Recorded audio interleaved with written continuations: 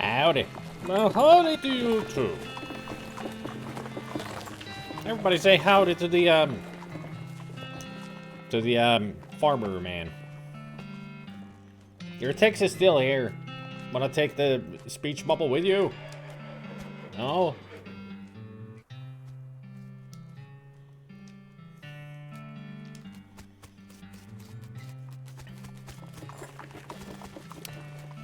So, what were we up to last time?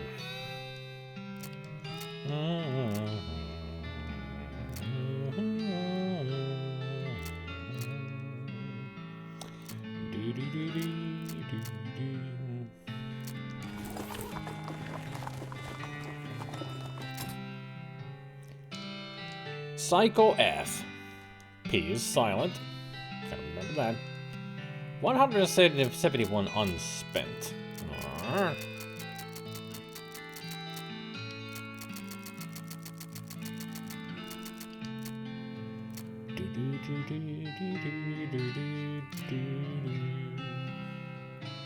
Oh yeah, I was saving it up for the lockpicking expertise, right? Saving it up for then because it's 400 XP, so let's go do some stuff. What were we up to here? Cavern Canyon, Gustafson Gulch, Old Mission, Destroyed Campsite, Silver Plater. Oh yeah, we've discovered that last time. You catch sight of the towers of an old mission nestled among the pines. A rescue mission. Let's go. Hey, Pete. What's happening, Pete? There's a man in these parts. I worked out for a bit. I only tell you so as you can steer clear, though. Something wrong with it? It just ain't no good. Lost Dutch oven mine. I can see a way. Am I forgetting about anything? The house in the desert, the bandits. Thanks for the reminder.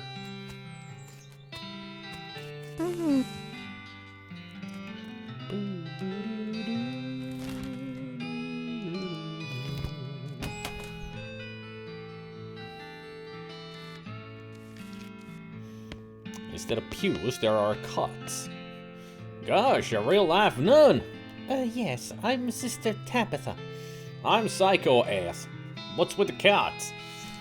Well, what with the cow attacks and so on, I felt my faith would be better served by running this place as a clinic rather than just a church.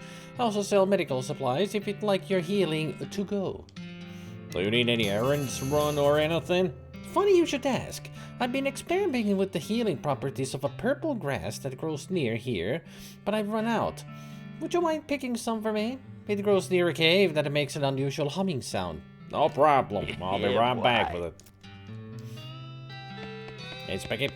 It's a shelf full of medical supplies. The pulpit has been pushed back against the wall. There's a haphazard stack of pews in the corner. Howdy there, Pseudo. Let's go. I mean, we are Psycho Ath. Our horse is Pseudo. Should I be calling him then a crazy eat? I mean, after all, everybody's P is silent. You find a pair of saddlebags slung over a tree branch. Stenciled letters on the side read, "Property of Fort All Dead Library." The bag is full of books, mostly boring military field manuals. You do find one specific interest to you, though.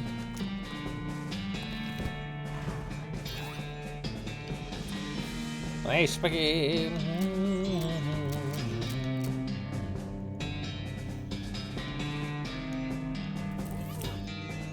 Let's see, Bull Stomp, Menacing Moo, reduces there's the complex pronunciation guide written by a linguist who was raised by cows. I'll take the old 1, 2, 3. There's a big poster you can fold out and practice punching. You unfold the poster and punch it until you're extra good at punching. Unfortunately, you're not yet very good at stopping punching and you punch the book to bits. Oh. This must be what the nun was talking about. Purple grass. Yeah, I can easily tell it's purple. This purple grass has medicinal qualities according to the nun at the mission way north of Dirtwater. Oh, these rocks are weirdly organized.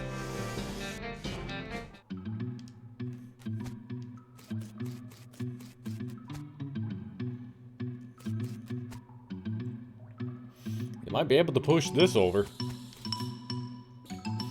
I mean, I am. I mean, the choice is mine. Do I just tip it over or fight the snake? I think tipping over gives me more XP. Or none. Screw it. There, 20 XP. That ought to keep that snake at bay. Wow, what is that thing?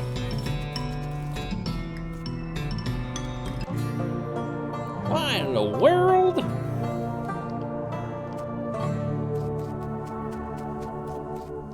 The monolith is dark. A weird device. Strange stone arrow. This is a triangular object made out of a strange stone-like material shot through with channels of smooth black glass. Looks like there was a huge cave-in at some point. This looks dangerous.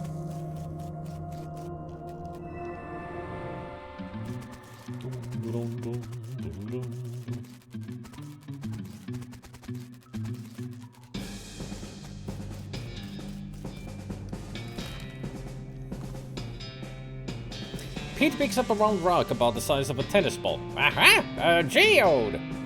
Who? You know, the vending machines with the little capsules in them and the toys in the capsules? There's that, all natural. He pulls the rock hammer out of his belt and cracks the geode open. Inside is a little rubber finger puppet. Hee hee! Nice!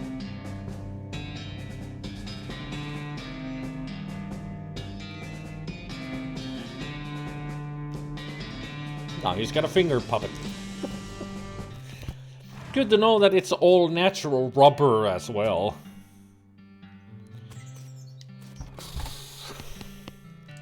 Welcome back. Were you able to find the humming cave and the purple grass? Yep, there you go.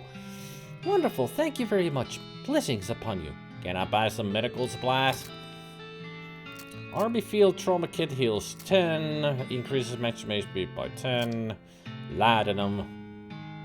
I'll buy the laudanums. I need those. You're not sure which is stranger, that these work at all, or that they only work on legs.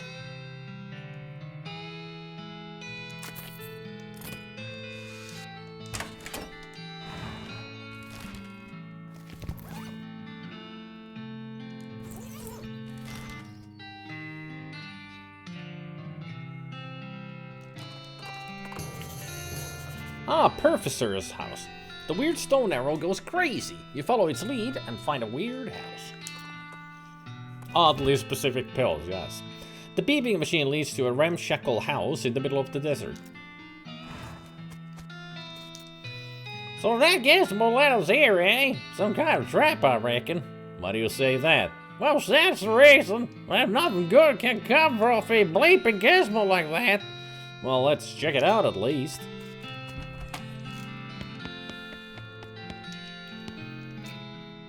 Pete squints at the house's inhabitants suspiciously, but doesn't say anything. Excuse me, my name's Psycho F. What? Oh, I didn't notice you come in. I'm not used to visitors, but folks generally call me the Professor. Is there something I can do for you?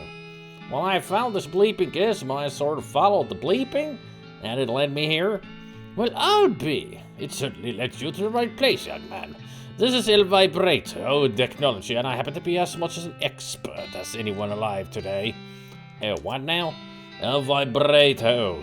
They were an ancient race that lived here long before humans. Well, they mostly live underground, so they might still be living as far as I know. Never seen a peep of an actual person, though, just the machines they left behind. Were they space aliens? Could be aliens, or genius pre-humans, or entirely different terrestrial evolutionary line. At this stage of investigation, it's impossible to say. Isn't it exciting? Here, let me have a closer look at your bleeping gizmo. Aha! As I suspected, this is one of the transponders. It detects all the L-vibrato technology and homes in, you see. That'll be why it led you here. I've got a thing I've been trying to repair. He tinkers around with the transponder for a bit and then plugs a strange stone marble into a socket on it. There you go, good as new. Just swipe up or down to turn it on or off. Swipe. Now I gotta warn you, this device will lead you to abandoned El Vibrato technology, but it might also attract unwanted attention. From what? From the El Vibrato technology. You see what I mean. Just be careful. Okay. You know, now that I think about it, you've arrived at the perfect time. In order to get anywhere further in my research, I need more samples of El Vibrato tech. But searching for it eats up all the time I could be using to research it. I get you. Right, you're the adventuresome type, so bring me back whatever devices you find, and if I can get them up and running, that'll benefit both of us. Alright, deal. Great. First priority will be to get my keystone fabricator running. They lock their doors and things with these little stone alloy blocks, see? So if we can make our own, that'll open a lot of doors for us. Literally and figuratively. Alright, what do you need? The components aren't rare, at least as far as priceless ancient technology goes. Bring me about 5 handfuls of scrap. I should be able to salvage the last parts I need from that much. Roger that. This is the Professor's Keystone Fabricator. He's waiting on some parts to finish. Hint, hint. This dresser contains 10 instances of the exact same shirt and 20 identical socks. Doesn't look like this guy sleeps very much. These books are all about concepts too advanced for you to even recognize. A map annotated with circles and lines. These books are so boring, it's a wonder the shelf isn't full of holes. This appears to be an extremely powerful magnifying mirror, basically an inside-out microscope. The microscopic mites that live in your eyelashes seem to be getting along just fine. The Professor's toilet isn't in very good repair. Hooray!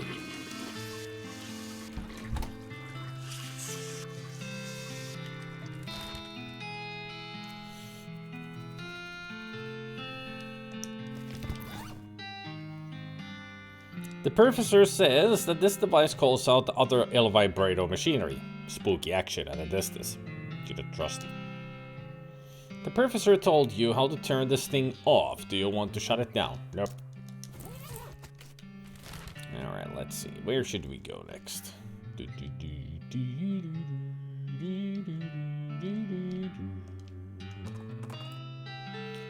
Your El Vibrato bleeps and you follow the signal, because of course you do. Why wouldn't you? One reason why you might not is that it led you to a hulking robot that could easily pound you into scrap. Well, they're quick. Ow.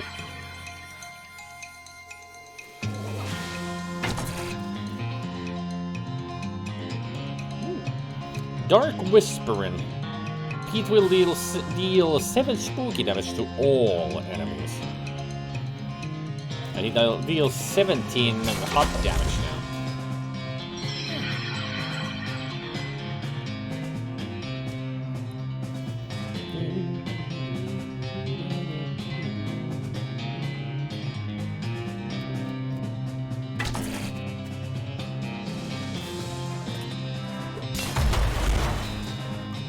Kaboom. Love how much variation this game gives you between playthroughs. Congratulations, you successfully destroyed a priceless ancient relic of a bygone and forgotten age. Hooray!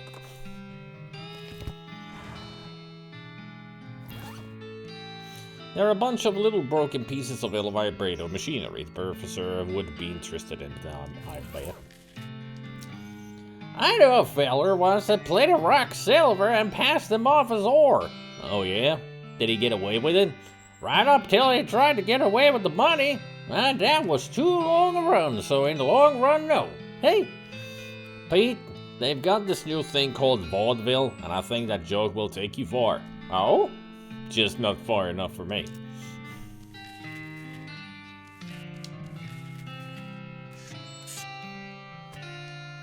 Howdy, what can I do for you?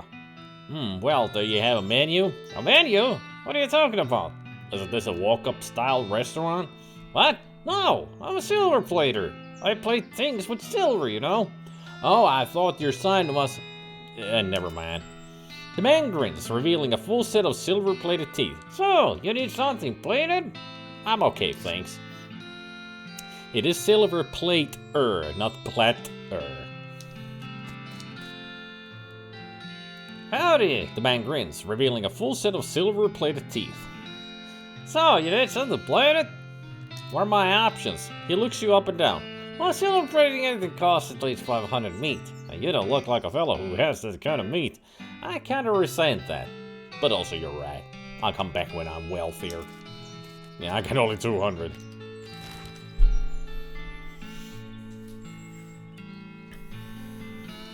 And also, I think I should close the blinds behind me. Otherwise, the sun will blind you guys.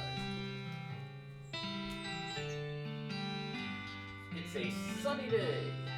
The sun is setting at this moment. Excuse me. You don't need to come with me. Let's go to Dutch Oven. You see a sign labeled "This way to the Lazy Dude Ranch" off the side of the trail. You mark the location on your map. Go check it out now, dude. Maybe later, dude.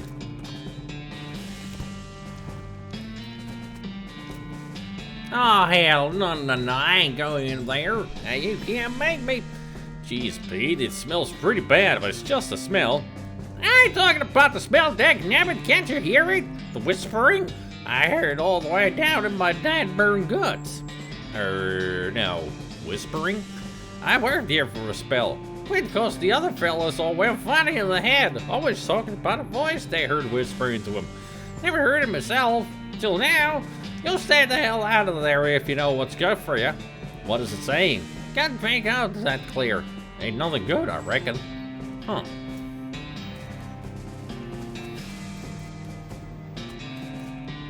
This sluice isn't very tight. Tighten it. You tighten the loose screws and some ore gets jarred loose from up sluice. Tried to say that fast a couple of times. Tighten the loose screws and some ore gets jarred loose from up sluice. Wow, those are some stinky fissures. I can't get any closer. Not with some stench resistance, at least. Well, it's a good thing we have some stench resistance then.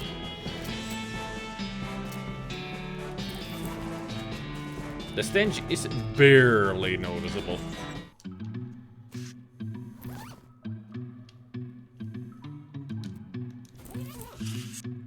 These lockers are all unlabeled and unlocked. Load them.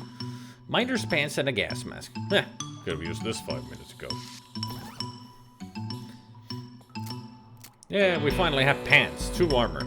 You can't wear these if you're over 18 feet tall, because they'd be way too small for you. Do me laugh now.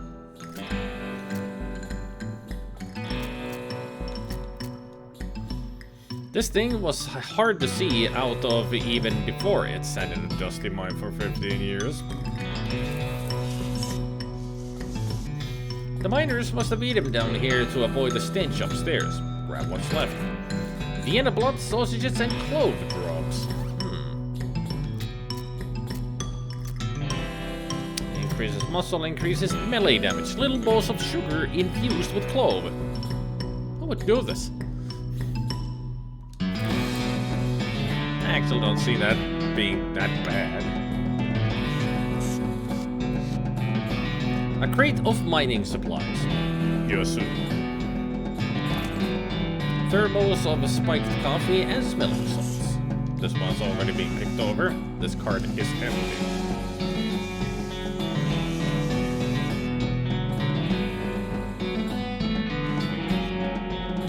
I don't know what kind of tobacco these miners are chewing, but it must be extra corrosive because this brass spittoon has a hole hidden through the bottom and dark stains underneath it where the spit leaked out. Although oddly, it doesn't seem to be leaking now and it's half full. I guess the miners plugged the hole with something. Inspect it. It's a spittoon. It's disgusting. You can practically see the stink lines coming off of it. Come on, let's not do this. Inspect the spittoon. Jeez, oh fine, okay. You crouch down and take a careful look at the filthy spittoon. The inside is blackened with years' worth of stains. The death broth inside has a rainbow sheen like a parking lot oil spill. And occasionally a little bubble pops up on the surface. You can actually feel a slight warmth radiating off of it from whatever dire chemical reaction is taking place in there. You realize you're holding your breath, not deliberately, but from the human body's natural instinct for self-preservation. Inhale. Imagine someone made a big pot of chili con carne, left it under the porch, 3 rats crawl into the pot, eat half the chili, and then die. A week later, a family of cockroaches takes up residence among the writhing maggots. The cockroaches smoke thick black cigars, which they light with tufts of burning human hair. That is what it smells like. Search it. Fortunately for you, the rainbow-colored film on the surface of the liquid coats your hand as you plunge it into the toxic stew, keeping it from being immediately dissolved down to the bones. The smell intensifies and your stomach prepares to hose the poisons off of your arm with a high-pressure stream of vomit. Keep searching. Your fingers touch something at the bottom of the spittoon. Better pull it out fast while you still have something to pull. Oh! You pull the world's most disgusting pair of pants out of the spittoon and jump back as the hole of the spittoon's bottom, now unplugged, begins to leak steaming filth. Congratulations! You're now the proud owner of the worst object I've ever been paid to think about, narrowly defeating a leather bondage harness made from the skin of a clown. Hooray! These pants look and smell like they were used to line the bottom of a leaky spittoon, and there's a very good reason for that. I got my 2 first pants in the same place, and the other one isn't much better than the other. Now, how is that the spit soaked faster? Let's not think too much about it, shall we?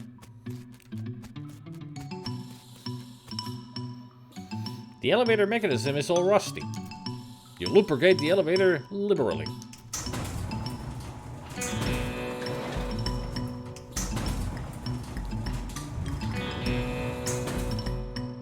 You emerge from the elevator into a deeper shaft. By the light of your lantern, you see exposed meat veins on nearly every surface. It's unusual that there would be this much readily available meat left in a working mine. What were they digging for if not this? Curious. It's an exposed meat vein.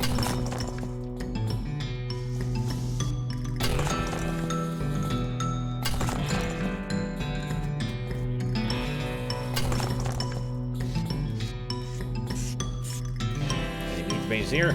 No.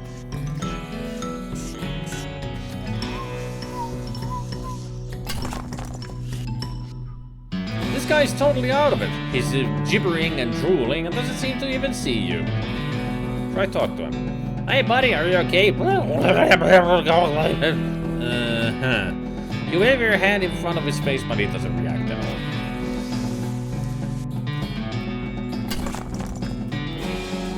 Broken pickaxe. Shovels dull to uselessness. Was one of the miners digging with his helmet? Ugh, looks like a miner died trying to dig deeper with their hands.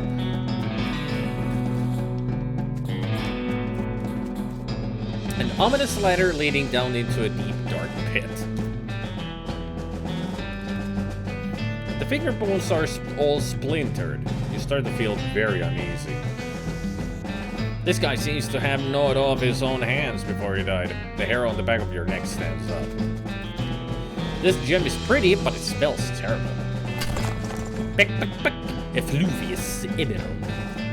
This guy worked his fingers to the bone digging and then worked his bones to the marrow. Your heart is pounding. These scratches are just painted on. In blood. You have to get out of this pit right now. The gouge marks are dark with blood. You have to get out of this pit right now. As you get near the rocks, the voices in your head begin screaming too loudly to ignore. You have to get out of this pit right now. Fine.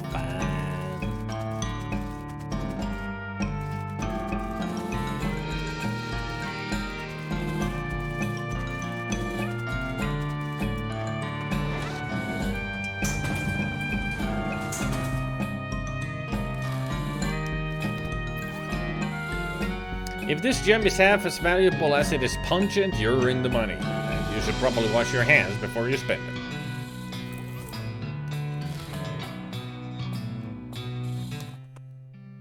As you're riding along, your eye is drawn to a polka-dotted flower growing on the side of the trail. It's a northern clownwort. Yeah, I don't have foraging 3.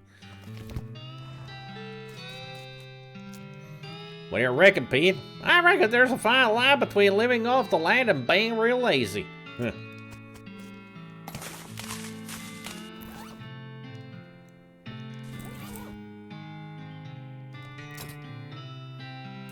$50 more to go. Then I can get lockpicking too. Looks like somebody's been watching ferrets in this thing. Ugh. An old burned crate. Guess it came with the property. The stuff inside is unburnt. That's a pretty good crate. Wrench punch and length of rope. Wrench punch is the slang name for the combination of milk and whiskey ranchers used to drink. Its actual name is undrinkable garbage.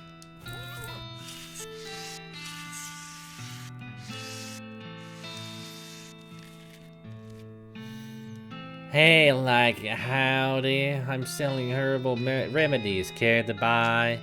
What kind of herbal remedies? The kind that are gifted to us by Gaia without any interference by human hands. So, weeds? That's a derogatory term created by the man, but yeah, basically. Howdy. Hey, yeah, howdy, man. What's happening? Yeah, that's what I was wondering. Oh, not much, man. We moved on to this little patch of land to grow crops, and then we decided it's more natural to just let Gaia grow whatever she wants, right? I bet that's a lot easier, too. Right on, man. Neat. Where'd you get that hat? Oh, this? A friend of mine made it, man. I forget which one. What do you take for it? Well, I've been thinking of trying a new style, man. Maybe like one of those hats the army guys used to wear back in the day. Like, as kind of an ironic statement, man. There's an old fort over yonder that way. I'll swap you if you can find one of those, man. Okay, I'll check it out. Groovy, man. Yeah, I already have that, I thought I had a general's hat or something.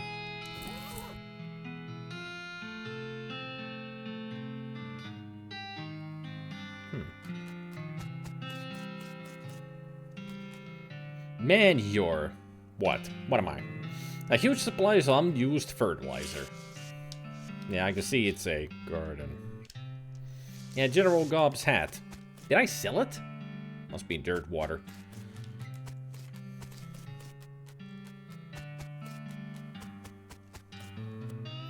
Howdy, I'm Psycho. I'm Louise Lothrop. Why the long face, Louise? Ah, jeez, because I'm stuck here farming with a couple of dummies who don't know how to farm a damn thing, so they just let the weeds grow and I call it natural. I'm so sick of eating dandelions, I could scream. How'd you get in this predicament? I headed west after graduating baking school and failing with these two because they talked a big game about natural grains. Fool that I was, I didn't realize all they were really interested in was getting silly on local weed and not doing any work. Why don't you leave? I haven't got any meat or any other prospects or anywhere to go. I mean, dandelions are terrible, but they're better than eating dirt. This is such a mess. So you're looking for work? Gosh, yes, desperately. The only trade I know is baking, though. Do you know somewhere that's hiring a baker? Heck, even unpaid would be better than this if it comes with room and board. I just want to get out of here. I don't, sorry. Shucks. Well, if you hear anything, please let me know. Will do.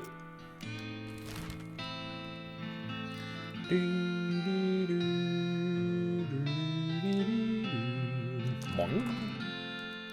You hear a groaning noise a short distance away and investigate. A cowpoke is sitting against a rock with his leg bent in a way that seems incorrect. What happened? Gang horse threw a ride and I fell off. I think I busted one of my dancing arms. Give him a ride back to Dirtwater. You help the guy onto the back of your horse and give him a lift back to town. Thanks kindly, stranger. I'd say I owe you one, but it seems doubtful we'll ever meet again. No problem.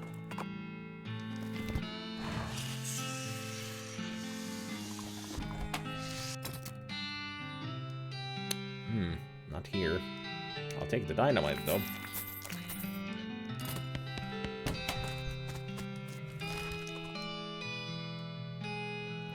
As you're riding down the trail, a dirty urchin jumps out, points a toy pistol at you, and demands that you pay the toll by doing 20 push-ups.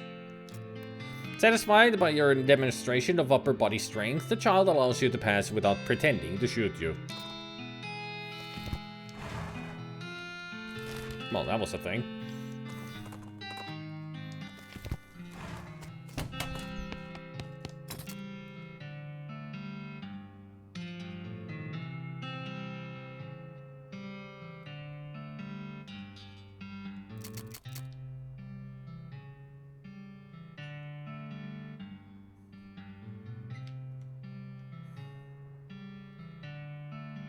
Still take those. I thought I threatened the goblin so I could get the hat. Didn't I?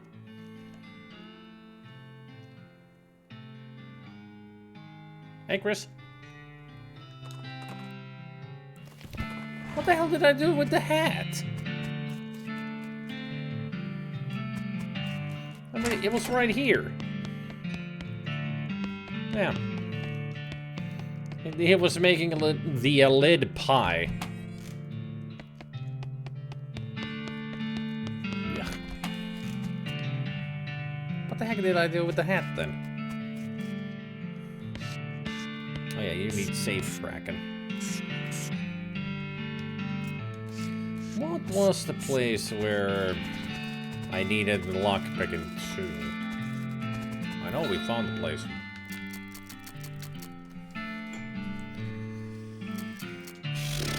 Well, apparently I sold the hat if I don't have it, but I don't know where I sold it.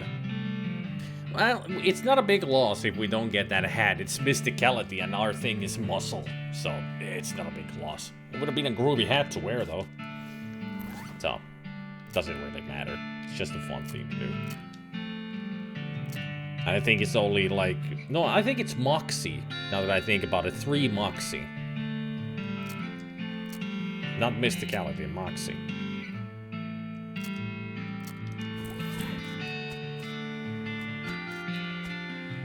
Is it muscle?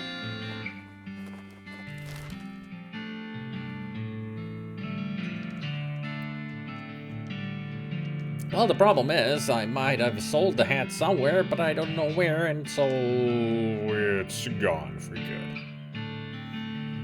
Because it wasn't in the stores anymore, so... My bad. I always forget this, that I need to keep the General Gob's hat to exchange with the guy.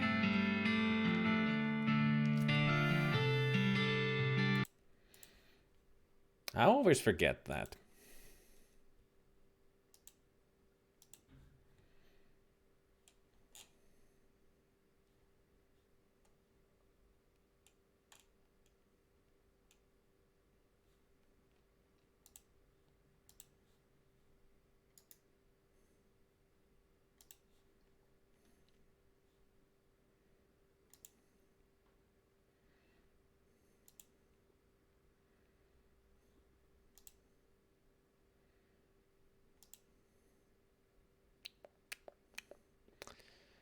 There, we got the miner's hat on my head.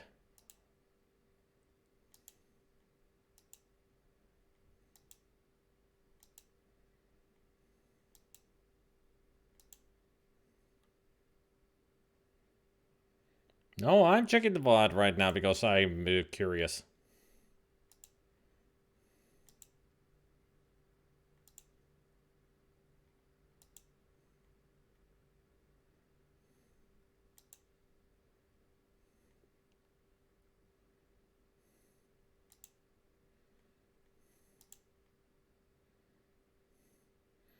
Ah, there's the General Gob.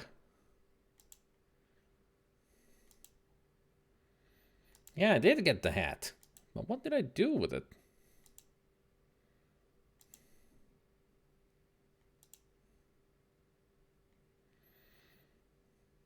There, I got the slumpy cowboy hat from the one that I'm wearing right now is from the ship, the cook.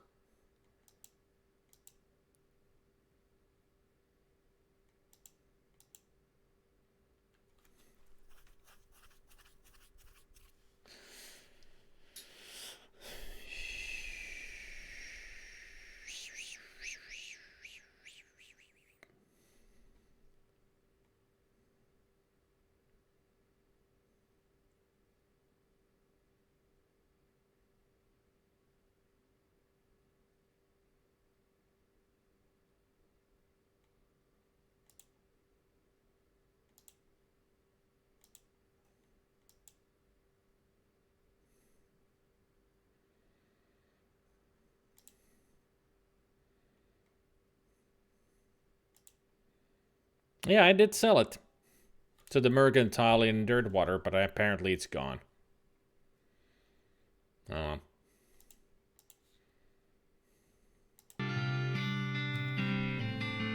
I guess it because it's a different game session, so it resets all the stores. Oh. Like I said, not a big loss. We can get better hats along the way anyway. I think it might be just plus 4 muscle if it is, so I'm just missing 1 extra point. Yeah. No biggie. Where should we go, though? Almost in the Cavern Canyon. Ah! Yes, one of the quests.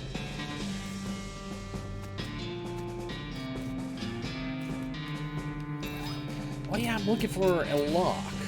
That's what I need. I need a lock so we can actually catch the desert gang. The gang in the desert. Oh, something.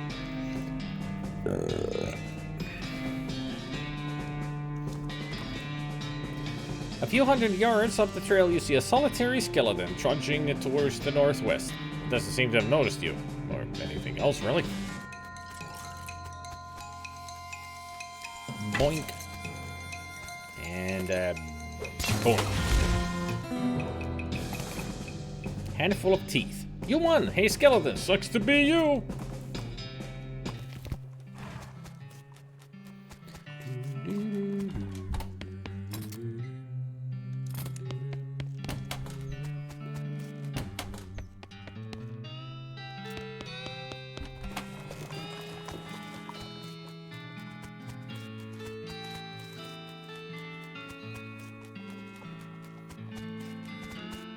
I mean, that's one way to walk, I guess.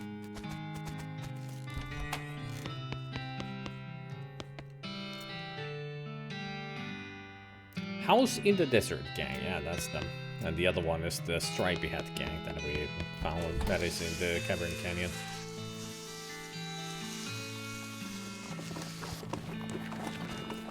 Howdy.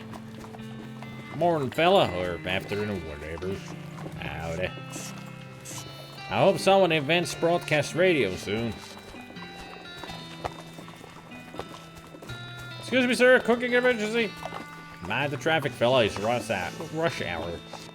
I heard in England the horses are backwards. Gotta farm the hell out of this thing. Okay, panicking. Hey, Tyr.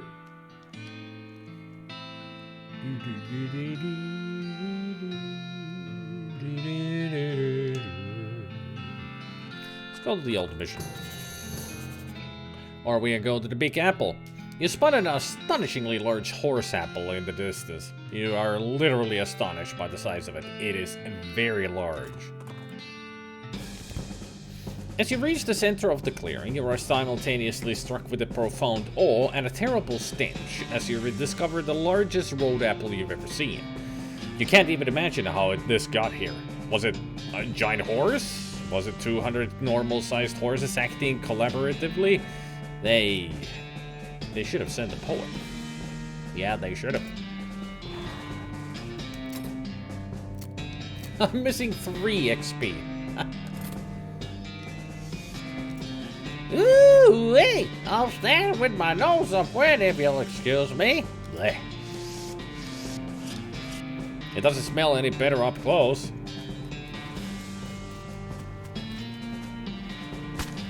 You make a little dent in it. Keep digging.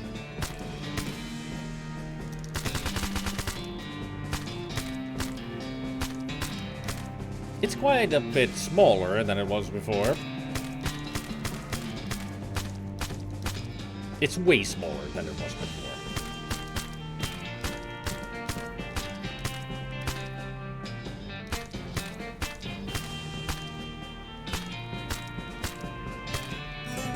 You make a little dent in it. Hooray!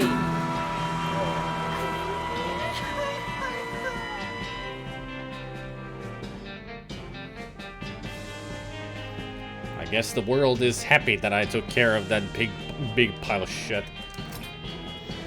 Yeah, that was 50 XP. I had to press the button 50 times to get rid of that pile of shit. I'm sorry, horse manure. Lock-picking expertise. Thank you very much.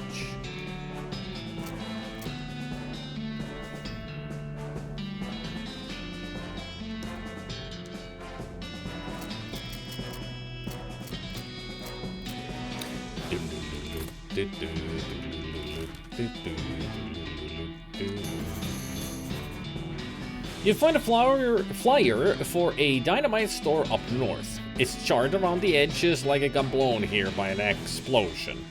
Dynamite Dance Discount Dynamite Dare House. We'll go to the old mission first.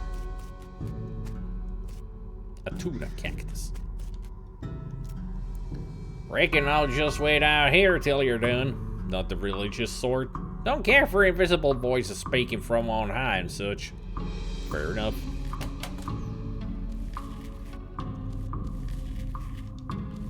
It's an empty relic case with a spot for a pelvis, a spot for a skull, and a spot for a fingerbone. Oh my goodness! Oh my goodness! What's wrong, sister? They came back!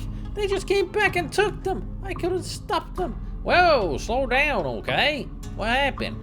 Our holy relics! The saints just stormed up out of the catacombs and took them back! Wow. I didn't know what to do. I thought maybe they'd fire me if I tried to stop them. The Cardinal will be here any minute. What am I going to do? To start with, take a deep breath and try to calm down, okay? What's your name? I'm Sister Mary. My name's Psycho. Now, what's this about saints? Our mission is to protect 3 sacred relics. I'm the relic keeper. It's my specific job to look after them. Wait. Do they call you Memento Man? She shows you the ruler she keeps tucked in her sleeve. No, they do not. Okay, sorry. So what happened? The saints. Oh, it's too horrible. They came to life somehow. They came out of the catacombs, all skeleton and ghastly looking. I mean, it's probably blasphemy to say that, but I nearly fainted. And they took back their relics? Yes! And if they aren't recovered before the Cardinal gets here, I'll be in so much trouble. Uh-oh. How much time is there? Well, actually, he's a month overdue. So it's probably not all that urgent, but still. Alright, I'll get them back for you. Oh, thank you. Thank you so much. Oh, wait a second. Are you going to have to fight them to get the relics back? Because that's probably blasphemous too. I mean, probably. But if black magic brought them back to life, that's like super blasphemous, right? So it evens out. Oh dear, the Cardinal is going to want to have a very long talk about this. But go ahead and do what you must, I suppose. Okay. Hey, Turgan. I mean, this is definitely what I draw when we play Gartic Phone. You're not a priest, so you shouldn't mess with any of this stuff.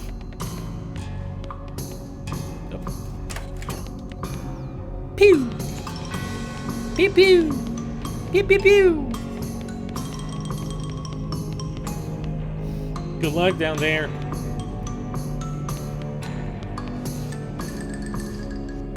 This coffin looks like it was hauled down here fairly recently.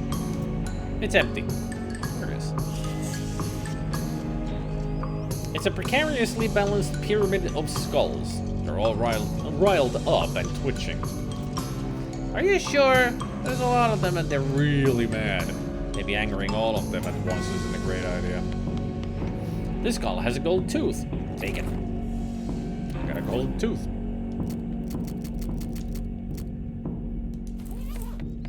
This skull is twitching in an unnerving fashion.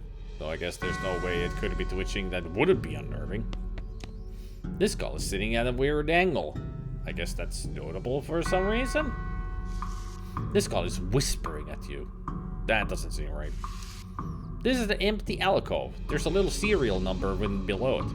Oh hey, this is where the skull you found goes. There you go. Safe and sound. The skull was resting on top of a commemorative spoon. Your treasure hunting senses are finely honed, though not very discriminating. A souvenir spoon, plus 3 moxie. It's one of those collectible pewter spoons you get from going to gift shops in different graveyards. What?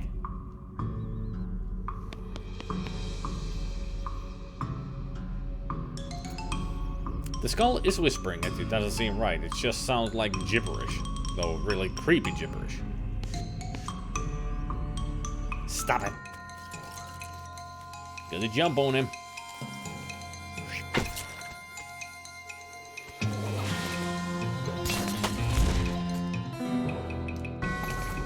You really cracked some skulls there. Well, one skull. You claim its only possession as a reward. Hooray! This pile of skull has been cemented together. For some reason? At the center of the pile, you unearth, skull, a shiny black stone. It's making more noise than the stones usually do. Weird. This stone is only whispering, but it's still eerily louder than most of the stones you encounter. Listen to it. This rock is really whispering up a storm. It's in some weird dialect you can barely understand, though. Wait, no, it's just a thick accent, that is all. Listen more closely. You listen carefully to the stone. Over the course of a few minutes, its whispers resolve into comprehensible English. The stuff the stone is whispering turns out to be pretty boring. It's mostly just trivial about the geology of Tennessee. Meaningless to you, unless you're planning a spelunking trip soon. Oh, at least you can understand the accent now. Appalachian skull whispering. Very. You're fluent in a very specific dialect of the whispers of the dead.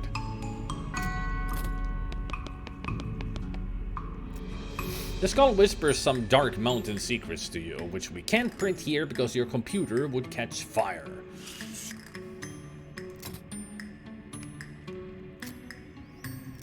If you say so.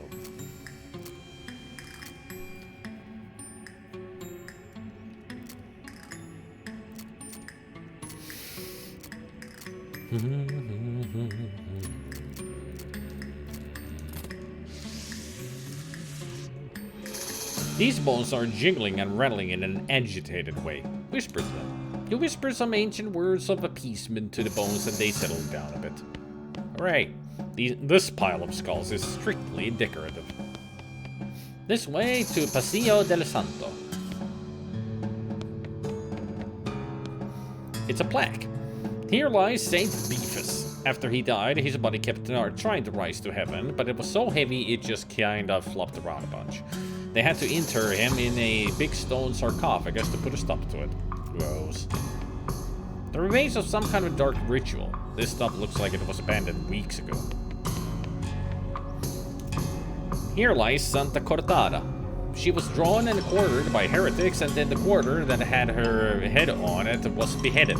The dismemberment was so effective that nobody was able to get her body to stay together even after she was just bones. Spooky.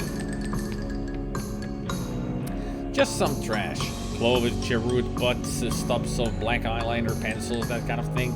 The necromancer's skeletons are real litter bugs. It's strange though. How did they even get in here? There's some kind of receipt here. This is a receipt for the delivery of 150 black silk robes.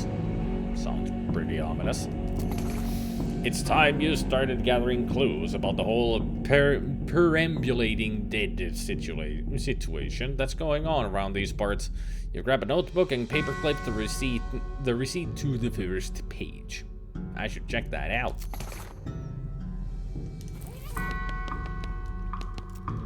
Here lies Saint Pope. He was excommunicated for impersonating a pope, but there was some kind of a bureaucratic issue, so they weren't able to unbeatify him.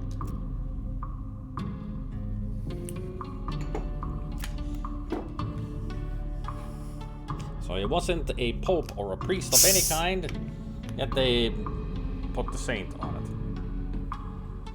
Was his name Pope? Maybe? Maybe he wasn't impersonating a pope at all. Maybe he was a priest, but his name was Pope, but people just thought he was a pope.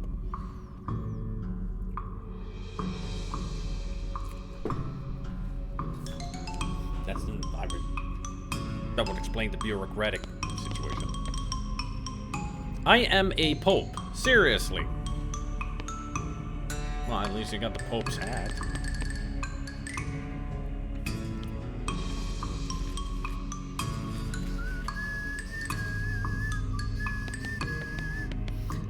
Let's try Saint Beefus. Jeez, they really knew how to build heavy stone sarcophaguses back in the day. Open it. You grunt and strain and force the heavy stone sarcophagus lid open. There's a skeleton inside. Holy crap, his bones are huge! Unfortunately, he appears to be asleep. Wake him up.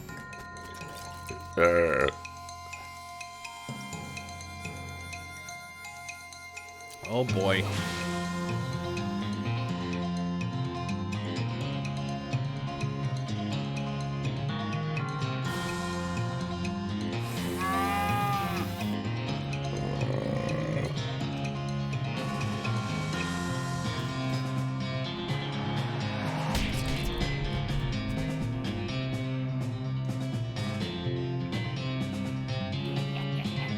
Let's scream the soul of this screwdriver. Okay.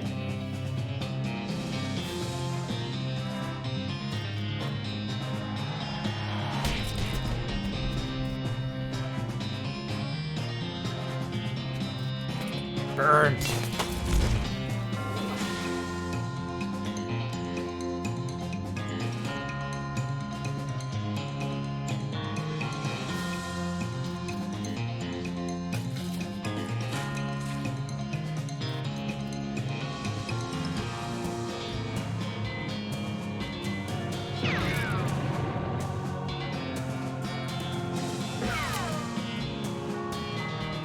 Yeah. Gotcha. He was strong against fire damage. We got the St. Beefus' finger and thigh. The bigger they are, the harder they excommunicate. Hey, Denarian. St. Beefus was so big that he had more bone in his little finger than most people have in their entire arm. The St. Beefus' legs were so big that he had to sit in 2 chairs at a time. Plus 2 muscle and maximum HP. I'll take it. 911 damage. 9 to 11 damage. Yeah, a lot better than the hot poker. Red hot poker? Wow, reckon I hardly know her. What about you? This saint appears to be resting in pieces. Reassemble. Okay, you're pretty sure you've got the bones assembled correctly. Fight. Nope, at the very last minute the bones fly apart again. Seems like all you accomplished was making them angry.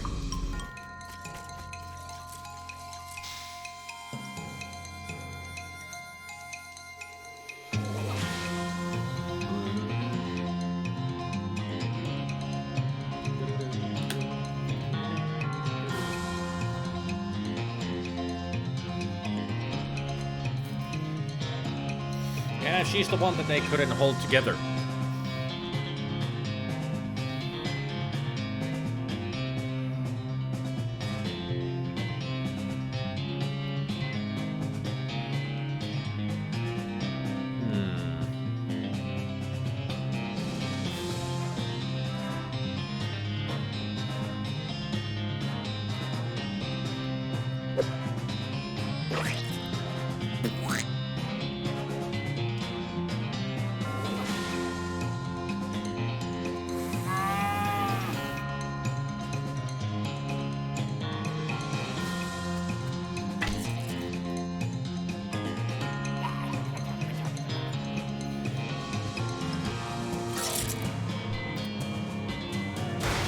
thought so.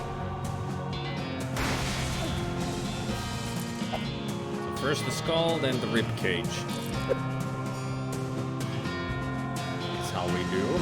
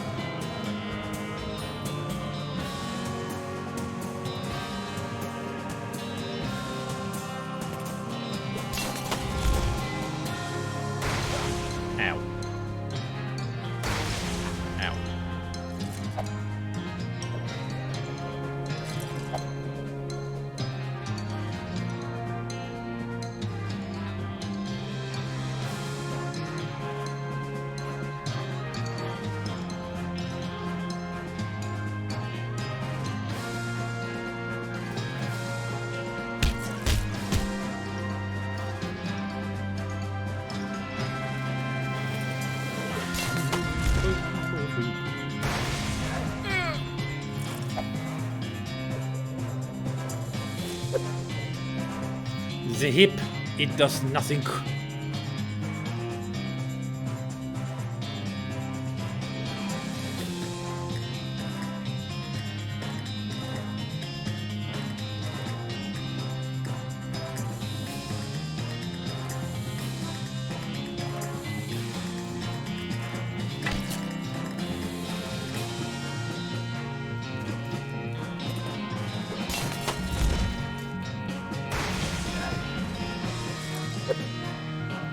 Whip.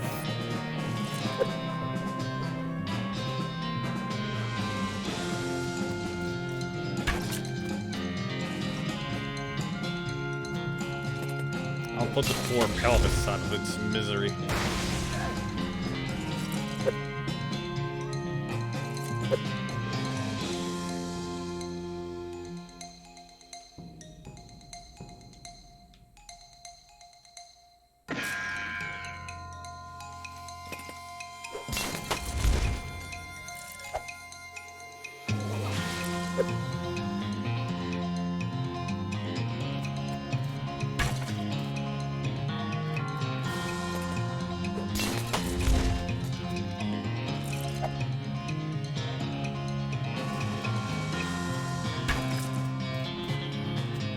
Go, Pete, go. There we go. Well done. Now Santa Cortada is in pieces so small they can't do any harm. We got the skull and a ring. The skull has had a real on-again, off-again relationship with the rest of Santa Cortada's skeleton. This ring makes you feel like you can be in multiple places at once. 2 mysticality and 2 speed. That's 1 to all, but mysticality and speed especially. Yep, I'll wear it.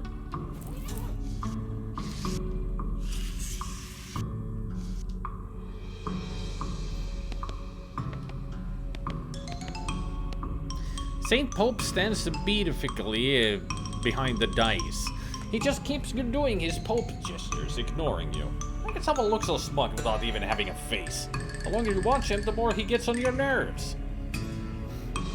Yeah, lead pie because the General Gob was shooting at it. So it's just a pie that is filled with lead bullets. This game is silly. Insult him. You unleash a torrent of insults that would make a sailor blush and a sailor's mother ashamed of a sailor. The Saint Pope's eyes narrow. Looks like you finally managed to make him mad enough to fight you. Well, they're quick.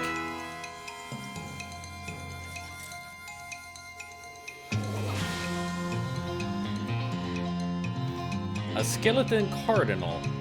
It ain't gonna stop me from bashing your head in.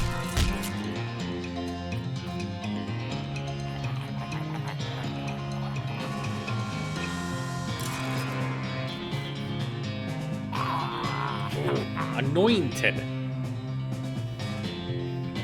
Oi. No, anointed near.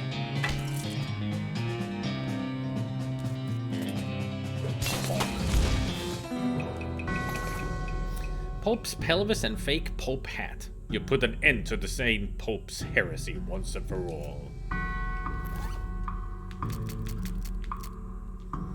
The audacity! 2 armor and 2 moxie. It's never been used.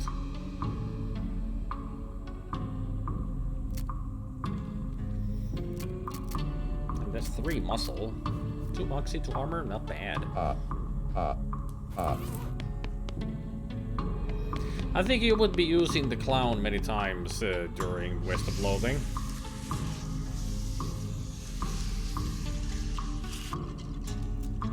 Kick him!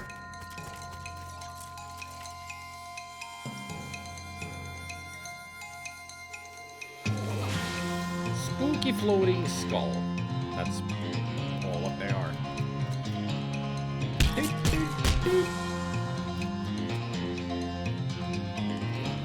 Let's dance a hornpipe this scap shingle. Ha!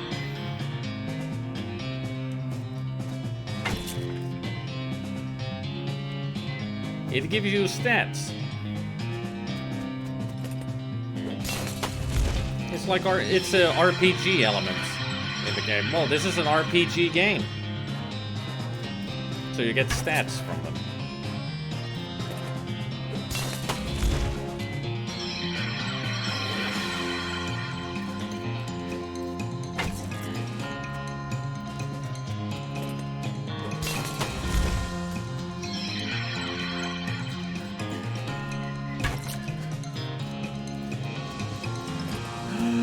Survived with a 1 HP.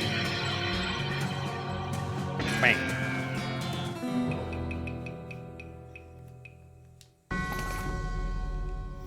Ah, even 5 heads aren't better than this one.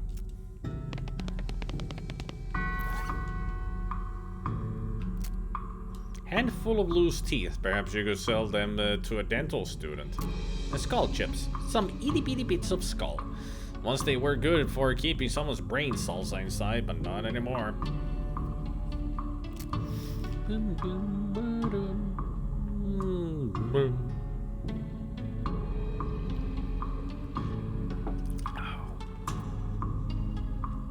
There. I look great.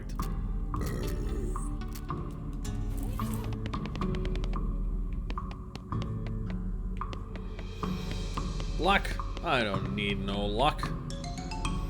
I already did this. Thank you for trying to recover our relics. Please be careful. I saw an empty coffin just inside the catacomb door. No, don't worry about that. We're just storing that for an escape artist. An escape artist? Yes, he was taking his act on the road but needed to lighten his luggage. So he gave us a generous donation in exchange for storing it for him. Huh. Okay.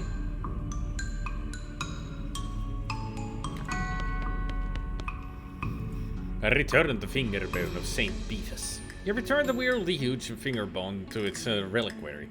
Sister Mary looks delighted. Yeah, very delighted. It's that strong skeleton's finger. You pop the Pope pelvis back on its Pope pelvis plinth. Sister Mary is pleased as punch. That's the Pope's pelvis.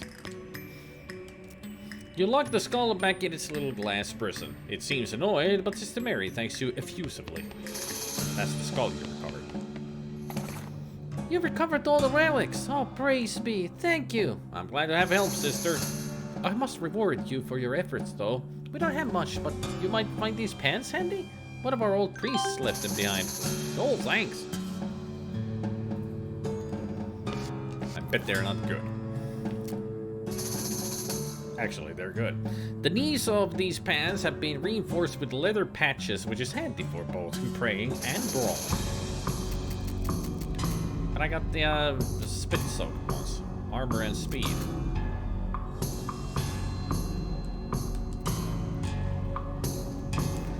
Muscle over speed.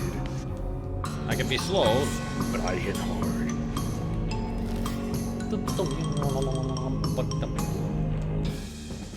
Your El Vibrato transporter starts insisting that you head into a labyrinthine network of box canyons. Deep within the boxiest of the canyons, you find a box of El Vibrato stuff. Scraps and a punch card. Excellent. Well, heck, I'd have expected old Dynamite Dan would have blown himself to Kingdom Come ages ago.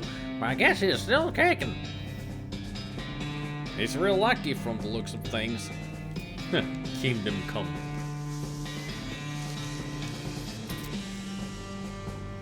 A year's supply of dynamite. That's what we need. Contains enough dynamite for a whole year. Dynamite 1 year is stenciled on this crate in an official looking typeface.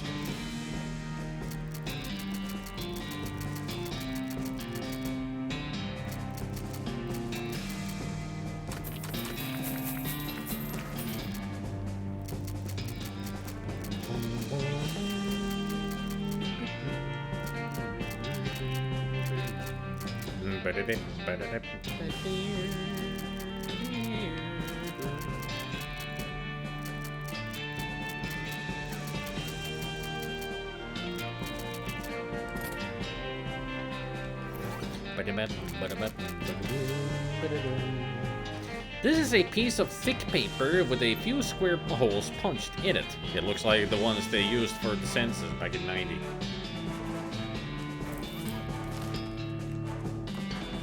There's a skull just sort of rolling down the road toward you, like directly toward you, and when you step to one side it swerves to match. Face it down. A tumble skull. Instead of tumbleweed.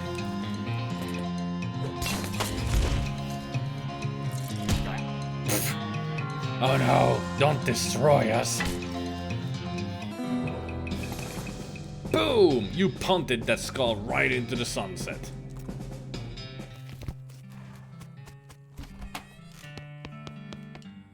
Good to see you again. Have you got those 5 piles of scrap yet? Yep, got right here. He ambles over to a strange contraption in the corner of the room and begins to tinker. Great! Let me just... Yep. Okay. This'll do the trick. Let me just get this running and you'll be able to grab a keystone from it. It'll take another 5 scraps for each one you need. Are you familiar with the Lost Dutch oven mine? Grim place, but that's where I found the chassis for the fabricator, wedged behind an unusual pile of rocks. Seems like a good place to start hunting.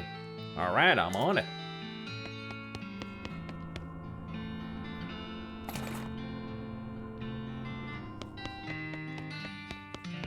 The machine beeps and boos and gives me a keystone. The professor assures you that this is a key.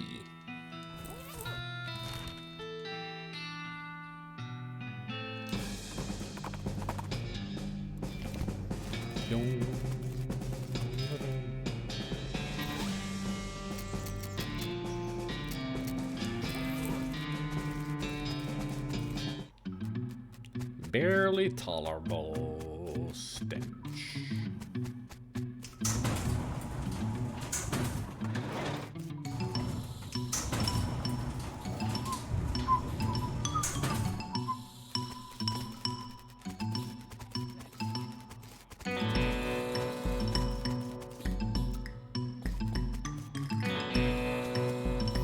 This pile was pretty obviously made on purpose.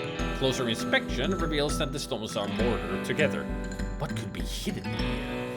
Bust up the pile with pickaxe, move the rocks by hand, magic the rocks away, or talk to the rocks into leaving. You're one smooth talker.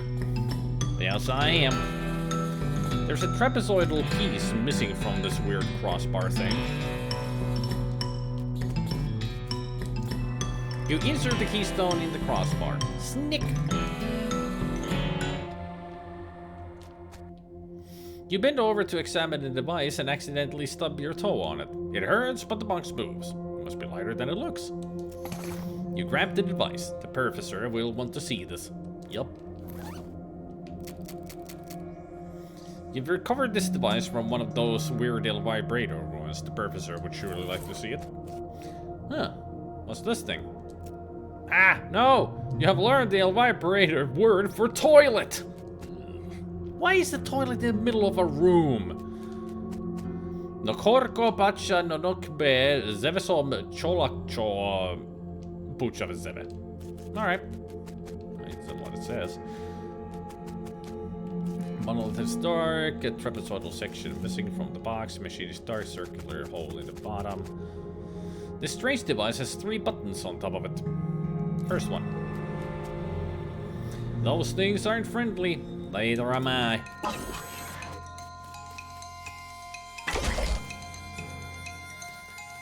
Slam. Ow.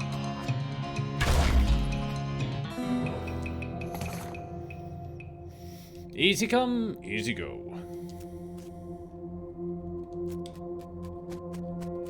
This seems like it might be a doorway, but there's no keyhole or handles or anything.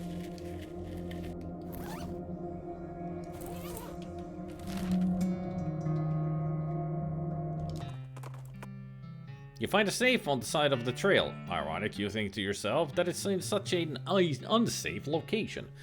You hop down from pseudo to find that the safe is locked, in addition to being closed, which you could tell it was from horseback.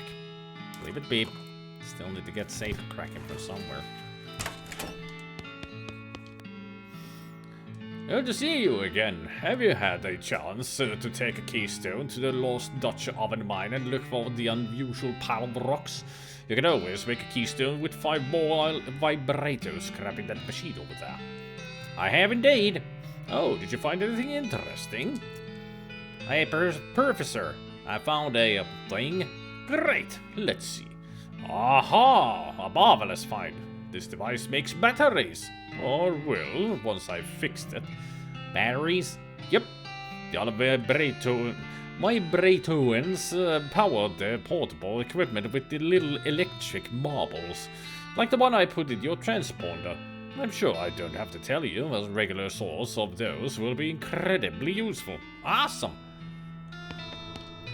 10 scrap. The professor is examining something with intense concentration.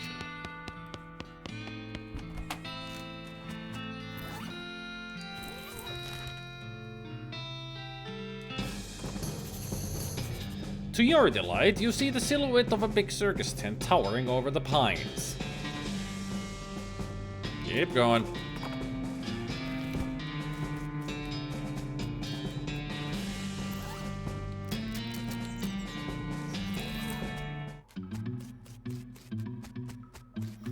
I ain't going to no circus just yet.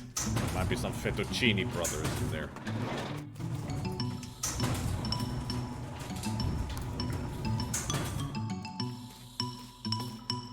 Yeehaw! Right in lantern.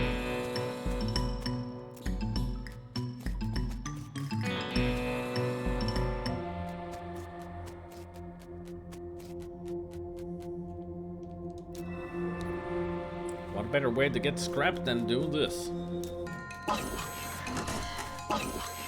Well, I'm sure there would be easier ways to do it because these guys are super strong.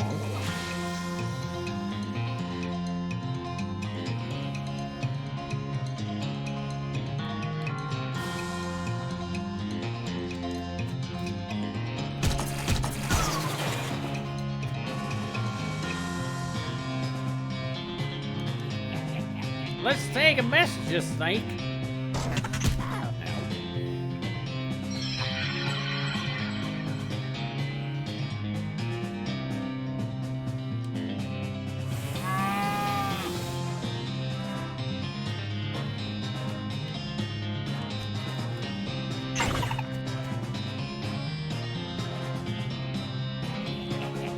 You can do it, you hobnailed raccoon.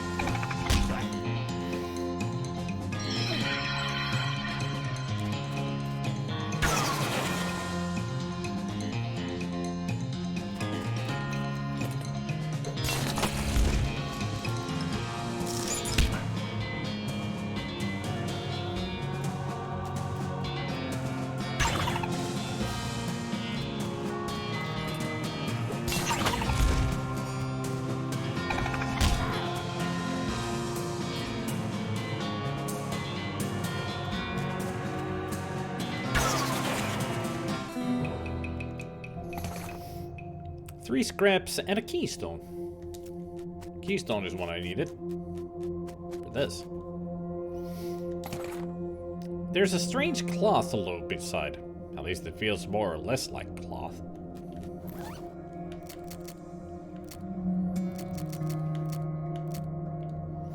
It's a large loop of that weird El Vibrato material. It's slightly bigger around than your head. Let's see if the professor has anything to say about this.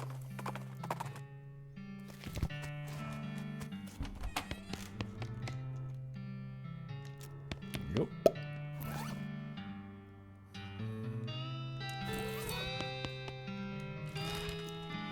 I should go back to the Dutch oven mine to try. Lost the Dutch oven mine. You find a crate of supplies bound for a nearby army fort. Looks like it fell off the wagon. Or the driver fell off the wagon and was too drunk to strap it down. Yeah, I guess it looks like it got knocked open by the fall. You fish through the crate and help yourself to its military contents. It's not like those army cowards have any use for it back east in their coward hidey holes.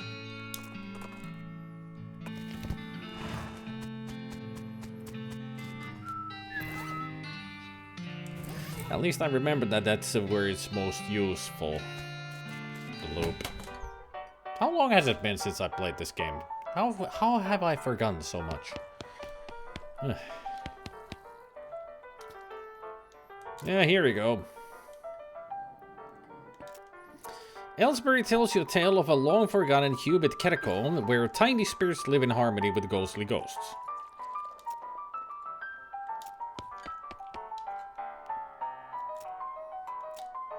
Ellsbury tells you a tale about a curious windswept realm where feral priests live in harmony with maniacal cats.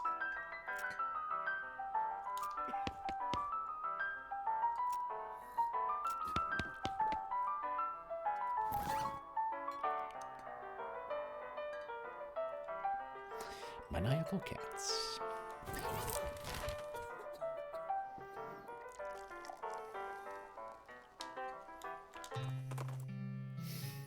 Your air vibrato bleeps and you follow the signal because of course you do. Why wouldn't you?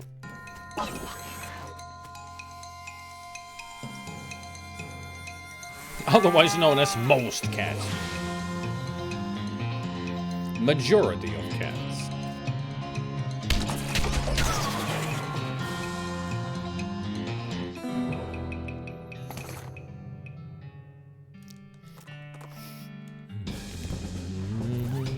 Six scraps. I need 10. Well, 20.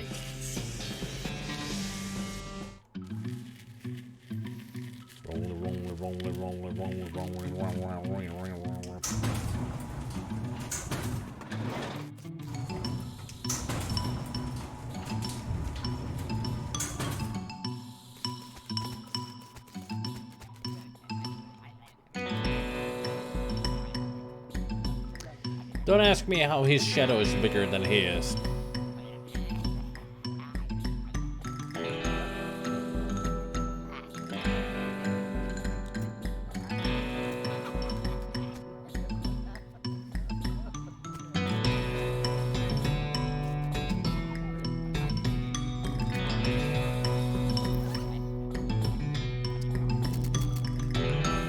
Try it on.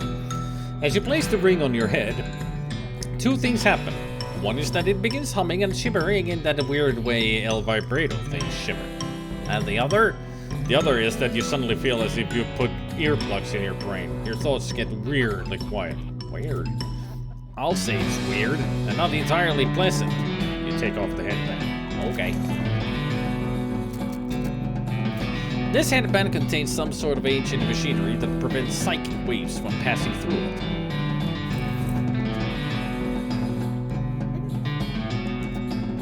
You put the headband on him and blinks rapidly, shaking his head. Oh my goodness. Where am I? I'm still in mine. Not injured and hungry, but not starving, so I can't have been here very long. Perhaps a day. Good, good. I must have you to thank, friend. Howdy. Feeling better? I should say so. Thank you for outfitting me with this remarkable device. Don't mention it. What's your name? Murray Morris, excavator of the unknown and purveyor of mysteries. Fancy. What brings you to this mine? Why, excavating the unknown for mysterious to purvey, of course. Or at least attempting to. I must admit that until you put this device on me, I was quite overcome. Overcome? Quite. I'm oversensitive to psychic emanations, you see. Always have been. As it happens, this curious little hole is absolutely overflowing with them, and they're none too friendly, I can tell you that for certain. It was risky business, my coming down here, but I took the gamble. And lost. It's a miraculous thing that you happened to buy when you did, my friend. We should both get out of here as soon as possible. I've been staying in a town called Dirtwater to the south. You could probably do some good business purveying mysteries there. A capital idea. Then I shall see you there. He hefts his pack onto his shoulder and leaves with a wave. See you later, Murray. Familiar face there with that Murray Morris.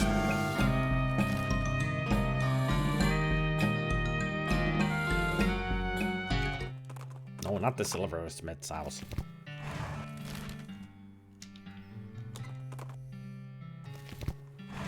He's the uncle of the main character in Shadows over Loathing.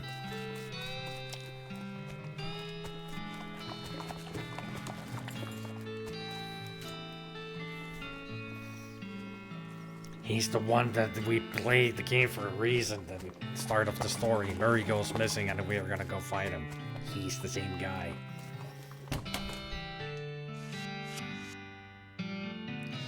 What a beautifully lit place. Not hazardous at all because this whole house is made out of lumber. Shall I get you a flamethrower as well?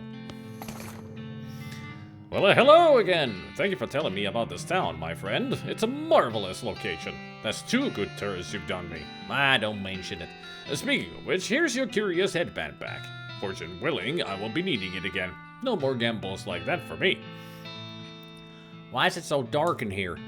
Atmosphere, my friend. I sell mysteries. Things which cannot be properly experienced in the cold light of day.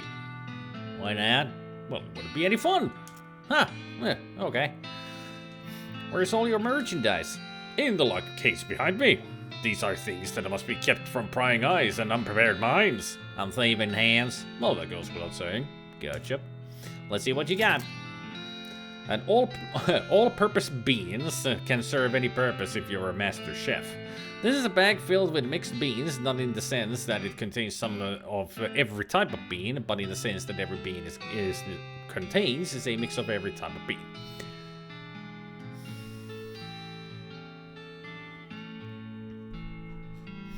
Hey, Sonic.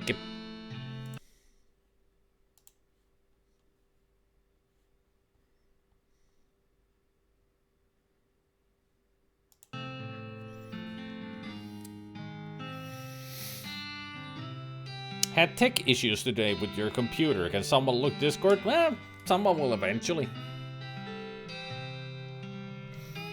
I mean, there's a lot of tech people around. I'm sure somebody will let you know once they see it. This thing was probably stolen from a mummy's tomb somewhere. It's probably totally safe and not cursed even a little bit. Well, I hope it's not. But I'm sure, Sonic, in time, somebody will let you know if they can help you out.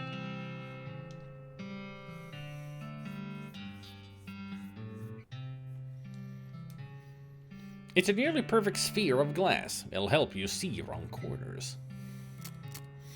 These pants once belonged to a stage magician, but they're cursed. Fortunately, the curse is that whosoever wears these pants shall be forever bound to a life of comfort and leisure. Oh no, not comfort. Ring of Inconspicuousness. This is a boring little brass ring. It's so boring you don't even notice it anymore. What ring are you even talking about? I don't know, you're the one who's telling me, narrator. You should know what ring it is.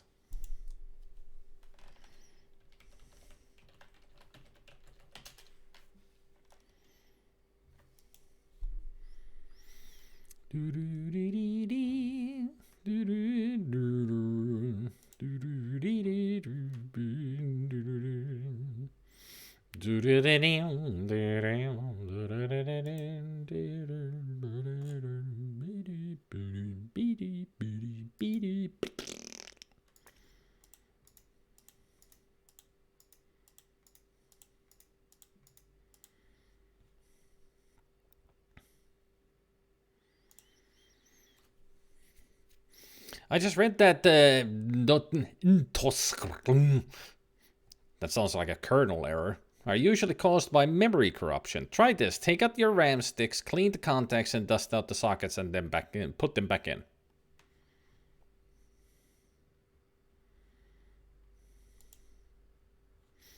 Yeah, because of the kernel at the end. That's a kernel. I used to have kernel problems with my SSD when I plugged it in the first time. But eventually, I don't know how I fixed it. I think I took it out and did the same thing that I cleaned it up. And then put it back in, and it's been working fine ever since.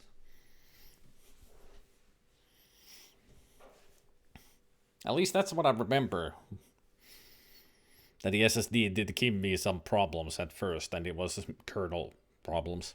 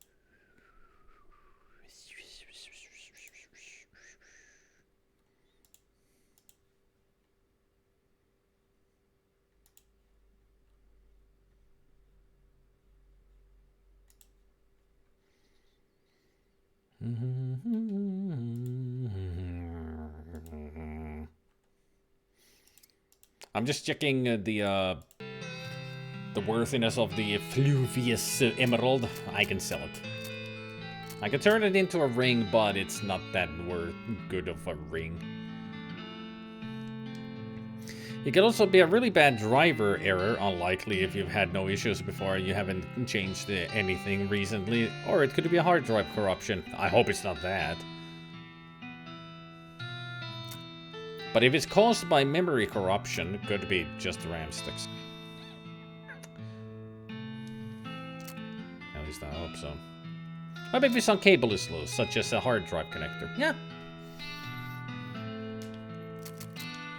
Could be as small as that. Just make sure that they are... Open it up and then push them back in a little bit carefully and see if that fixes it. If it's an HDD corruption, he wouldn't even be able to boot. At least not without bypassing the BIOS.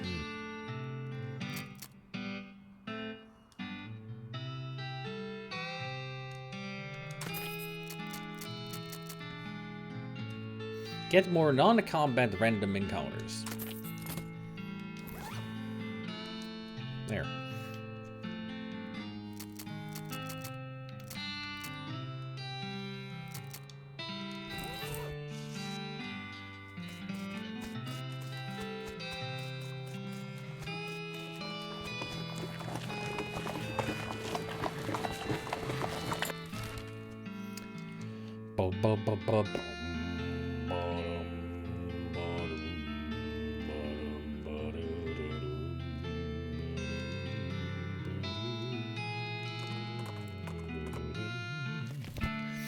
Fort all dead. Huh, I reckon I hear soldiers marching around there, but I don't hear no voices. Yeah, you're right. That's a little spooky. Think my bait's haunted? I'd expect the soldier ghost to be haunting a battlefield, not barracks. There's no flag. Blasphemy.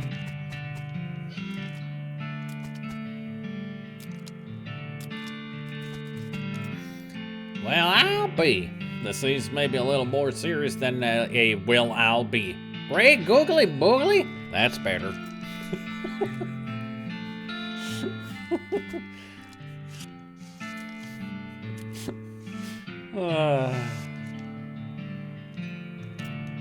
You scan the horizon but don't see anything you didn't already know about. Shucks.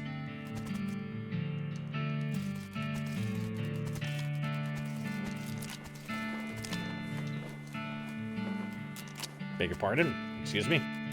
Excuse me? There's no force in the universe that can get this tarp off of this crate. These crates are just decorative.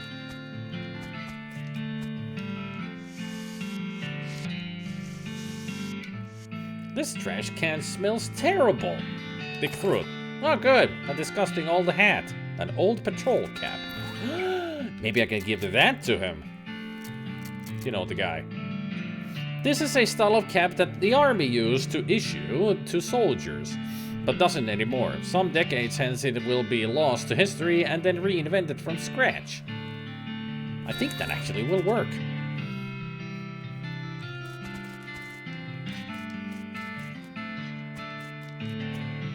No name, no name, no name, and pepperoni mold. This mass grave is absolutely teeming with those skeletal riflemen. They don't seem to be interested in getting out, but you could definitely jump in there if you are itching for a fight. There's one wandering in the end of the pit nearest you. Somebody left their knapsack behind. You dig through the knapsack. Wait, what's this? A note? Yes, it's a note. Cryptic note about ley lines. There's also an evil-looking leather-bound tome. Fundamentals of an X-Mix. The last thing is a little diary, which you decide to leave in there in case the owner comes back looking for it. Read it. It seems to have been written by one of the necromancer's cultists. He and several others were reanimating the dead soldiers here on the theory that the best undead army would be a literal undead army. The hitch in the plan came when they raised the officers who decided they weren't going to take orders from a bunch of weirdo civilians. The last entry suggests the author and his cohorts were planning on abandoning their station and reporting back to the necromancer, but the entry ends abruptly in the middle of a sentence. Fascinating. Yeah, I got a feeling they got shot.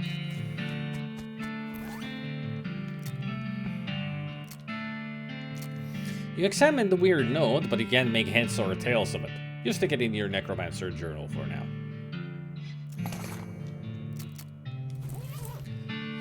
So I found the receipt for robes, and necromancer's lair is definitely west of the mountains. Good to know. I found about ley lines. You'll need to find somebody to help you. Somebody smart or somebody who knows a lot about magic.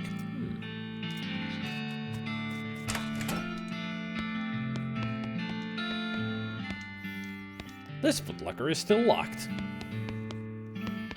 This one only contains important military air. Shelves filled with the skeleton army's food supply. You pick up a can at random and read the label. Pickled brains. Disgusting. Pureed grubs in water. Revolting. Smoked blood in water. Ugh.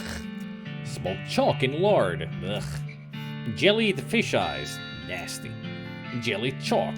Creamed blood. Foul. Pureed dirt.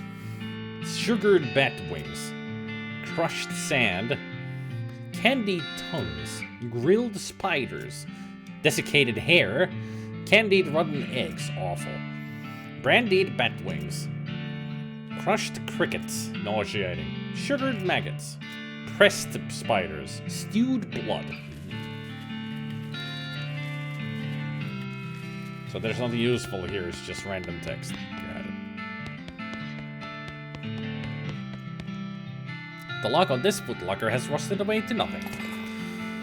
A silver bullet and smelling salts. This footlocker is at the foot of the bed, but it's not locked. Nothing in here but a sewing kit. This footlocker is only half locked. A hard tack and chemical bullet. Chemical bullets and hardtacks. You pick the lock and reeling at the footlocker to be full of human bones! A skeleton bone, skull chips, and loose teeth. You don't have a bone to pick, but you do have a bone.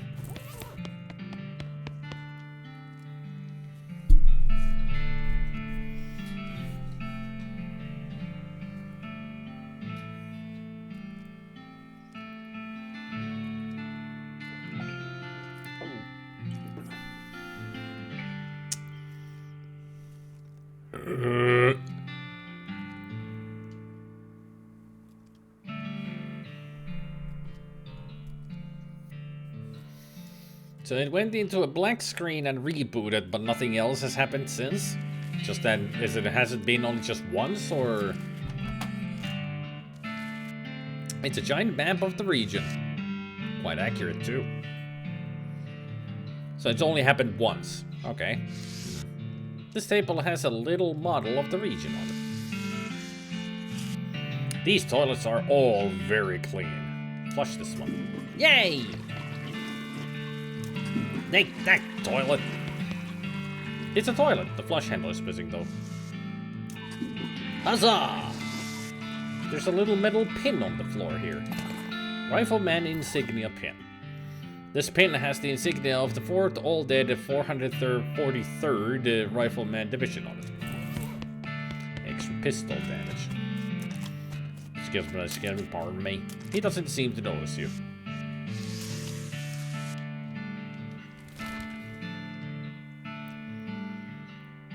Also, the computer should directly warn you if your SSD was getting worn out, so it's very unlikely to be the SSD.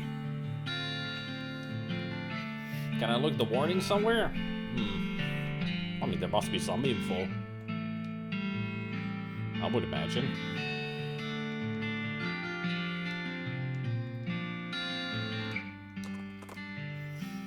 Howdy there, I'm Wandering Sally. Howdy, Sally. I'm Psycho. What's your line? Trading. I'm wandering around these lands just like it says on the label, and I buy a little here and sell a little there to make my way. Care to see the wares? Sure thing. Well, shut my mouth if it ain't the Wandering Sally. I ain't crossed her path in a dog's age. What's her deal? Well, she's a traveling trader, but she don't keep a set around like most of them. Goes where the wind takes her, you know. I see.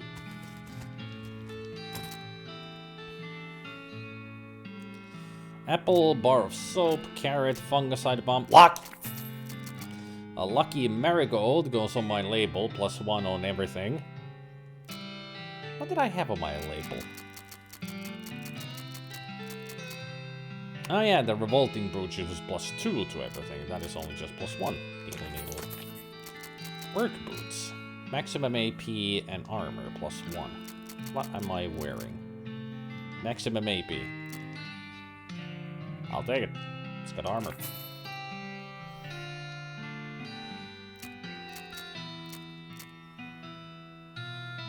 Can kill a lot of goblins at once, but it takes a while. The instructions on this say, put near sight of fungal infestation, light fuse, do not breathe. I wonder how long you're supposed to not breathe for. The carrot is neither the longest nor the orangest of nature's delights, but it's at least a bronze medalist in both categories. Dr. Swickleton's Pure Castile Soap. Where this comes from, they call it soap. You should be grateful that you live in a part of the world where apples exist. I know what you're thinking. Not so lucky for a marigold, but actually marigolds aren't conscious, so they can't really conceive of good or bad luck. I should get the soap. I think somewhere I need to use soap.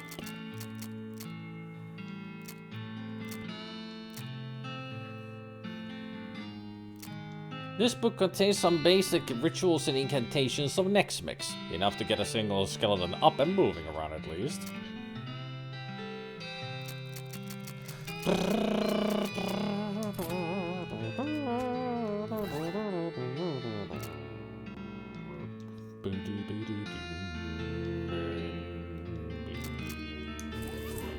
Now we can go take care of those bastards here at the desert house. Finally.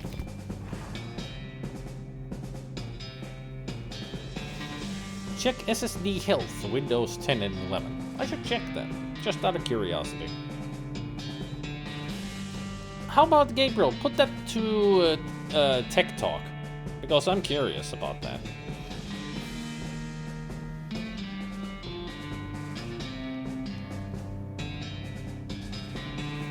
Lock them in. You quietly lock the door from the outside. You definitely got the upper hand at this point. What's your next move? Arrest them. Okay, fellas, the jig is up. A muffled voice says, "Roll! Get 'em, boys!" And then, "Our nation, we're locked in." You hear a chorus of defeated sighs.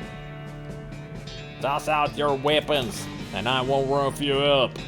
You hear a quiet but heated discussion inside. Eventually a voice says, alright.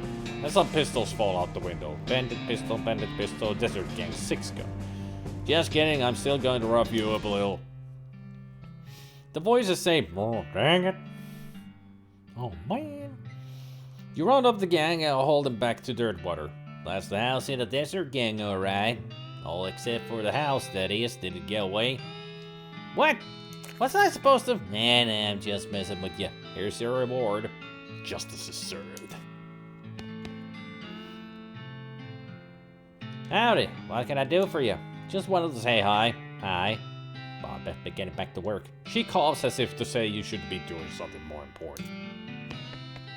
The house in the Desert Gang's cell. Another wanted poster.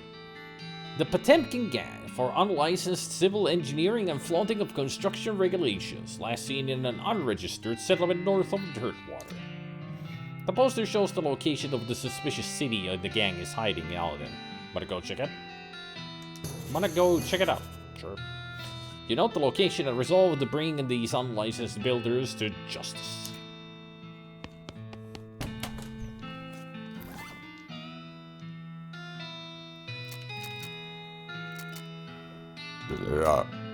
That gives me 1 moxie. This is a Fantasy 6 gun. You might even go so far as to rate it a 7 gun.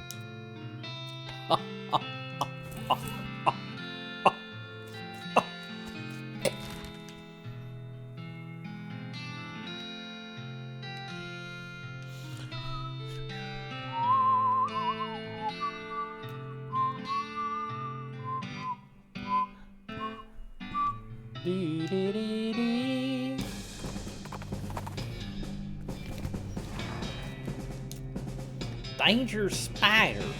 I'll tell you what, boss. You go on ahead. I better stay here and keep an eye on the horse. What's the matter, Pete? Scared of spiders? A spider fears enough that some feller come along and put a dangerous spider sign? Then it's like a perfectly reasonable spider to be scared of. Okay, you got a point there.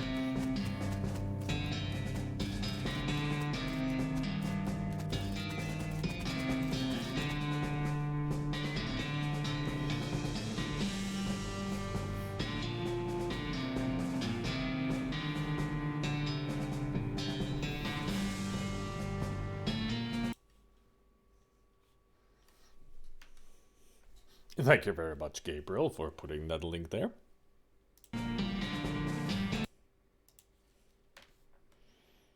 What did I want to check? Oh, yeah.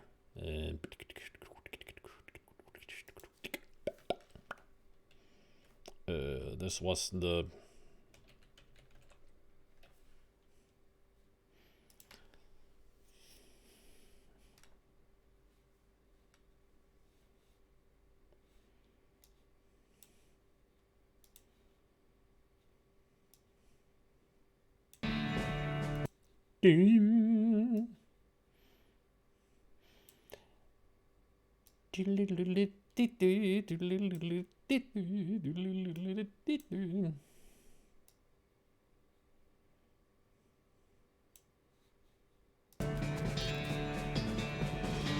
This cave door has been boarded up.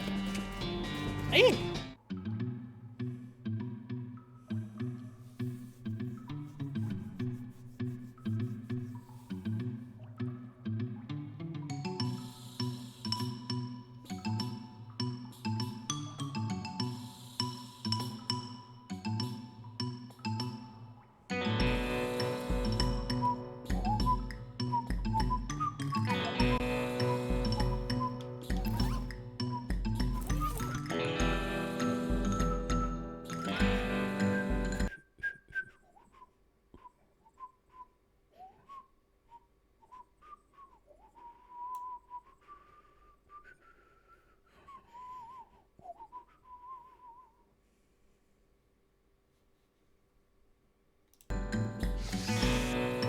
Weapons, medicine, and booze.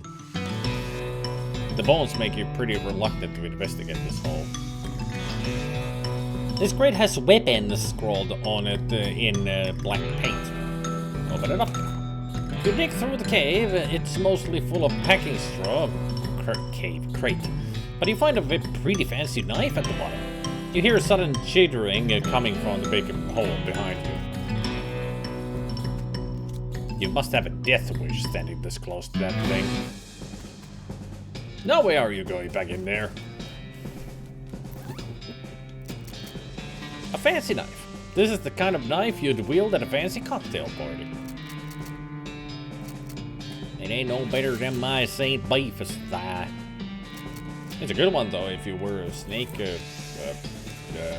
oiler.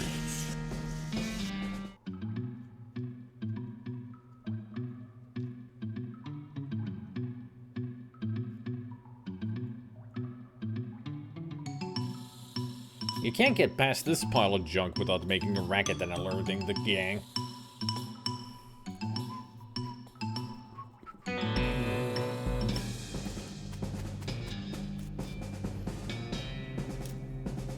Those boards can't hide from your prying eyes or your prying crowbar.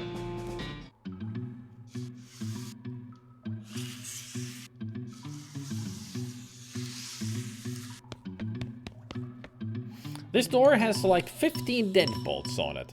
The note tagged to it says, please don't open this door unless you want to get eaten by a giant spider. Even then, don't open it because the rest of us don't want to get eaten by a spider. It isn't even signed, so you can hardly expect it to take it seriously.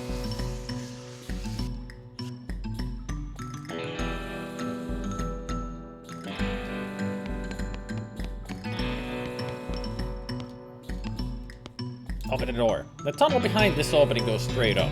There's no way to get through it unless you're a huge spider.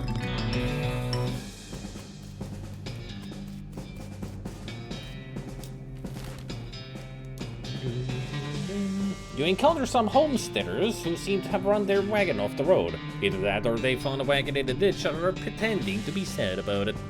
Help them get it out. You tie a rope to the wagon, grab the rope by your teeth, and tow them out of the ditch.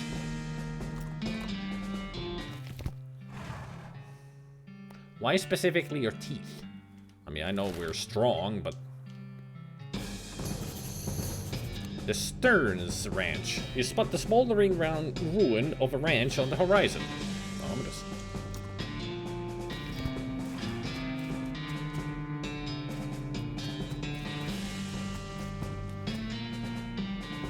You hear a horrible skittering noise, followed by a scream, followed by more horrible skittering noises, followed by more screams, followed by some rapping noises, followed by some muffled screams. Then there's more skittering, then silence.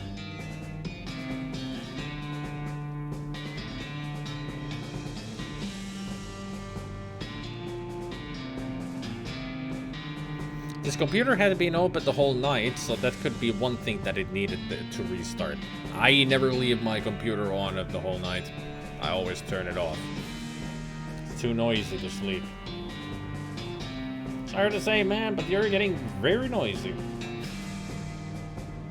I really need to get that, pressured can of air.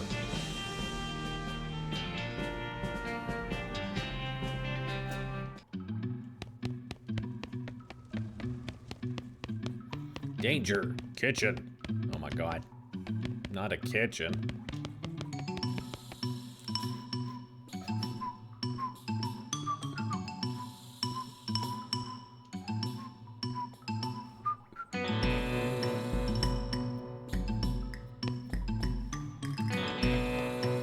Looks like this place needs a new bartender. What's this? He had a Joe harp in his pocket. Maybe they killed him for playing the Joe harp too much. All these bottles are empty. There are a few full bottles left on the shelf. Cheap whiskey, cheap tequila, and cheap wine.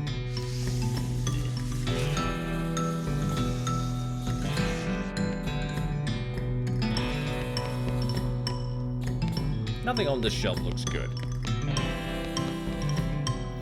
This poor chef is chained to the wall. His eyes widen as you approach. Hey, you're not one of them. You're here to rescue me? Sure. Oh my goodness. He thrusts his hand into yours and shakes vigorously. I'm Doug.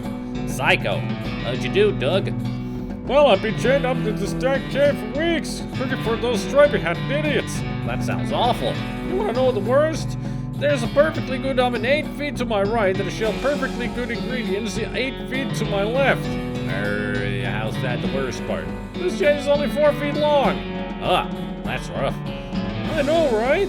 There I was, fresh out of culinary school with a million meat idea in my head, and now here I am, 4 feet shy of my dreams, cooking the same pot of soup over and over again. A million meat idea? You promised not to steal my idea, right? Yeah, I promise. Okay then, it's a new kind of sandwich. Or maybe a taco. It's revolutionary that I'm not quite sure where it fits in the whole hand food taxonomy, to be honest. Anyway, in the middle of it, there's a sausage, but it's sausage made from the cheapest possible parts of a pig, ground up so finely that you can't identify them anymore. Okay. And it's served in a long split roll, which soaks up the grease so you can't tell how fatty the sausage is. The best part? The name. You ready to hear the name? Sure. I call it the Hot Dog. What do you think? How about the hot psycho instead? Don't be ridiculous. Hot psycho. What does that even mean? Ridiculous. Well, there's no need to be mean about it. Besides, not that any of this even matters. Even if I did get off this chain, there's no point in hanging around in this empty cave making hot dogs just for myself. I didn't even like the taste of them. you could set up a shop in Dirtwater. Brilliant. You're a genius, Psycho. Hot dogs for sale, all day, every day. I'll make a mint. Say, there's an idea. What if I added mint to the sausage mixture? You help him break his chains. He leaves the cave, hauling the oven and a shelf full of ingredients, muttering to himself about new sausage recipes. Let's then.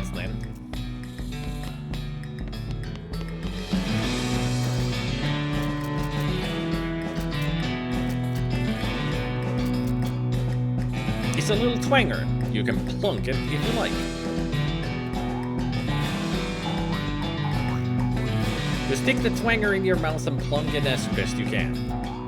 You love plunking this twanger. You plunk your twanger joyfully. You can't stop plunking. You plunk your twanger with vigor. You plunk your twanger to beat the band. But then you plunk it some more. You'll be plunking this twanger until the day you die.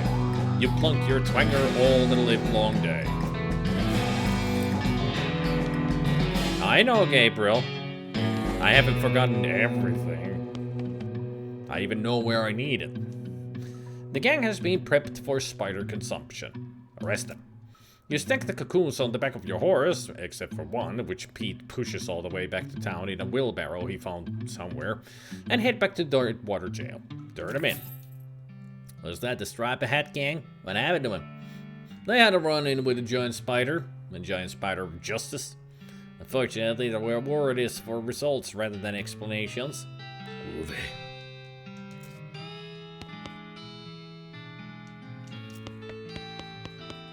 The Stripy Hat gang cell.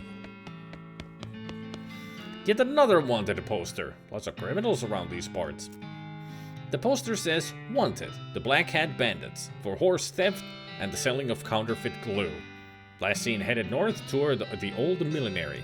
Interesting. No good can come from criminals with access to hat-making machinery.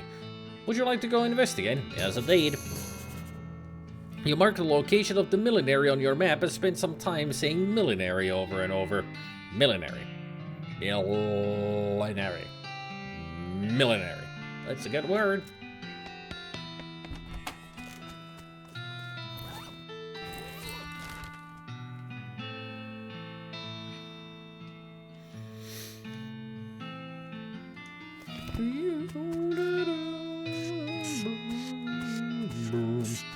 Hot dog. Howdy, Doug. Well, if this is my savior, good old Psycho. Howdy yourself. The sign outside? Yeah, I had to change the name. I tried to file a trademark, and it turns out there's already something called a hot dog. What is it? Trust me, you don't want to know. I wish I didn't know. Anyway, a single letter removed, and I'm in business. He gestures at the menu on the wall behind him. Increases mysticality, muscle, or moxie. This hot dog has been embellished with a zesty sauce. Don't get too excited though, the zesty sauce is just regular old mustard. This is exactly enough sausage and exactly enough bun to qualify as a hot dog. It is perfectly efficient. A thick, sturdy hot dog for a thick, sturdy cowboy. I'll take it.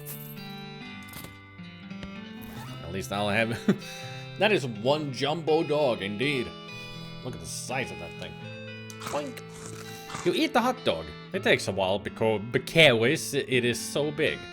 Yes, it was a very big dog. As I realized that was my first food boost. My stomach and liver spleen are all 0 and 2. Haven't even thought about boosting. Boosting my stats in that way. Oh, yeah. I've got 566 freaking XP now. Do some dickering. Do some intimidating. And more intimidating. Yeah. Intimidation is good in the long run. Mind if I sell you my awful bandit pistols? That was one of them. I don't need 2.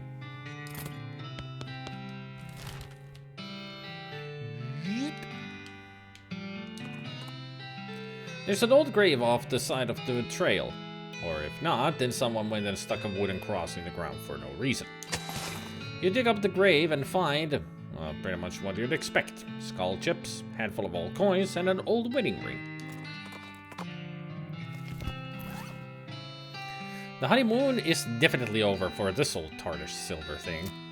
This is a little stack of coins that are either from a time or place when or where coins were or are used as currency instead of meat.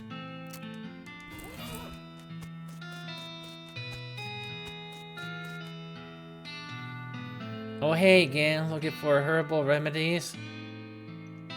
Sure, I'll take one. Hey, groovy, thanks.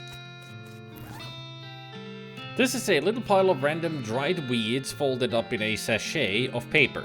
Garbage stored in garbage, essentially. Doesn't do anything. You take the remedy and maybe you feel a little better? It's hard to tell, really. Actually, you're pretty sure it did nothing.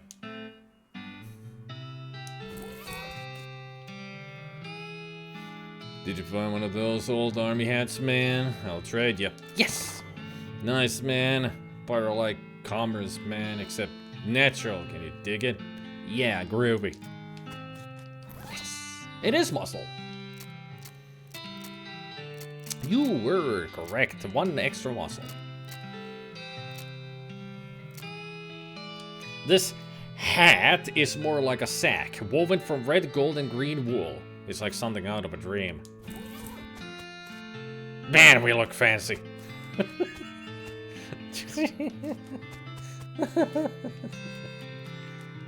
Best hat ever. We will never use any other hat than this.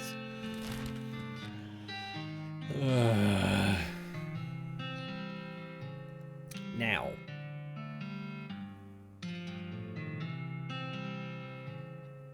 I'm actually more curious about the Stearns. We'll go to Stearns Ranch and then the circus.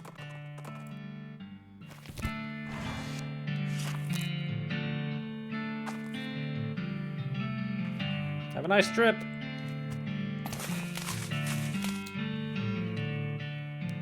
Ooh, hey! I'm no expert, but this looks like a cow attack for sure. What's your step, boss? Right. Hey, Schmo Knight.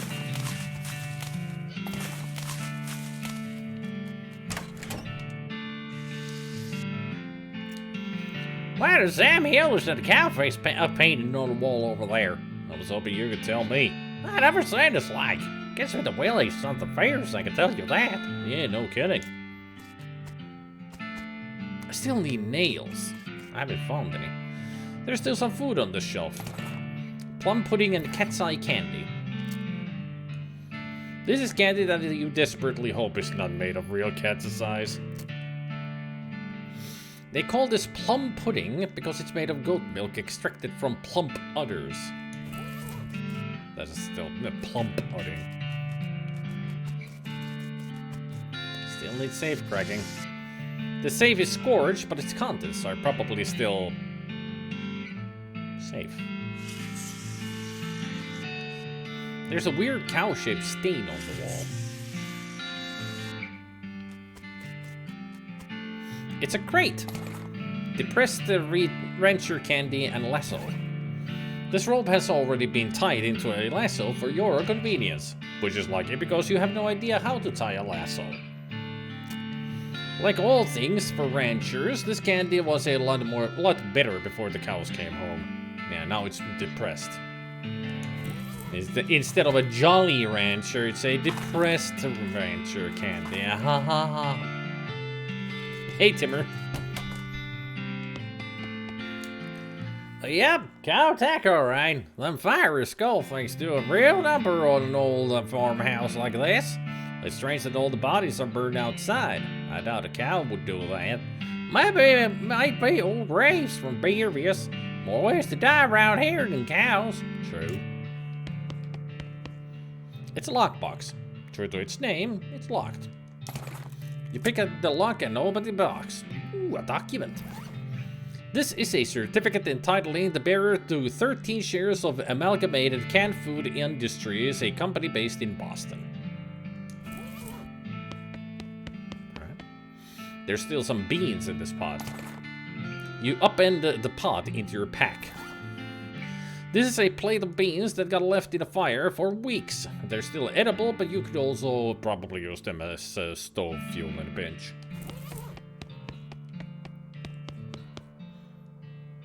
All of the books on this shelf are burned, but you notice something strange about the back of the shelf. You investigate. Your deft fingers find a hidden catch, and the back panel of the shelf slides away to reveal a secret compartment. There's a book inside. Mary Stern's diary. A little girl's diary, browned a little around the edges, but otherwise untouched by the fire. The first page says in the little girl's handwriting, "This is the diary of Mary Stearns." The I in dairy are crossed out in diary, then IA written above them. So dairy, not diary. This is the diary of Mary Stearns.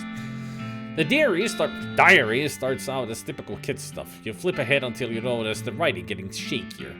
Found a dolly under a cactus out back on, and she told me her name was Grace. Mama and Papa don't believe me that she talks. They say I got a big imagination. Grace says the cows are gonna get us, but Papa says we'll be okay, because this weren't never a cow ranch.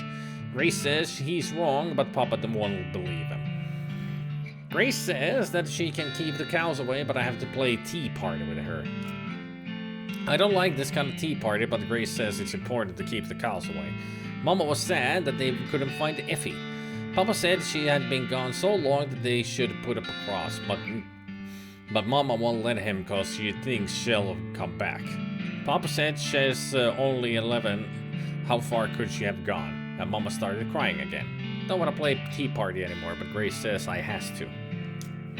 Papa was out 2 days and looking for Joey, but of course he didn't find him. Mama cries so much. I tried to tell her him and Effie are helping keep the cows away, but she don't understand. I told Grace I'm not playing tea party again, but she says I gotta, and if I don't, cows will eat all 3 of us. She said either I get Mama or Papa to play, or else I'm gonna play by myself. Last entry.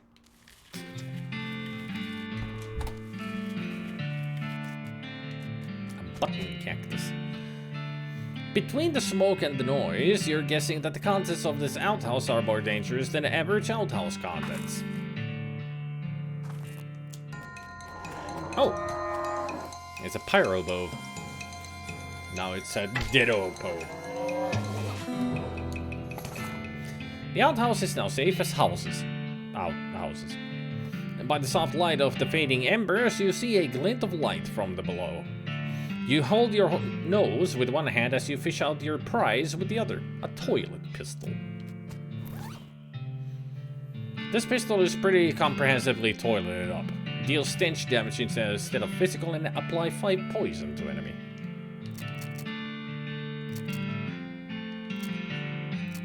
barely use any freaking pistols anyway. I'm melee. Mary Stearns died February 18th, 1894. Gwendolyn Stearns, devoted mother, died 1895. And Jethro Stearns. Looks like Jethro's bones were dug up by some varmint or another. You find a charred locket among the blackened bones. You should call it a locket on account of how it was lucky to escape the fire. The lock on this locket, it reminds you why they call it a locket. Pick it. You carefully pick the locket lock. Picture of Mary Stearns. Okay. A faded daguerreotype of a little girl. The name Mary is written on the back. It's a photograph of a serious-looking little girl. On the back is written Mary Stearns, Thanksgiving 1894. Sad. This flower is smoking. A smoking chrysanthemum. Ow, ow, ow, ow, ow, ow. This flower apparently still has a lot of smoldering to do.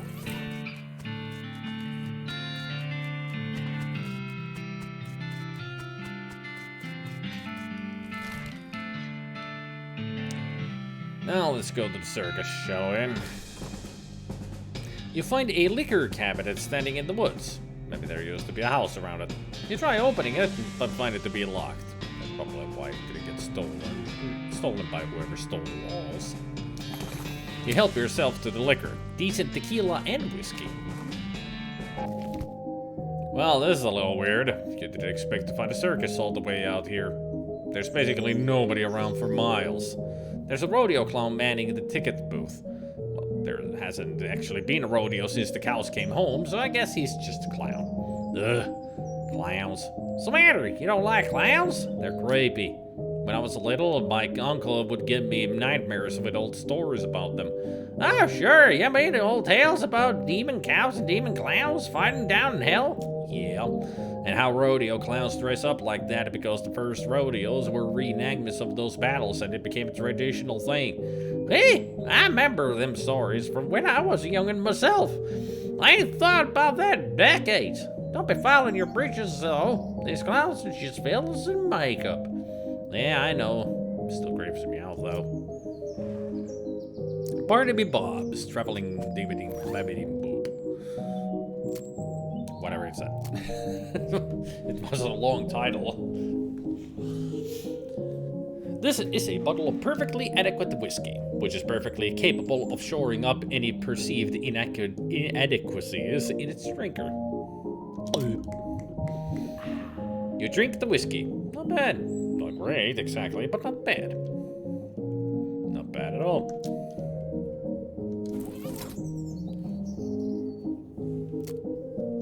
Decently whisked. The whiskey you drank has whisked your blood into a medium-strength frenzy. Jumbo doggin'. You're what you eat, so in this case you're a jumbo hot dog.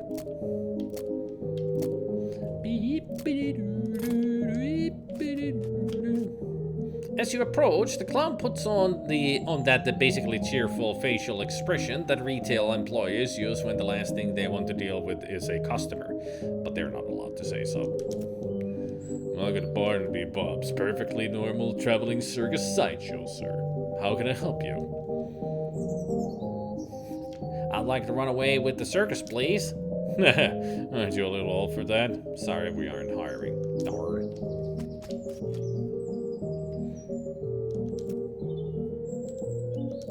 I'd like to see the circus, please. Well, you came to the right place, then.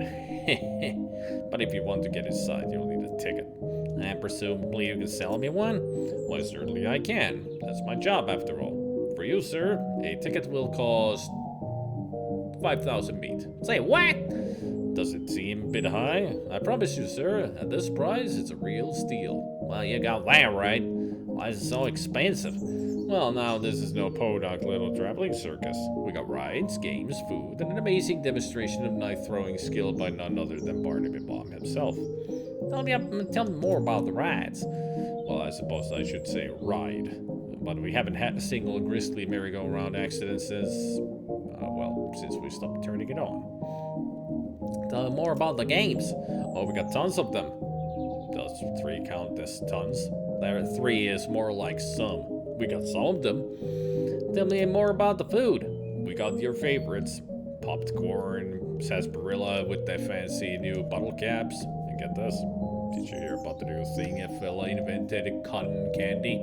Yeah, I think I might have. Well, it's still patented, but we're pretty sure we figured out how it works. Mostly. More or less. Tell me more about Barnaby Bob. Oh, the boss is a real master of knives, let me tell you. He does this amazing stunt where he gets a volunteer from the audience up on stage and throws knives at them. He never misses his target. Did you leave out the part where he puts an apple on their head or something? What? Oh, right. Sure. You aren't doing a very good job of selling me on this. Why, whatever do you mean? Attempt to intimidate the clown. You plant your hands on the counter and lean in toward the clown with a snarl. I mean, I'm sick of being played for a fool. You think I'm gonna shell out that much meat to get into a dive like this? You got another thing coming. Are you gonna give me a ticket? Or am I gonna punch your ticket? The clown grins, showing you a mouthful of yellow, unusually pointy teeth. Think you're a real tough cookie, eh? Listen good, bucko. All I have to do is shout and you're our new sideshow exhibit. We'll call it the Amazing Crying Bag of Mulch. But hey, it'll get you in for free. How's that plan grab you? Why, I oughta Step back, Junior. You're out of your depth.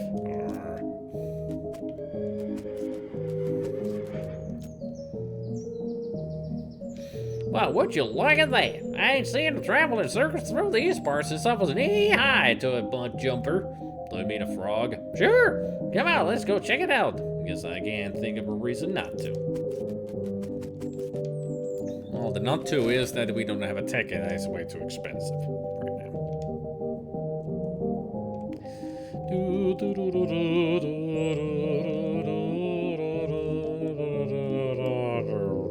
Lost touch. Let's see if you got anything new there, Sally. Hey, a blank postcard, which I don't need because we have it advanced today. Dynamite, fungicide bomb. I don't really need anything. But I can sell you this.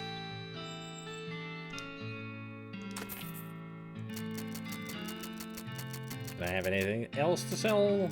Probably not. Most likely not. I don't think so. Yes, the coins. At least the coins.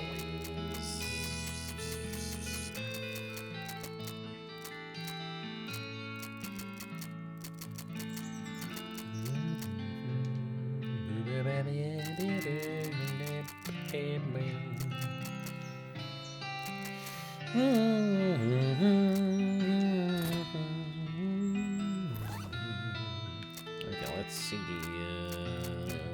Food. There was something I wanted to...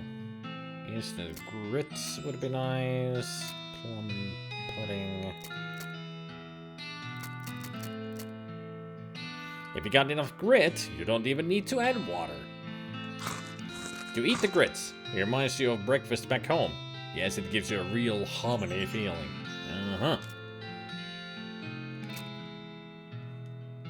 Let's see, the booze. That's 3 muscle. All for 1 for all for 1. Melee damage. Speed. I guess I could drink the wrench punch for melee damage. You drink the punch and immediately wish you could kick the habit. It's all in the mind. Melee damage, melee damage. And no touching the Stardust. Oh, that would be 10 melee damage. Are these really the only potions that I have?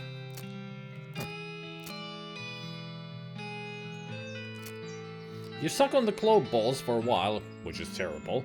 When you think you can't stand it anymore, you chomp on them, which is even worse. Blech.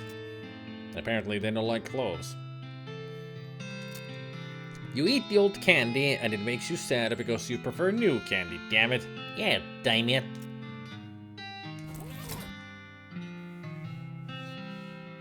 I make my own ranch punch with vodka, milk, and sweetener, apparently. Yep, that would be a ranch puncher. Today, I learned. The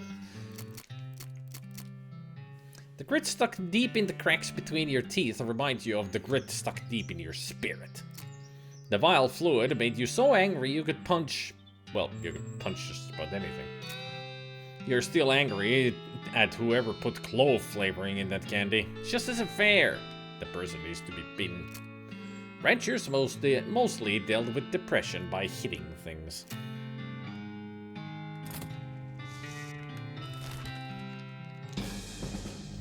There's an old grave off to the side of the trail. Or if not, there's somebody went and stuck a wooden cross in the ground. Burial whiskey. That's a new one. In the West, it's important to stay drunk all the time, even if you're dead. Muscle and mysticality by 5. You gonna give this to me before? I just drank the freaking... Duh. Ain't that always the case?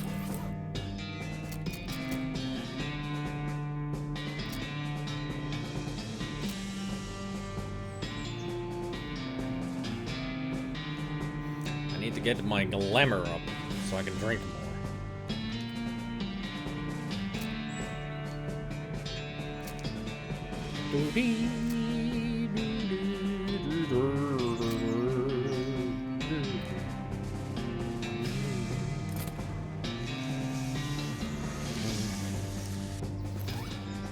Oh yeah, I needed to change my ring back to the...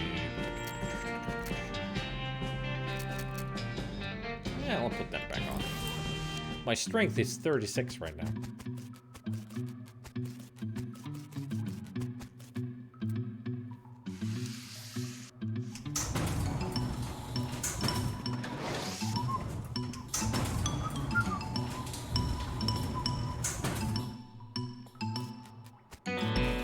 Does it show? Yeah, plus 22. Yeah.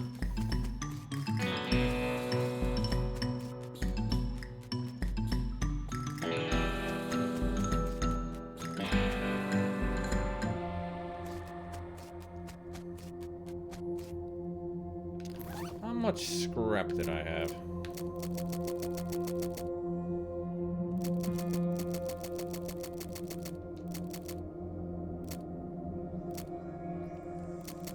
Six. Still need a lot. Also, I should go and give the Joe harp to the person that needs it. We still haven't met them, though. Yeah, it's later.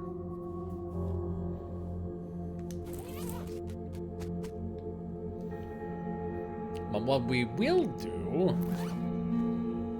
is take a break. Food. I am famished.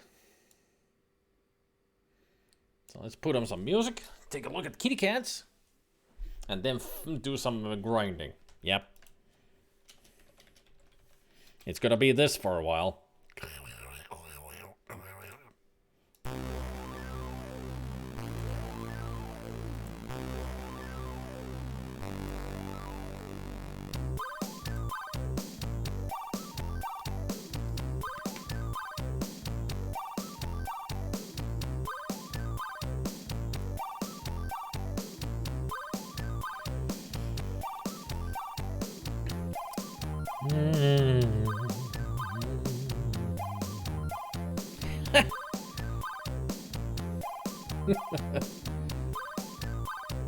We got a great sight here.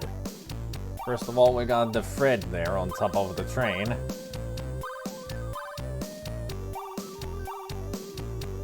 Fred Butthole! Oh, no Butthole, but there's Fred!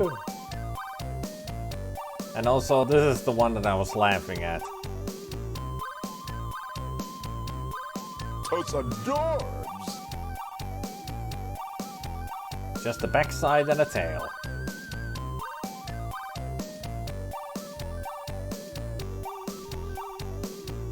Really buried themselves in there.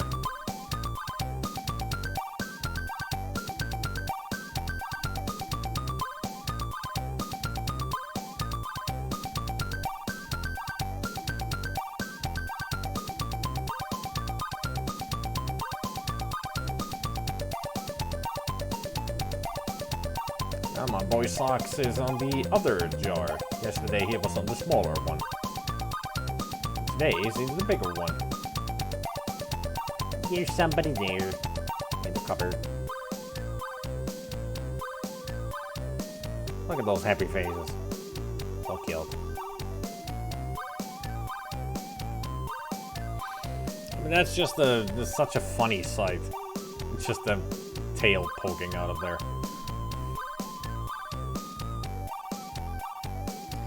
Silly, silly kitties. That's what they are. Alright, time for me to go make some food. Shouldn't take too long. Pretty much gonna eat the rest of the chicken wings that I made today. Just gotta make some noodles with them. I'll be right back.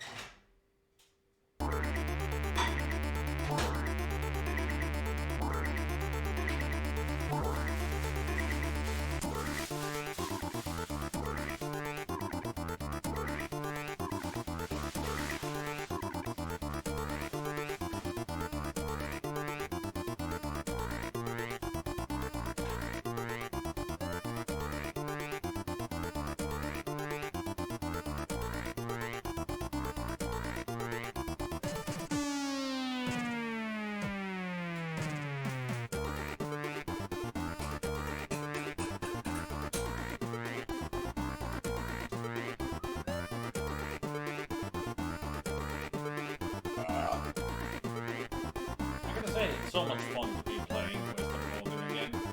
Can't play Shadows to Overloading again. That's the one I'm more excited about.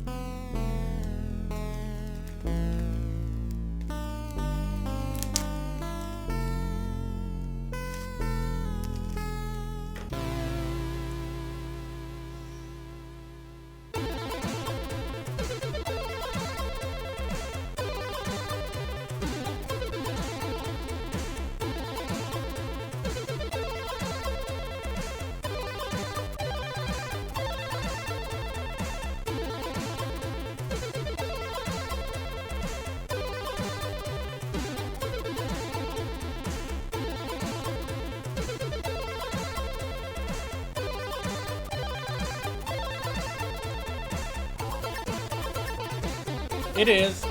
It's spicy hot wings. Or just hot wings in general.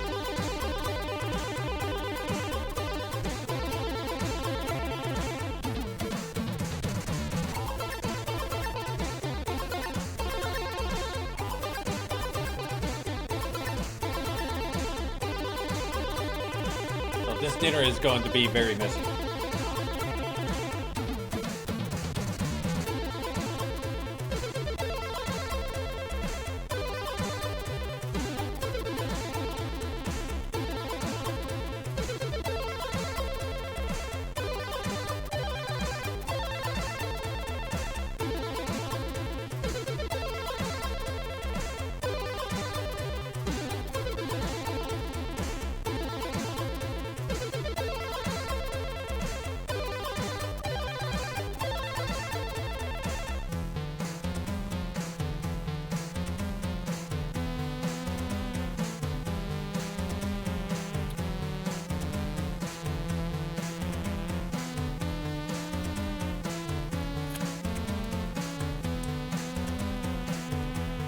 Ooh, these are spicy.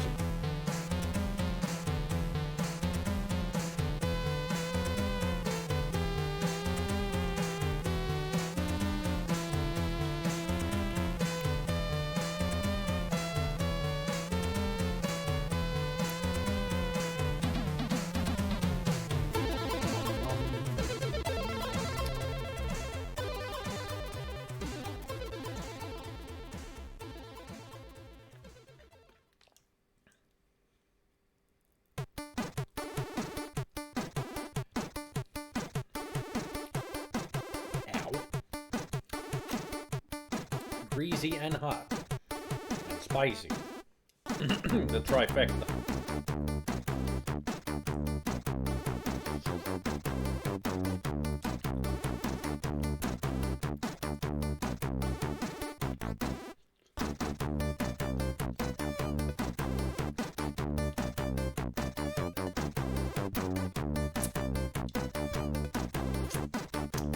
That's a good way to make toast. Frying it on the pan. I mean, what I could have done with the noodles is fried them as well afterwards, but that would have taken too much time.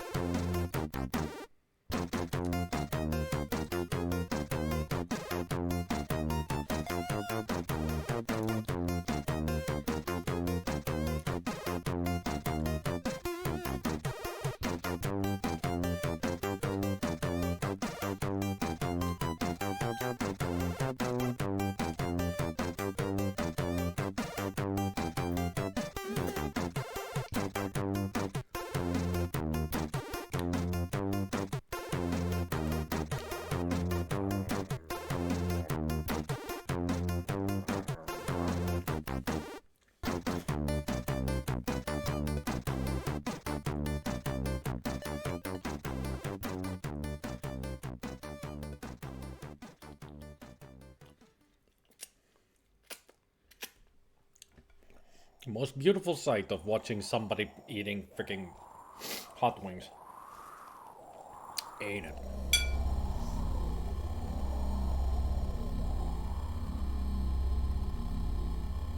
The most dignified of eatings.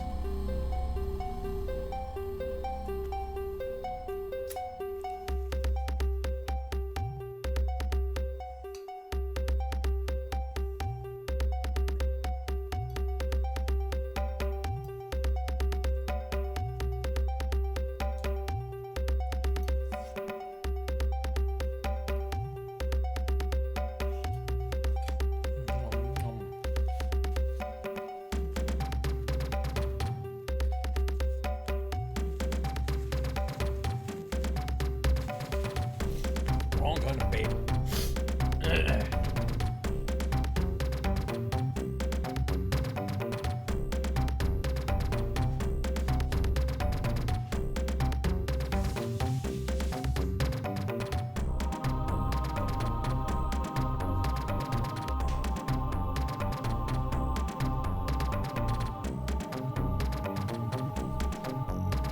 What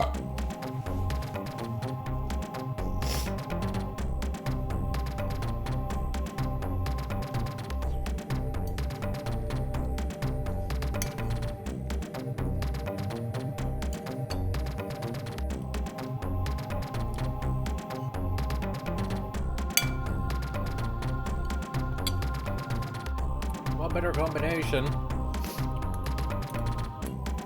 than spicy wings and spicy noodles?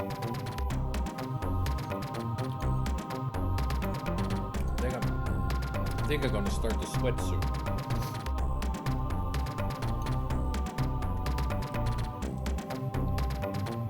Oh, it's so spicy. Love it.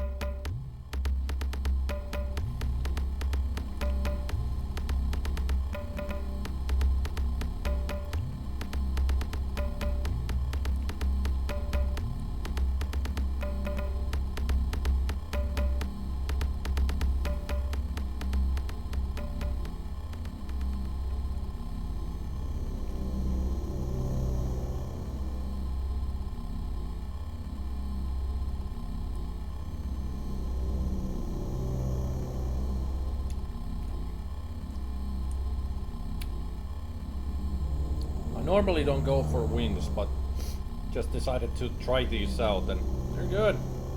Not something that I would buy constantly, but they are very tasty.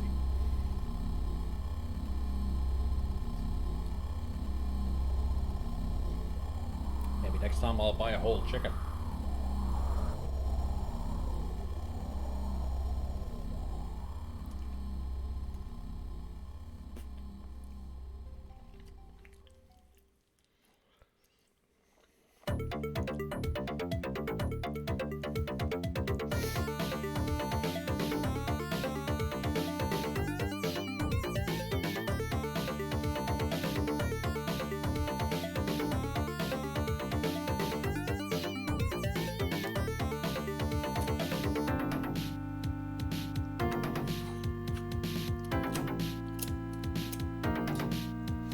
I mean, for me, one of the biggest problems with wings is that they're so messy to eat. Like, so messy.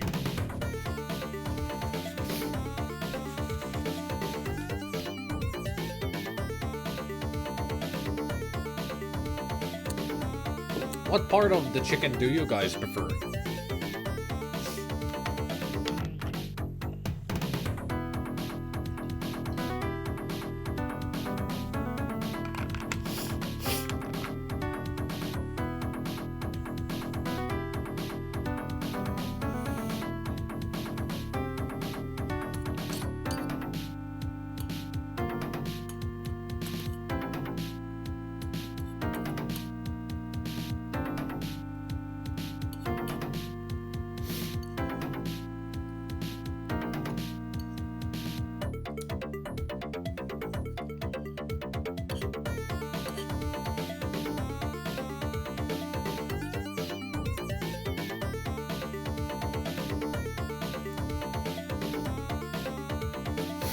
That's the question, isn't it? Are you a Brit or a Thign person? I'm an Ashman myself.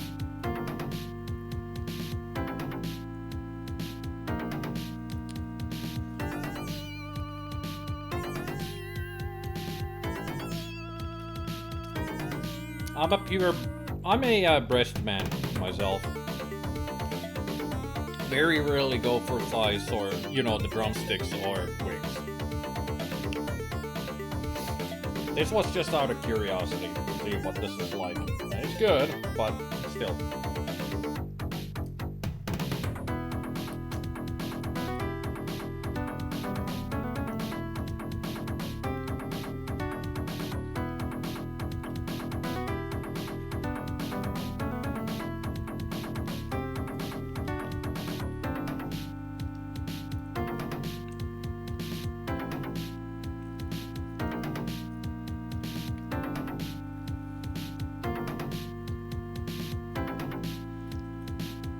trying out this new speech type called fucking wrong. It's working so far. And I was able to understand it, so.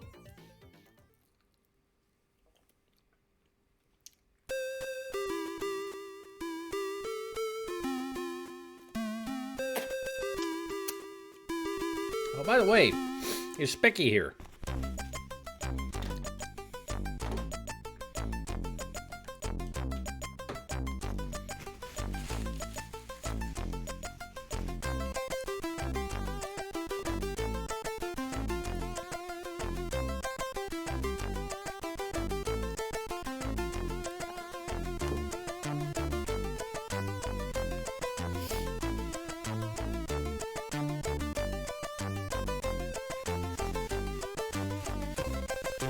Zelda has been here since the beginning because he's sick. He's ill. So he's been here since the start. I do prefer breast over the other options. Breast, drumstick, wings. Yeah, I'm pretty much the same. I would say drumstick over wings. Yeah.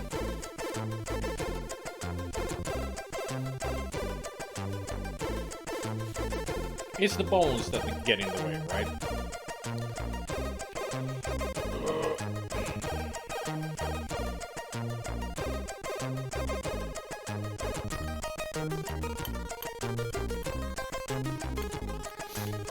I'm being an idiot. That's why that's what I'm doing here. So what else is doing. In other words, all normal here.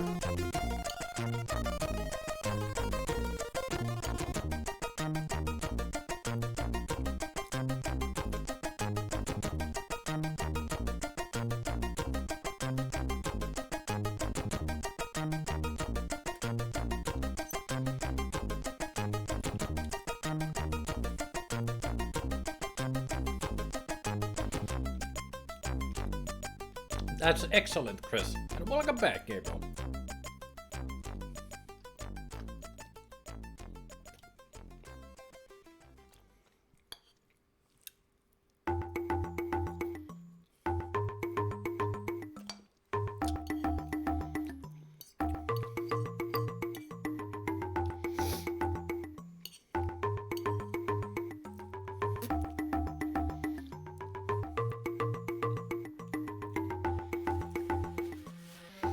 Ah, good philosophy. See the good in bad.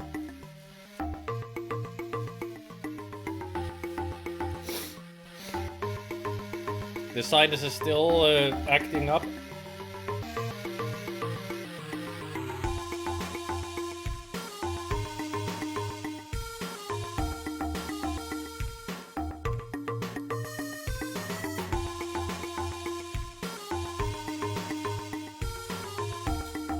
Let's hope it goes away soon.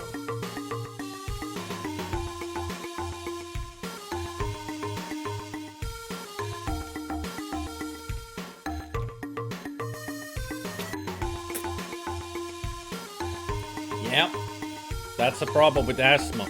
Even colds can become fatal.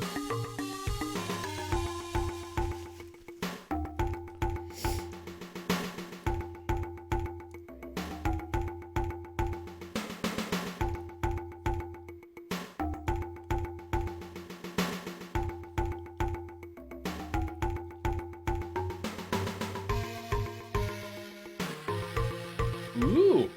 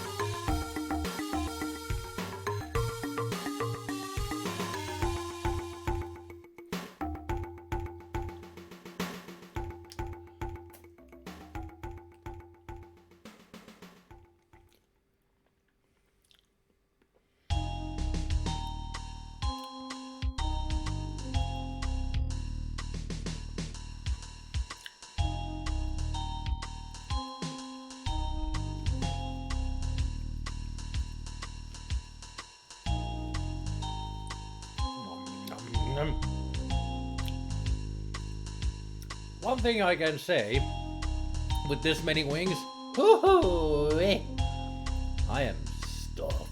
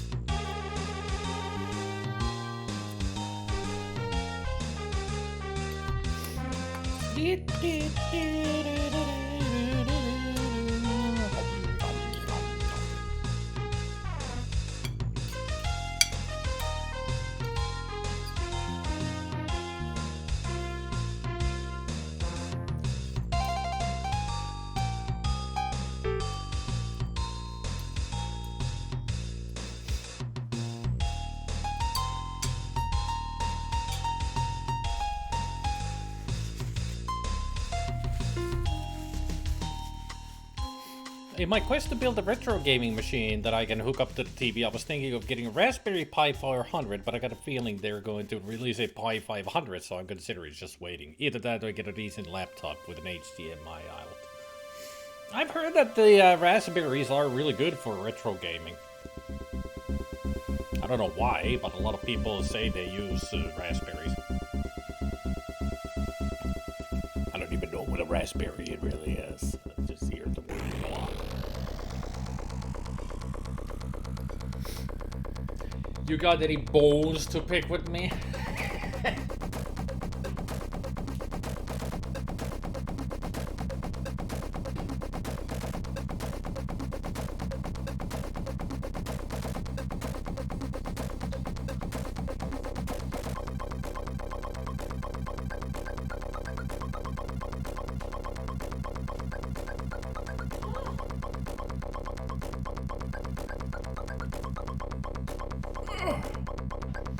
So no spicky? Okay.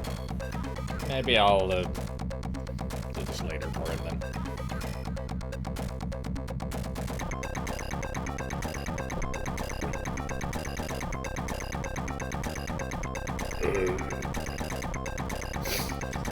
And no ads are about to start. In about 2 minutes or so. I'll wait until the ads are done, then we'll continue.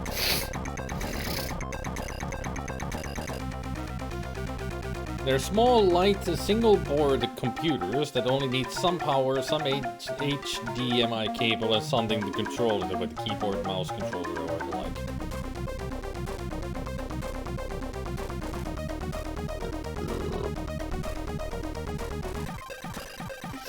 So very simple computers that are just good for retro gaming. Easy to use.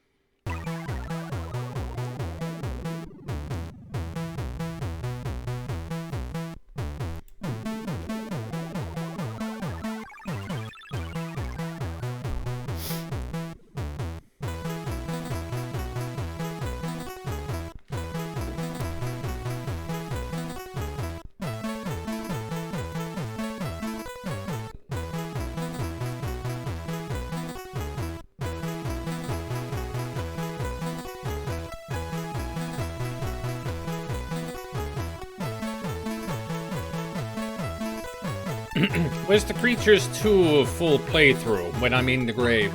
So probably 50 years, hopefully.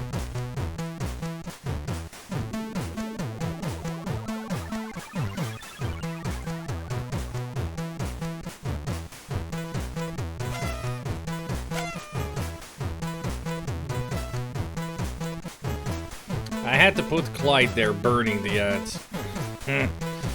Actually, I should put the Clyde in there, like Mallcats, you use the burning, the flame. How did their ads. We don't want them.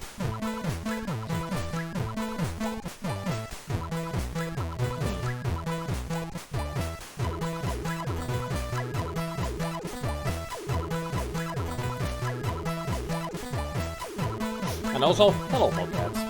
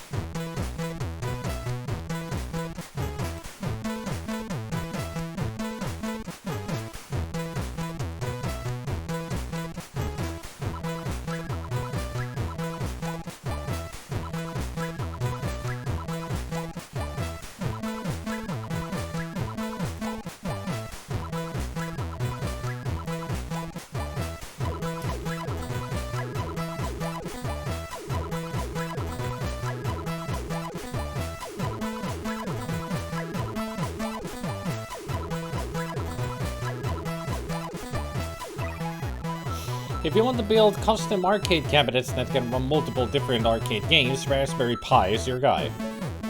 I mean, that's what I've heard, that Raspberry is good for, especially arcade games.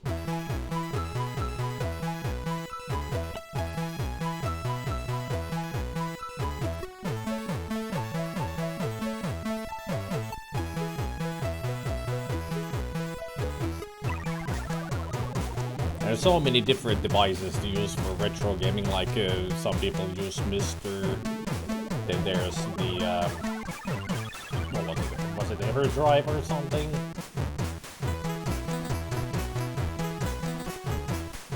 I mean, there's so many for some specific systems. Like there's one that is specifically just for Commodore 64 games. I think Mr. is like a multi retro gaming system, so you can play like Sega, PlayStation, and whatnot. Nintendo, maybe.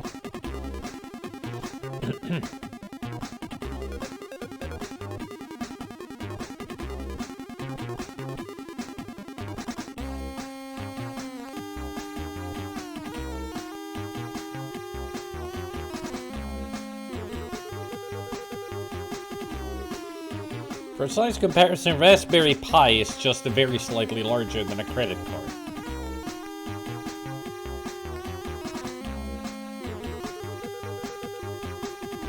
It's small.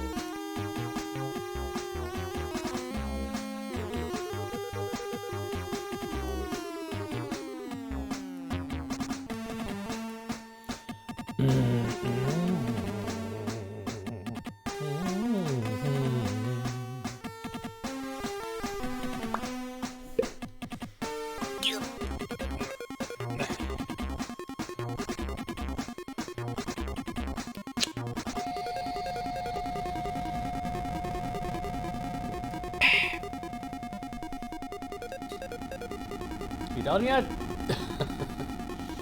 So I can continue game?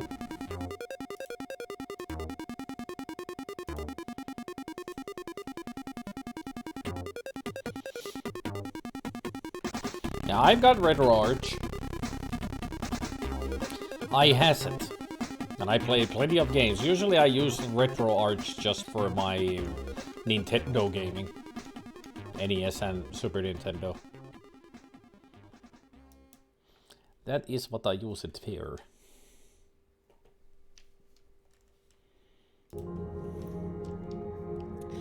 If you need to tie something to something else and you don't think string or twine or cord or jute is up to the task, you'll need some of this.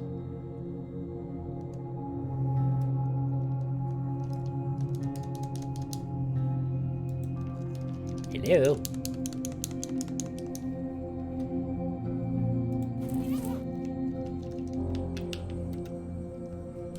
Game.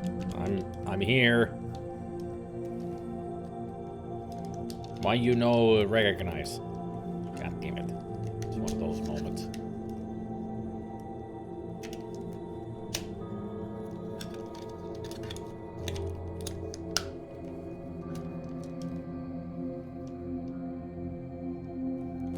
There we go. Just needed a restart.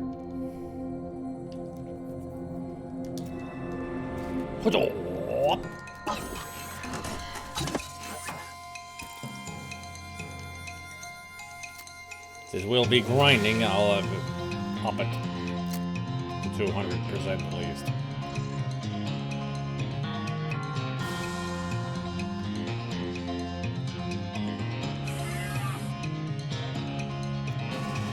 Imagine that hooked up to your TV, and that it just boots it into what it into that when it gets power, and you can see why they are so popular for that kind of emulation.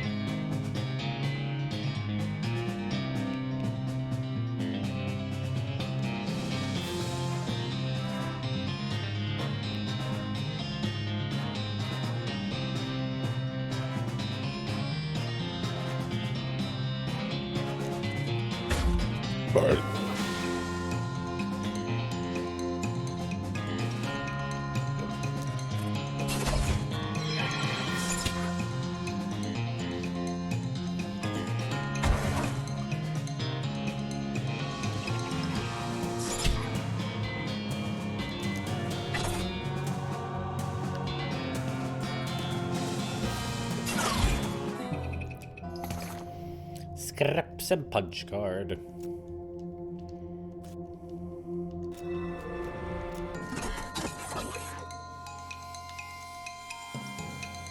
I am after all that scrap.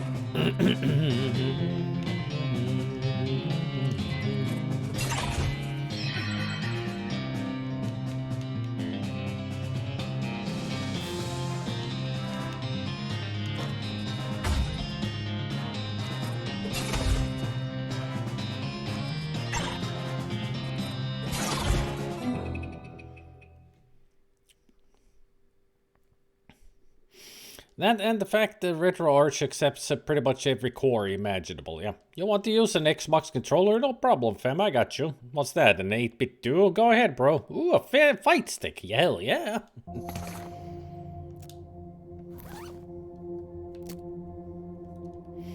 I got 10 scraps. I need 10 more. Those things aren't friendly, neither am I.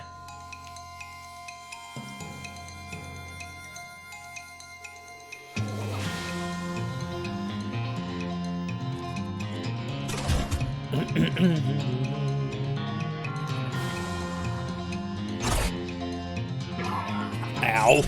No, Pete. Ow. Whiff.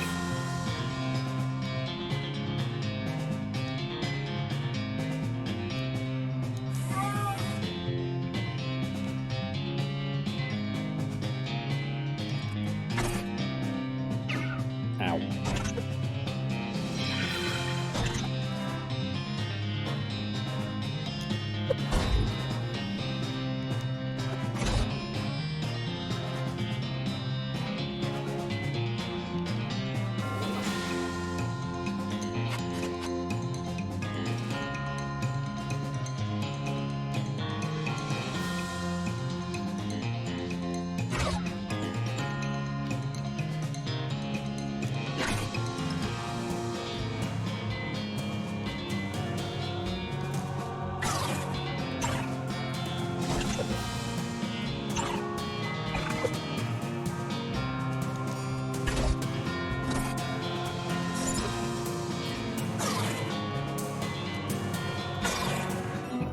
Go. Ooh, a complicated punch card. This is a piece of thick paper with dozens of square holes punched in it. It's the same? Yeah, dozens instead of a few. Looks like the ones they used in the census back in '90, but way more complicated.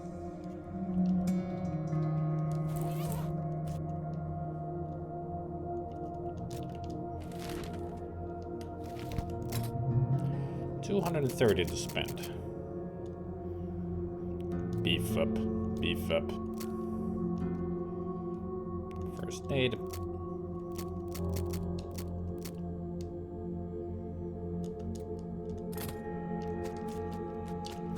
Keep fighting.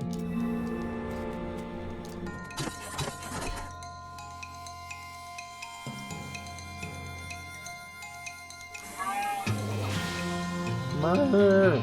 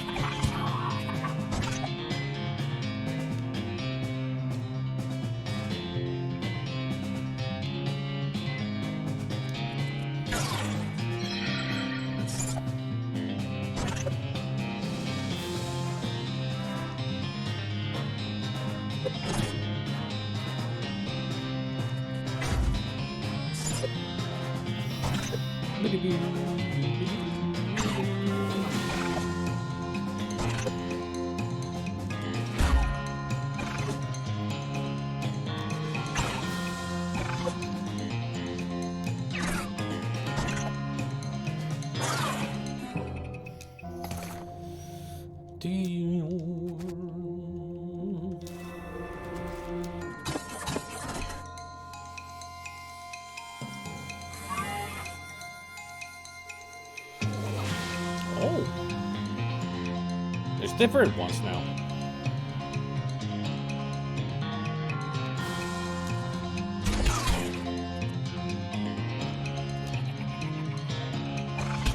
Ow. Ow. Ow. Ugh.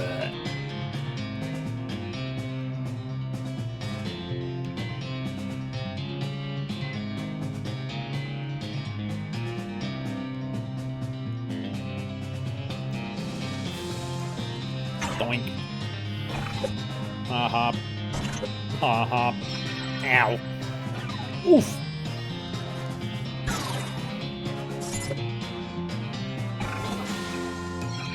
Yeah.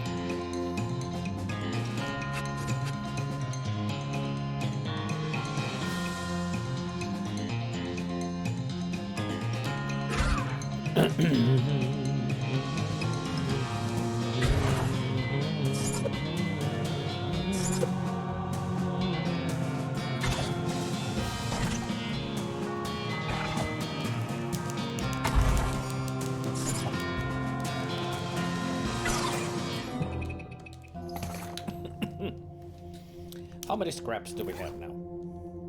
21. Alright, back to the professor. A snake spring. You see a sign that says snake spring over yonder.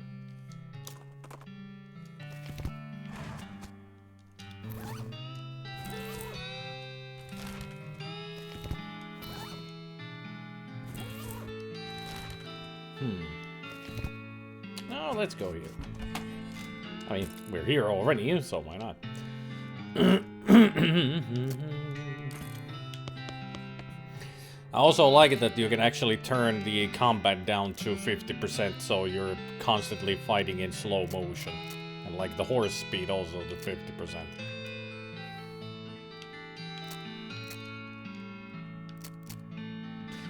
Everything to 50% so you can play the game in super slow mo.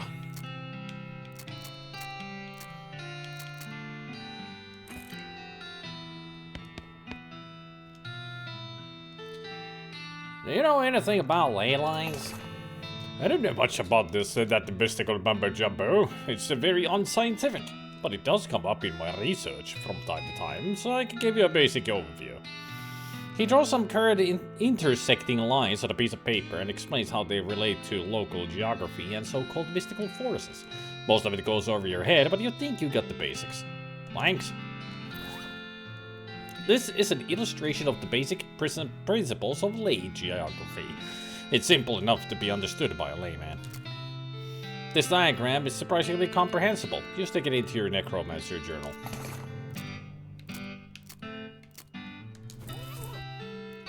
Rob receipt found as you led to determine that the necromancer's lair is west of the mountains.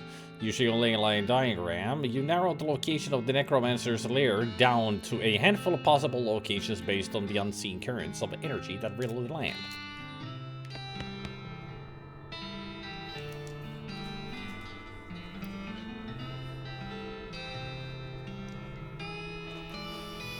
Fabricate a battery and another battery. The machine beeps and boops a lot, then spits out a battery. Back to Dutch oven.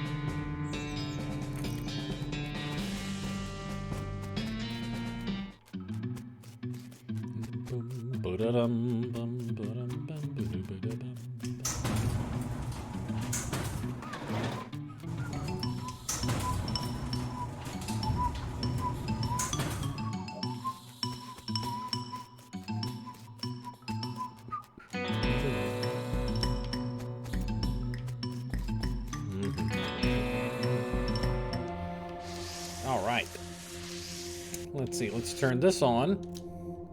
You insert the battery into the monolith and it springs to life. Everything goes blue for a second. You gain an effect energized. You learn the word for fluid and headwear. Whoa.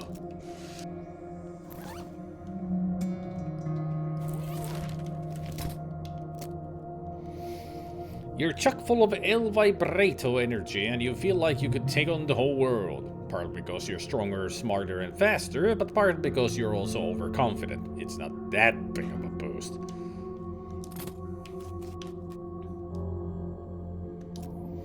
The machine is dark. Then there's a circular hole in the bottom. The machine hums to life. The screen says Cholacho Kuzgro, and there's a button at the bottom labeled Joseve Cholacho. Push it. Cholacho Bega.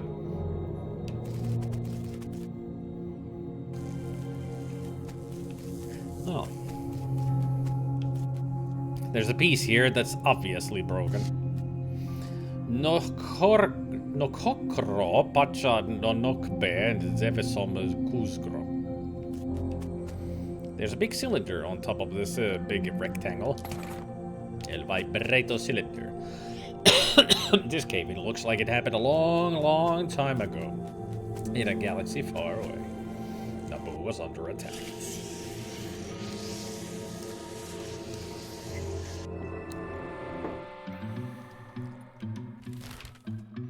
Professor!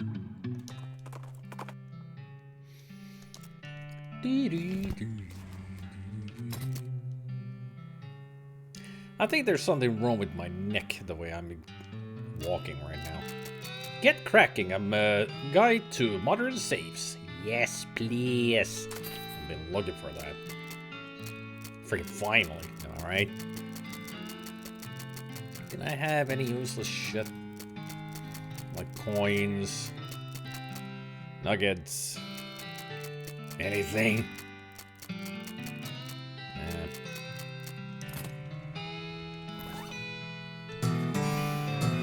Time to get cracking. You quickly memorize the entire book. When you're done reading it, you lock it up in a safe that turns out to be slightly too difficult for you to crack, so it's gone forever. Dang it!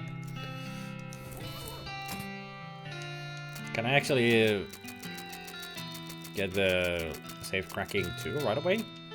Oh yeah. Oh yeah. Safe cracking 3, baby. Right from the get-go.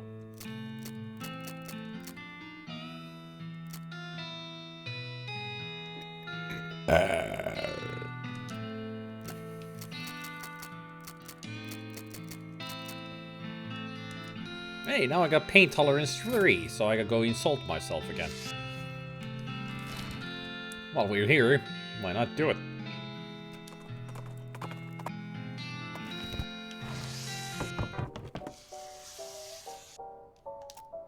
You call yourself a good-for-nothing vulture-sniffing jerk.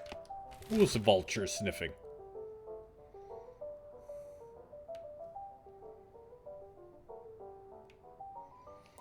We got a lot of places now to check. Did the silversmith have any safes? Yep, it did. And it's a 3. Looks like a tricky one. Crack. Silver nugget 5. A shiny nugget of silver. What the heck is wrong with my neck? What kind of a walking style is this? Look, there's a ghost having him in a freaking head hold. Ow, dang it!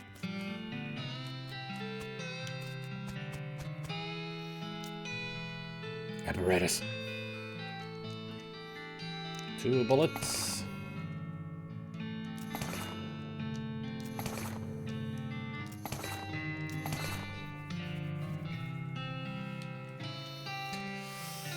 I can make only 1 bullet from the silver nuggets?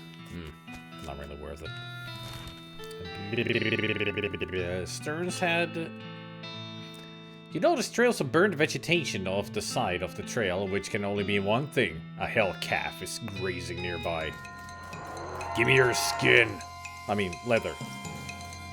That was a juvenile. Cow's blood, brass bone ring, and extra thick leather. You put the abominable calf out of your misery. Moo. Whee! Ooh. Somebody in the Stearns family was quite an investor, it appears. 3 stock certificates. That could be worth a total of maybe 600? 550 meat. You notice a smoldering hole in the ground and recognize it as the habitat of southeast western coal snake. They keep to themselves mostly, but they're also known to enjoy a fight if one is thrust upon them. Thrust!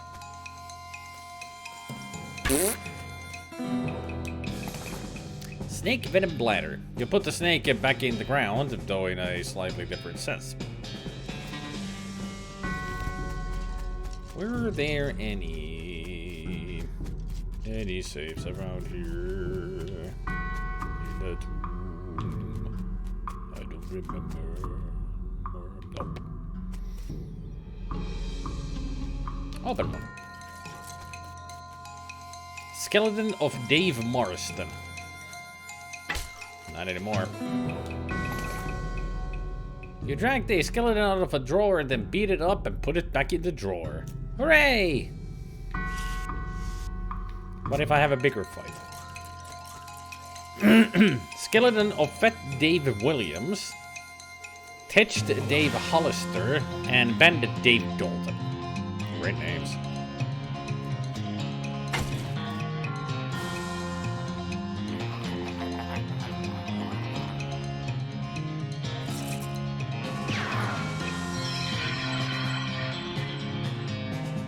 no effect.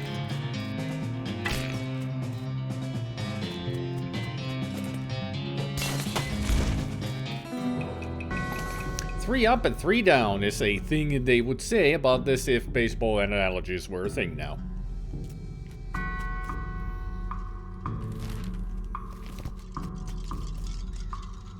These balls are jumping around to beat the dickens. Beat the dickens out of them.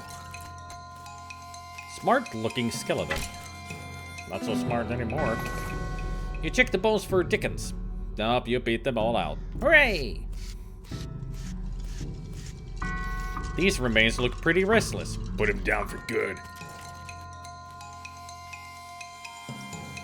The skeleton of a Dave. Not a certain Dave, just a Dave. You made the restless remains more restful.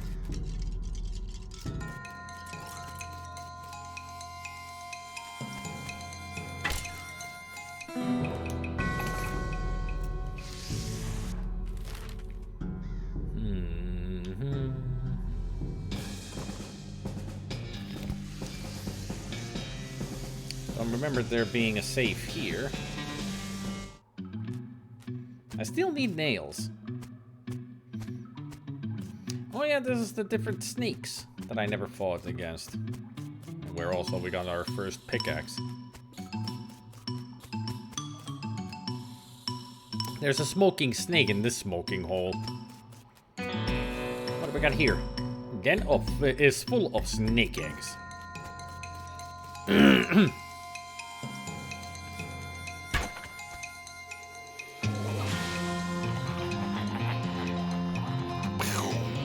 Boom. 70 meat and 30 XP. Nice work dispatching those snakes. There's not enough skin on any of them to be worth collecting. They're eggs. That would have been weird if I get some freaking snake skin of an egg.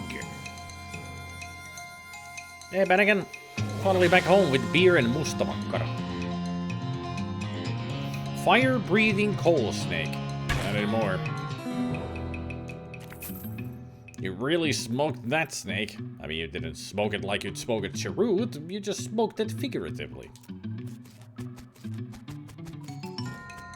Pull it out and punch it. Nice work dispatching that snake. 3 moxie on a head.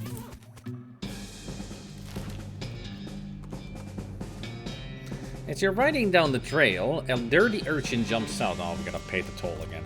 Oh, this is 10 XP. Which means that I still haven't changed my ring. Wait, I did? Why am I getting so many weird, random ones? Huh.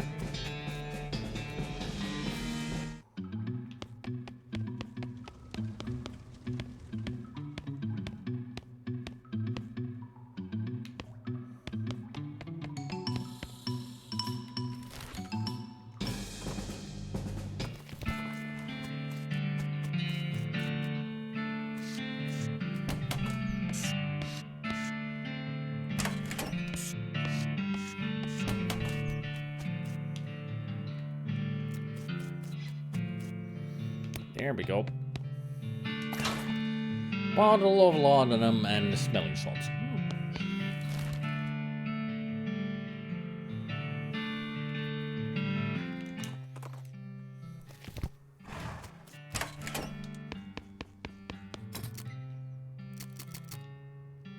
Still no nails.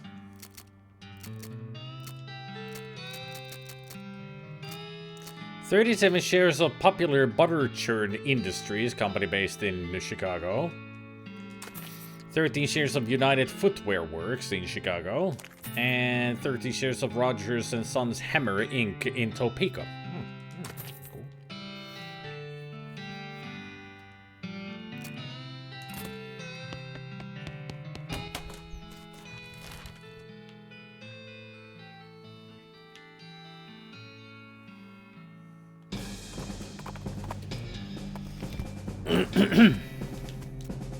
Well, now, bona fide snake fountain. That's handy if you need for a parcel free snake, see?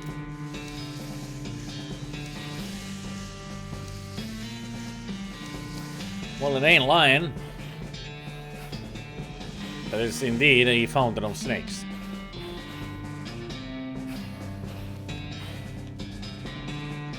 An endless stream of snakes pours out of a hole in the canyon wall. Grab a handful. Spring snake. Because it's spring water.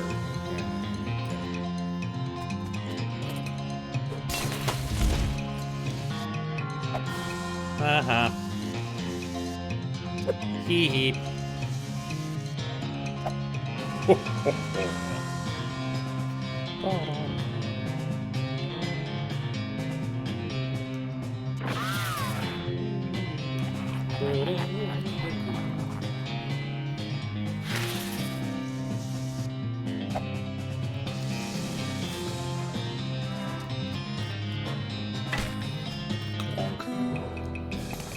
You successfully killed 4 snakes out of infinity snakes. Just infinity more to go. Snake liver.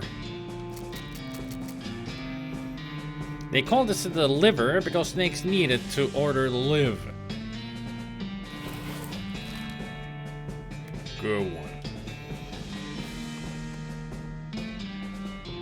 There's an open grave here and it doesn't have a skeleton inside.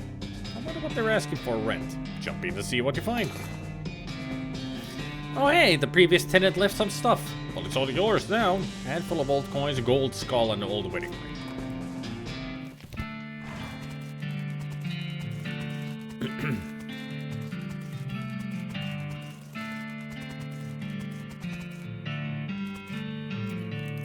You pick the lock.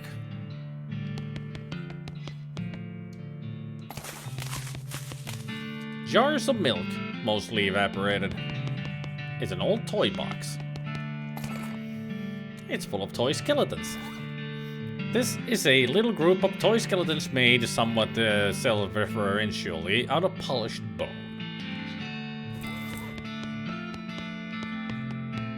Wow, they had a lot of spare insurance in here. There is still an effectively infinite number of ungulates here. Well, let's de-undulate them.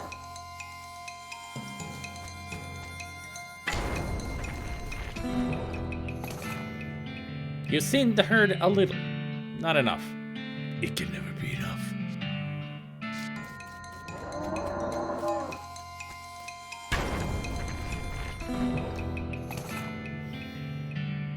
You seem to hurt a little. A menudo geode.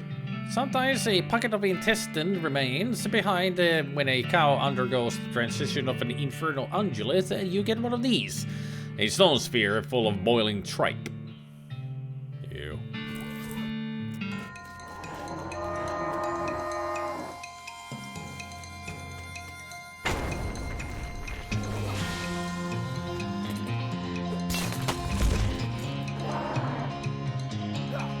Ow.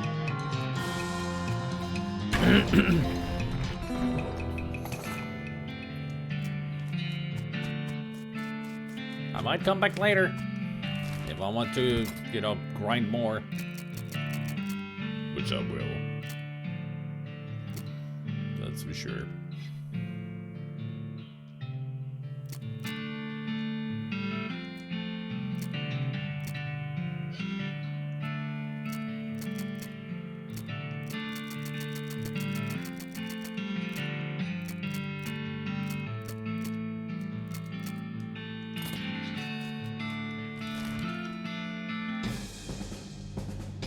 A nearby hissing sound alerts you to the presence of a snake.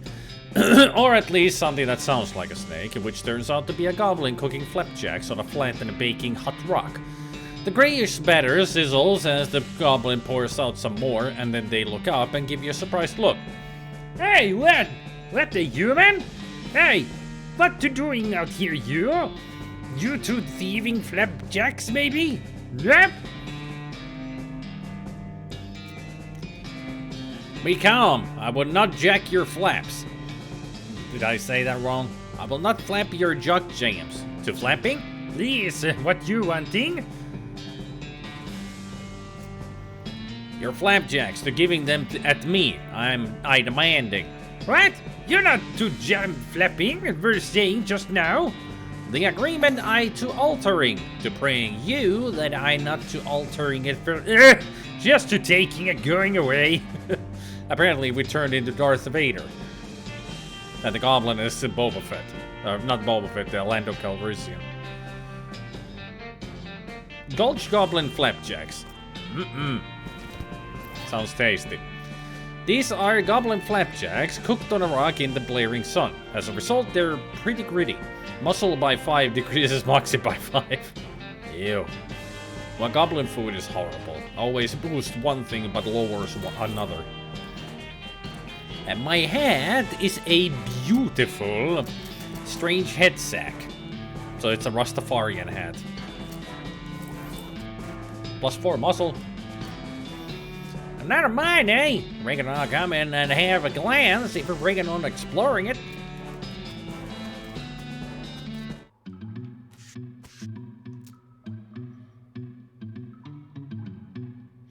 Not a bad little operation they have running here. Looks like they mostly clean her out, though. It looks like there's a shaft leading down to another level. Hey, you go, Ned. My jumping ain't such as by shinning up and down ropes no more. What I am here for is this. Let's take care of this one. Shaving cream covered skeleton. What up?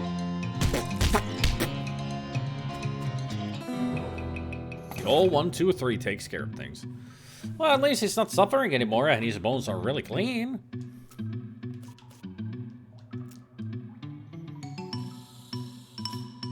There's a combination lock on here and you don't know the combo. Fortunately, the sort of lockers they have at work sites for employees to put their lunches in are not exactly high security locks. Nuts. There's nothing inside except a couple of old empty milk bottles and their discarded paper caps. The caps advertise the Butterfield Dairy with a little logo in the shape of the territory and a star, presumably marking the dairy's location.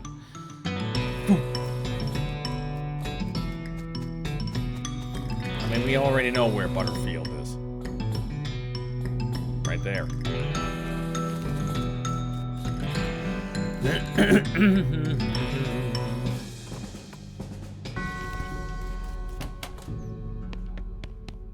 No, there was nothing down here that I need. Excavation didn't have anything. Silver plater didn't have anything. Except that we can go talk to the silver plater now. You smell it before you see it. A skeleton trudging toward you, covered with mud and muck and smelling like garbage juice. It must have crawled out of some horrible bog nearby, and if the skeleton smells this bad, the bog must be unimaginable. So it makes sense that even a skeleton would want to get away from there. You're using a reed as a weapon, and it's called a skeleton, not a skeleton.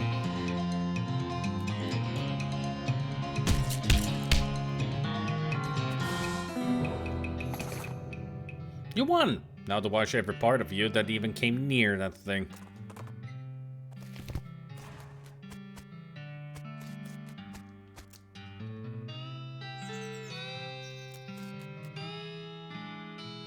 What are my options? He looks you up and down. I complete that hat you're wearing. People with silver hats get more done, they say. This will enchant your hat to add one to your maximum action points. Maybe something else? I complete your melee weapon what you're using there. You'll do more damage that way. This will increase the damage of your equipped melee weapon by 3, or even more, against creatures that are vulnerable to silver. Plate it. Let's do the weapon. You hand him your weapon and after a time he hands it back shiny and gleaming. What else can you plate? The man grins, revealing a full set of silver-plated teeth. So, what do you need, son? You need something to plate it? The hat, the pistol, and the tongue and the turnip. Might be something else. He looks through your pack and... mouth? A turnip. That sounds like an interesting challenge. See, that's a fine looking tongue you got there. I could plate that for you, sure. My actual tongue? The one in my head? Yup. Well, maybe later. Yeah, I need 2,000 for it. And it's worth it. Silver plating your tongue is great.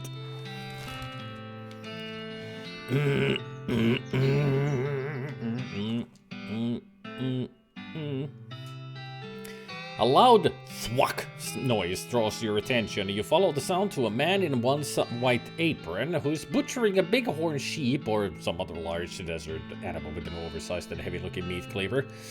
As he's hauling the implement up onto his shoulder for another blow, he catches sight of you and hisses with a wild look in his eye. Who's there? Don't touch me, boy. I'll chop you up like this goat or whatever it is. Yikes. Show him how it's done. Ha! You can barely lift that thing. Let me show you how it's done. You grab the cleaver's handle from the nonplussed butcher, lift the blade over your head with a yarg, and slam it into the carcass, chopping the beast right in half. What do you think of that? I'll just collect my meat in here and go. Go in and keep the chopper. That's fine. The bloodied cleaver. Okay.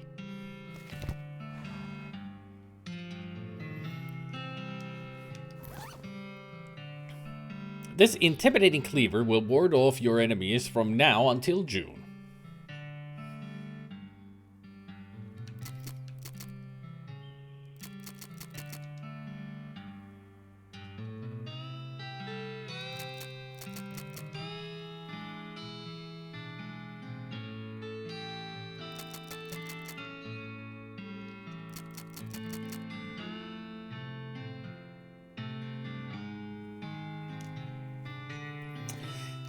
It's got one extra muscle. This also has maximum HP, but the thigh has better damage. The base damage of the St. Beefus was 9 to 11, while this is 8 to 10. I'll keep the thigh. Now that it's also silver plated, so it does way more damage.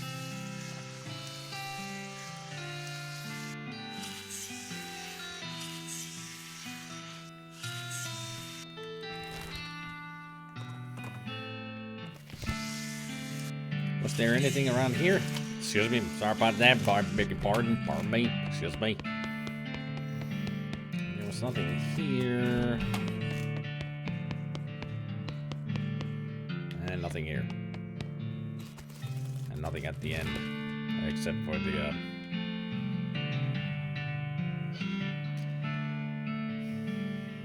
oh yeah, the, long grave.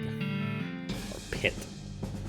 A greenish human-shaped cloud of rising smoke wafts toward you, moaning and whispering. Given the smell, you'd guess that someone ate way too much Limburger cheese and then burped so hard they blasted out their soul. An Odorgeist.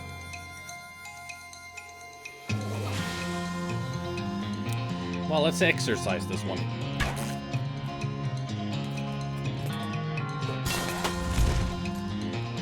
Swamp shower!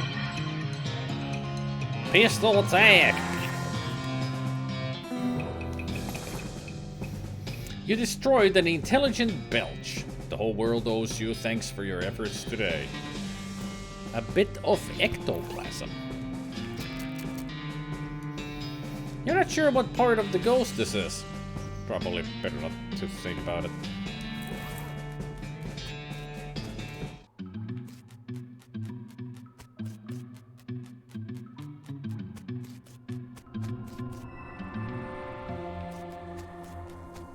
Oh yeah, there was this, but that will just electrify me. I'll get the energized bonus. But the more energized you get, the bigger the bonus. But if we are gonna move on to the next day at some point, I'm gonna lose it. So it's better to save these for later. Let's go to the Potemkin Gan. Let's go do that. You bet, Sally. Whenever I see you, I gotta say yes.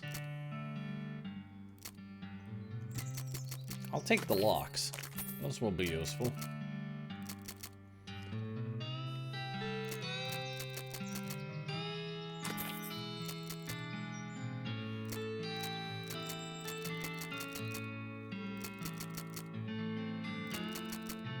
Oh yeah, I can turn the wedding ring into needles. First bolts and then needles. Shiny nugget of silver.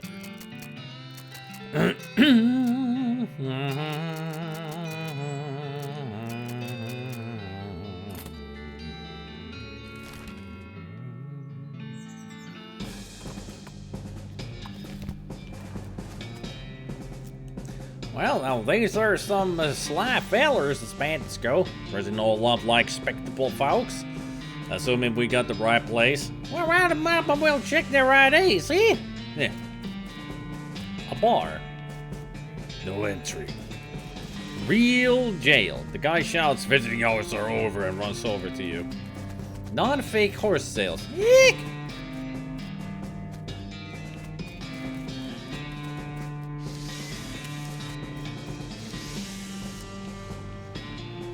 The bandit looks distraught. What's the matter, buddy? Oh, it's my belt buckle. Get along with that. Town hall for an actual town. Genuine TNT and sandwiches. What a combo. You dug into the outhouse to plan your next move. While you're pondering, you notice something weird. This outhouse has a back door.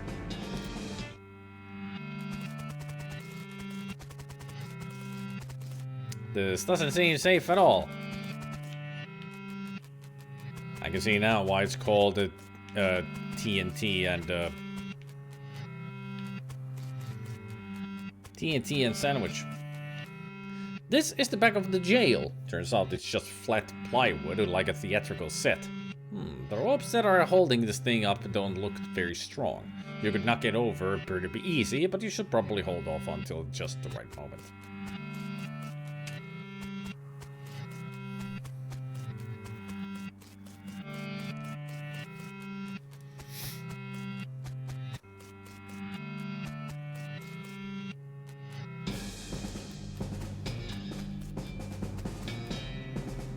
Did you look near the jail? Oh, good, I'll look over there.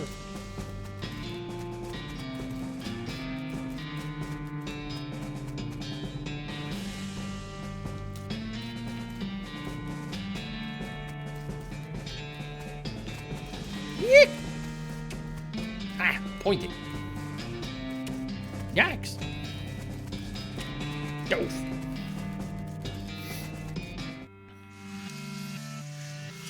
Let us slide over there and give them a surprise. Cut the ropes. Crash. The fake building falls over on the real bandits. And for some reason we cannot get through here to the other side. Have to use the outhouse.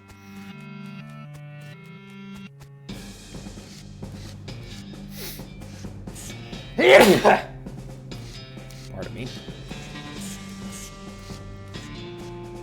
The gang is knocked out. You can arrest them now if you want. You haul the sorry so-and-sos back to Dirtwater and lock them in the jail. Say, that's the Potemkin gang. How'd you get him? Push the jail over on them. What? Never mind. All in a day's work.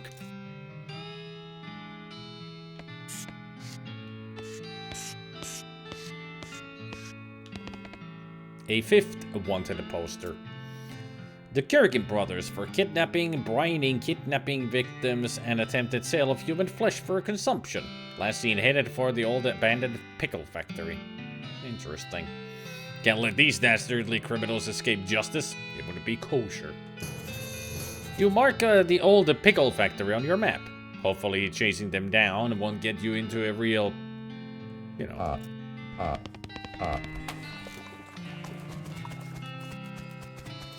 Oh yeah, we definitely would be in a real trouble.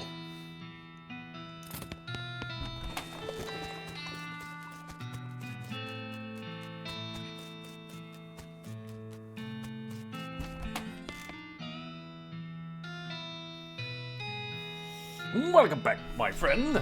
I'm Mary. A very amusing synchronicity occurred. The very same day a hot dog salesman moved in next door to me, I came into possession of an ancient ring with mysterious meat detection powers.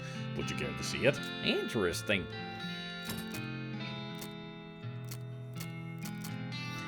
Meat-stained ring. This ring has been tarnished by hot dog grease, but its reputation has not.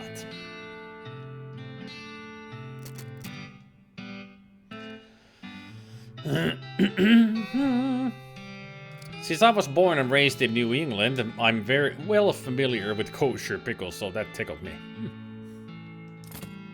Good to see that it worked on somebody, right?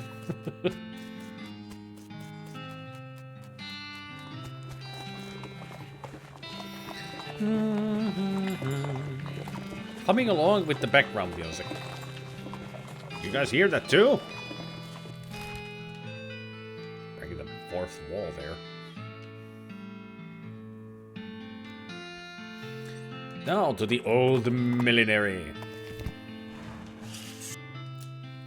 Them bandits holed up in an old hat maker's? That's a right funny place for a hat out.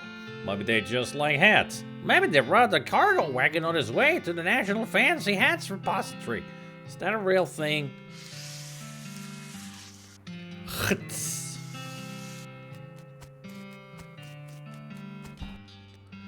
You walk into the millinery and find 5 bandits lounging around on a big piles of half-made hats. There's the law! Skedaddle! The bandits scatter like cockroaches, each shutting themselves behind a different door. Guess you'll have to wrangle them individually. Fine. This patch of filthy floor wears a lot of hats. These crates are full to the top with brims. These hats look like they're more comfortable to sit on than to wear. This was apparently the demo model from a player piano showroom. It's only got 3 songs in it. They're all children's versions of the traditional songs that are in the recently invented public domain. They're all set up to play just the first few seconds on a loop. The people who worked here must have hated it. What song do you want to set the dial to? Don't change. This door is very locked.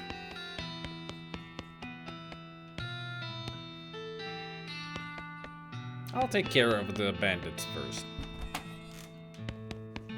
So many brims, so little time. Is this where they're hiding? Say what you will about these guys, they never were brimless. Jacques!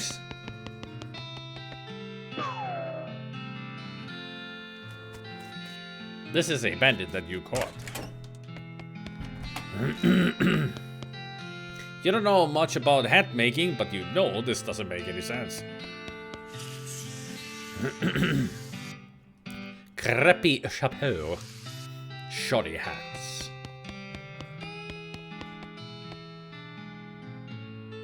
I think it was the top left that moved. Yep, you're moving. Jacques!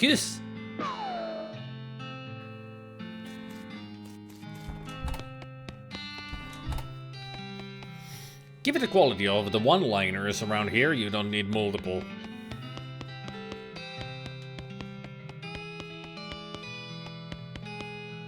Jacques?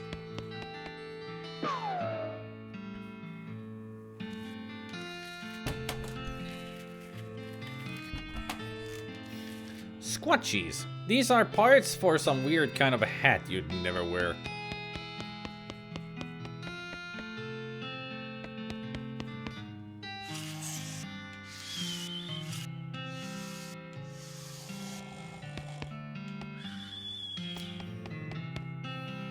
Don't fall asleep while you're hiding, idiot.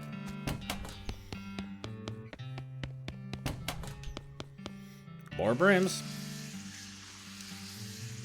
Brims, brims, brims. Even more brims. Why are there so many brims?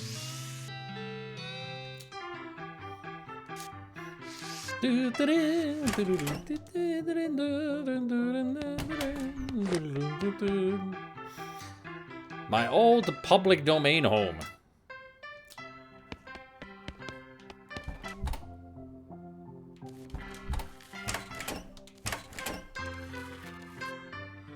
Public domain Joe.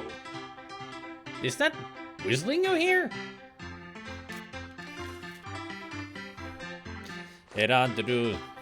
Can you recognize the tune that is playing currently?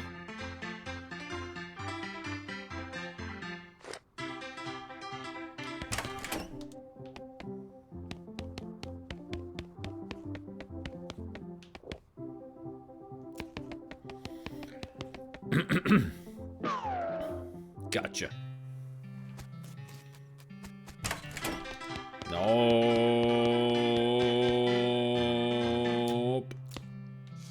You turned the piano off. Good riddance. Go on. It's several years worth of hat magazines. Hat Trend, Hat and Head, Hats Today, that kind of thing. The guy who sat here wrote a lot of hats, but he made even more. It's a safe, slightly larger than a large cowboy hat. The safe contains an extremely broad-brimmed hat, prototype Stetson. This hat never made it to market. The public just wasn't ready for such a wide brim. Yeah! Look at me. I'm gorgeous. My Stetson's better than the old fives. So you're going to jail for that crime. You marched the black hat bandits back to Dirtwater on the end of a rope and locked them in the town jail. Where'd you find them? Behind the old millinery? Yup. Of course. You know, bandits would be a lot harder to find if they didn't keep picking such thematic hideouts for some reason. Anyway, here's your reward. All in a day's work.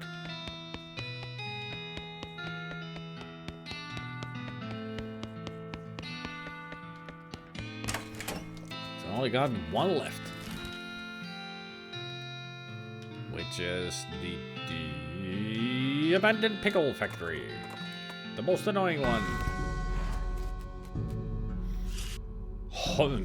It is Hagen United Pickle Factory. Not anything else. Don't read too much into it. Ooh, hey! If the bandit fellers hold up on this here old pickle factory, then we ain't got to worry much about them no more. What do you mean? This place is haunted, and what's a real haunted thing? It's okay, I see where you're going with this.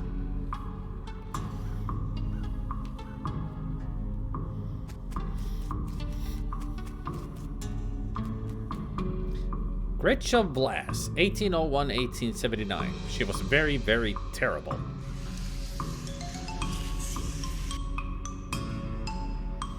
You feel a sudden electrical jolt as your hand touches the doorknob. Ouch! I know, you're late for your shift! Mrs. Blass is gonna be so mad! She might literally bite your head off! Okay, well, not literally, but literally. Probably. Quick! Get suited up! You clock in and hurriedly put on your bright green coveralls. Mrs. Blass, as predicted, is furious. Late again? You better stop taking this job for granted. You think you're gonna find a place with a nice dormitory and a reasonably priced company store like ours somewhere else? With your skills? Ha! You're doing 3 shifts today, Buster. Get to work. You're pickle hopper duty. Pickle hopper duty runs you ragged, like always. Keeping the hoppers filled to keep a constant flow down the chutes means you're constantly at a near sprint, because you have to manage the juke shunts to keep the levels equal. If you get uneven pickle levels, Mrs. Blass knows. Nobody knows how she knows, but she knows. A whack from her cane is the minimum you'll get. At the end of the first 6-hour shift, you get a brief break. You cram a stale cheese sandwich into your mouth while Mrs. Blass glares at her pocket watch, counting down 3 minutes to the second. Break's over. Second shift. You, get over to the salt tank. Now! Oh god. Managing the salt tank isn't as strenuous as the pickle hoppers, but it's still a never-ending tension. The brine concentration has to be constantly monitored and kept at a very specific measurement, which means constant adjustments. Meanwhile, you can feel yourself desiccating from the haze of salt dust that fills the room. If anything in this place kills you, it's probably gonna be salt tank duty. White lung is nasty business. Cough on your old time and get that salinity back to normal. It's supposed to be 976 parts per thousand. Oh, I just had to remember. 976. Idiot. Please let me out of here. You get another 180-second break before third shift. You spend most of it drinking water. The company doesn't charge for water, but you've heard a rumor they're considering it. Breaks over. Go to the boiler. Oh no, please let me out. Yes. Boiler duty means shoveling coal into a furnace. A furnace that runs a giant tank of boiling vinegar. It stinks in here. You've tried to work with your eyes closed, but Mrs. Vlass screams if you drop any coal on the floor. Or if you let the temperature go too low. Or too high. Or just for no particular reason. At least you're used to the smell of boiling vinegar. In fact, you can't smell anything anymore. Let me out. Please let me out. 190 degrees, idiot. Not 189, not 191. What do you think you would pay you for? You don't really miss your sense of smell. Or not coughing all the time. You don't really want anything anymore. Except to die. Let me out, let me out, let me out, let me out, let me out! With a gasp, you finally snap out of the horrible hallucination or possession or whatever the hell that was. Jeez, you can still feel the sting of vinegar vapor in your eyes. Enter. This trash smells like gherkins. This trash smells like sweet pickles. Garlic dill pickles. Bread and butter pickles. Cornichons. Half sour pickles. You don't even know what those are. And dill pickles. Had to be dill pickles somewhere. It says factory activation lever. You pull the lever and nothing happens. Something in the machinery rooms must not be set up correctly. Rats.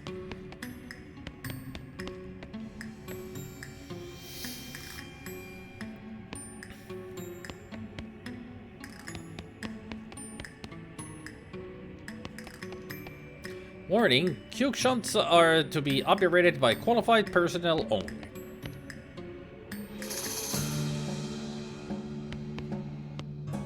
You approach the ghost. Can't sleep until it's right. You're right there, partner. Can't sleep, can't sleep, can't sleep, can't sleep. Yikes. 13 and 5, 15.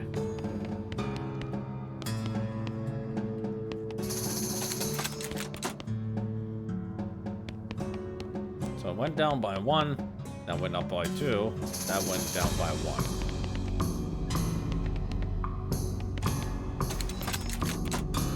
That went up by 2, that went down by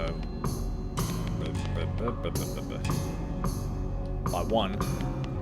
And then went down by 1.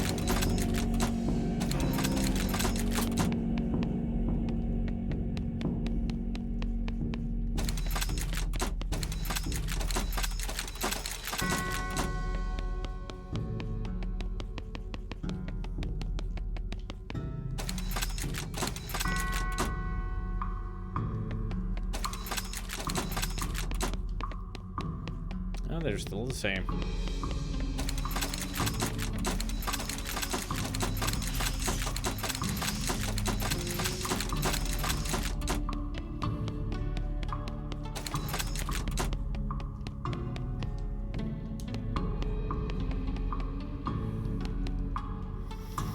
Yeah, I'm trying to remember exactly how to do it, but... 4, 15, 14...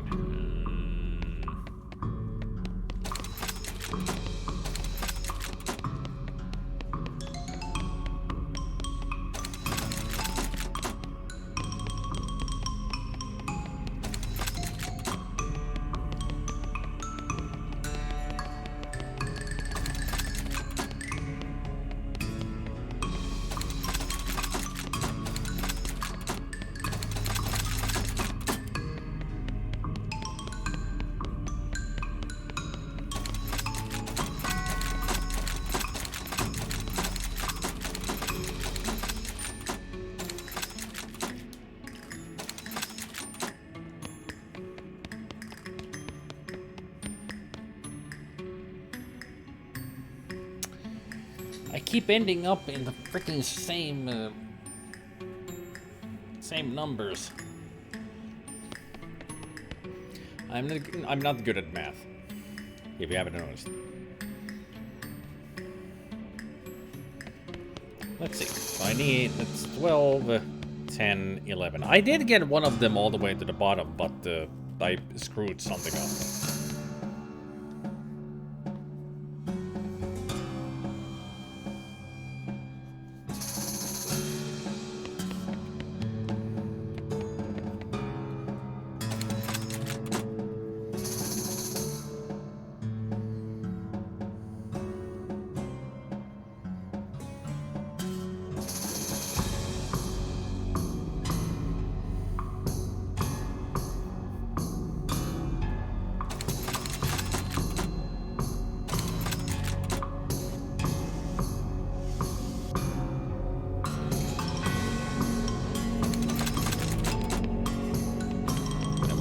Anymore? Right.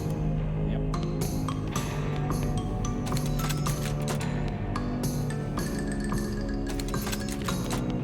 So 23 is the highest that it can go. That's 7. That's 3.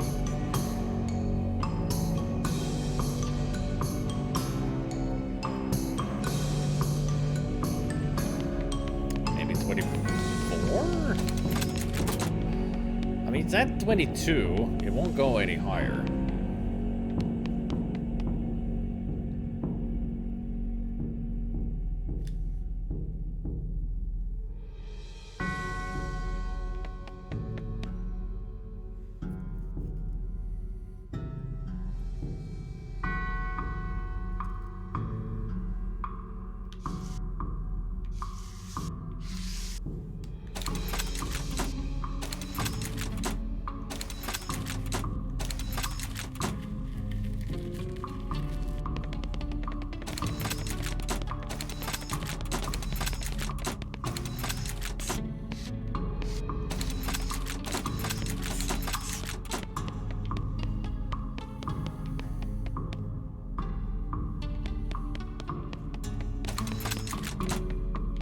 We're back to 12, 10, and 11.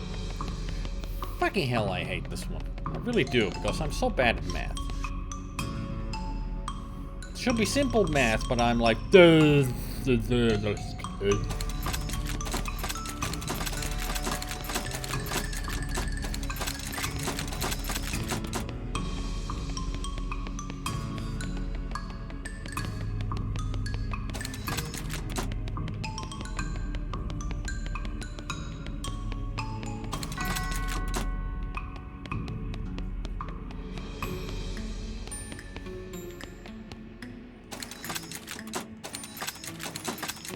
that do it? I think that did it. 11, 11, 11. That did it. I did figure it out. Yay! It's okay. I took care of the cucumbers. It's finally done. Thank you. The ghost smiles as he fades away. A few bones hit the ground below it. Pile of bones and cucumbers. Rest in peace, poor guy. It's probably 40% bones and 60% cucumbers, if you had to guess. Etched into the skin of one of the cucumbers, you see the phrase, all the same, all the same, all the same. Man, these guys were cursed. And 2 of them still are. Double it. You approach the coast. Salt, salt, salt. Gotta salt the salt. Salt. You're right there, partner. Salt! Jeez, okay, salt. Calm down. So the salt was at 976.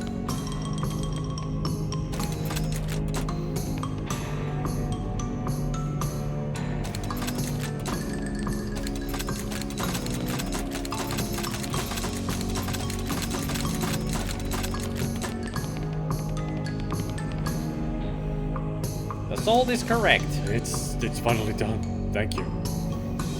Salt-crusted skull. The skull bears the marks of prolonged and very strange torture. Etched into the back of the skull is the number 976. Not exactly the same number as in Planescape Torment, but it might be a reference to that. Because there is that one zombie at the beginning that has a number etched to their skull. But then again, it's just random. They may think that they made this game. It's not right, it's not right. You're right there, partner. It's all wrong. Temperature, it's not right. It's all wrong, not right at all. Alright, then do you. All wrong. Ah! It's a furnace. It's currently empty. The temperature reads 93 degrees. And we need to get it to 190. It's a steam release valve.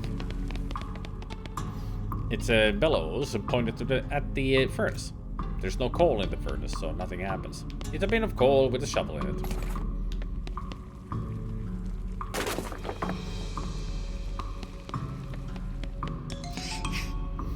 The coal burns away and the vinegar heats up by 2 degrees.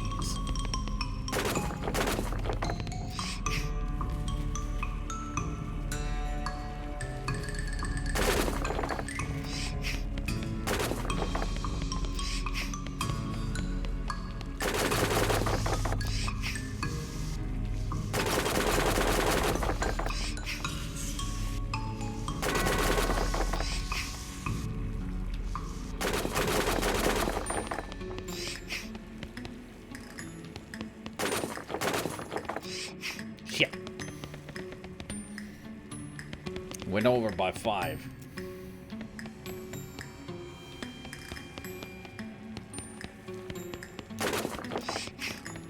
Yay! There it is. The vinegar is 190 degrees. It's finally done, thank you. Vinegar-soaked bones. These bones are all rubbery because they've been soaked in vinegar. Gross. You can faintly make out the number 190 scratched into one of the bones. Yikes. Yikes forever. Pull it. You pull the lever and there is a deafening roar as the old machinery springs into life. After a while, a load of pickles is deposited in the receptacle to the left of the switch. 3 ghost pickles. Huh. All that work for 3 pickles? No wonder this place went out of business. Yep. This is the ghost of a pickle, brine in mystery and vinegar. Makes you difficult to damage for the rest of the day by turning you into a spooky ghost.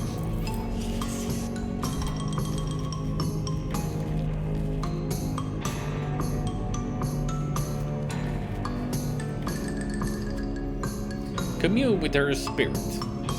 You reach into Gretchen's grave with your mind. The pain. The pain! Oh no, you're late for your shift.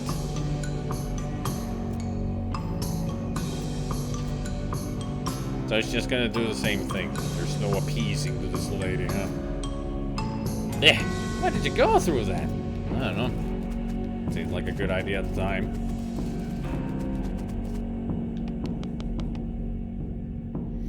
You already activated the pickle factory and made some pickles. There's no pickle ingredients left to make pickles out of, even if pickle actually seemed like a word at this point. Oh yeah. Well, let's get these bones where they belong. Jail, apparently. No, not you.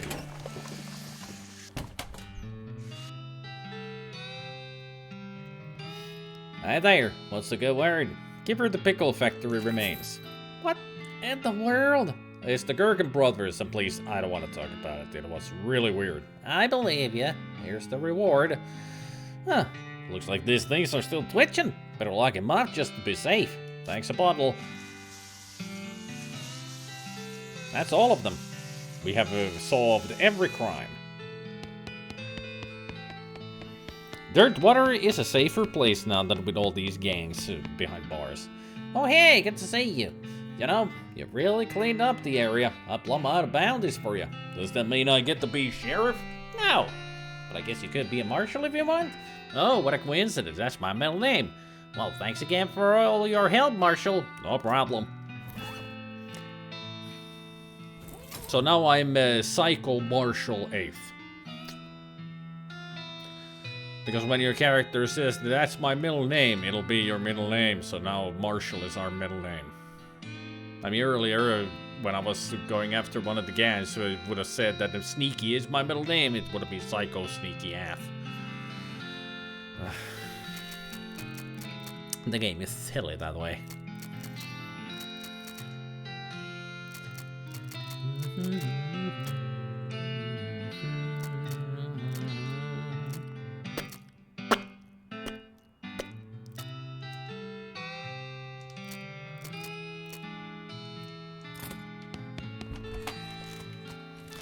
Where do we go next? Let's think. Oh, we can go to the destroyed campsite.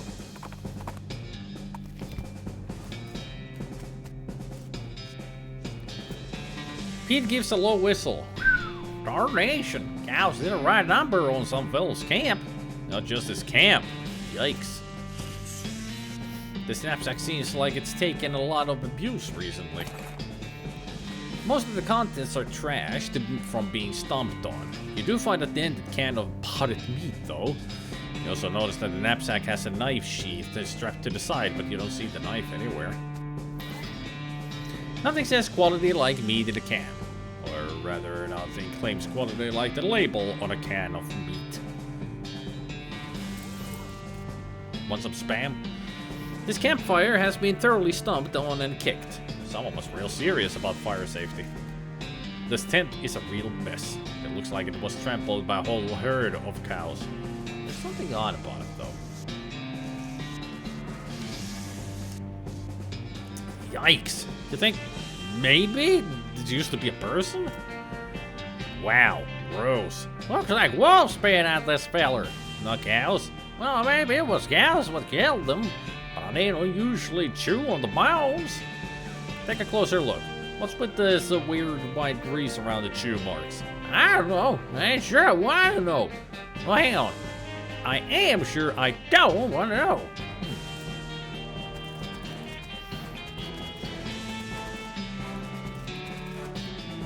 There are cow tracks leading away from the mangled corpse. It probably wouldn't be hard to follow them. You follow the cow tracks for 100 yards or so, after which they stop suddenly. There doesn't seem to be anything of interest nearby. Well, darn.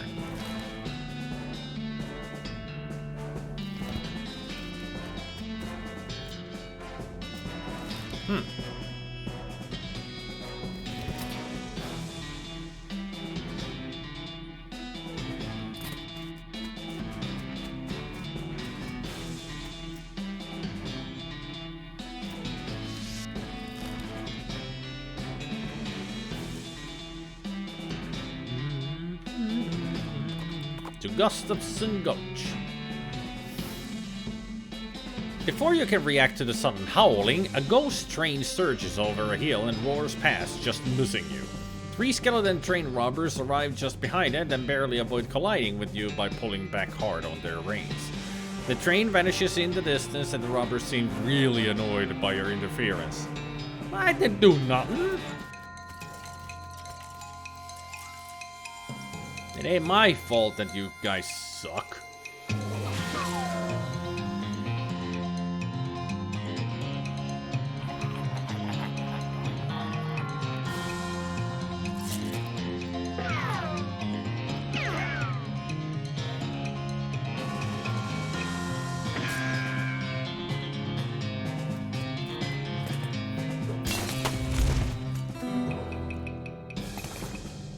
You defeated the skeleton train robbers. I mean, the ghost train robbers.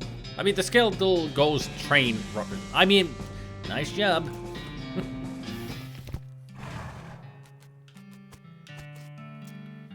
I better keep an eye on the horse. Those goblin fellers are liable to eat him faster than you can see boo.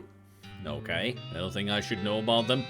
Not know much. They mostly kept to their own unless a spore gets drifting on a wild breeze and lands somewhere unexpected. Fun little varmints. Don't underestimate them, though. Okay. A fancily dressed goblin steps forward. Hi, hello, being a mayor, welcome. Now going away, please. The goblin seems friendly but blocks your entry into the gulch. Can I not come in? Sorry, early for goblins being very private. Outmuscle him. You roll up your sleeves to show your bulging arm muscles. The goblin is either unimpressed or doesn't recognize the menace in the gesture. So you pick him up and toss him over the wall of the gorge.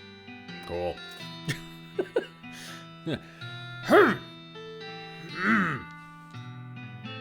Yeah, fuck it. Nah, screw it. Just toss him overboard.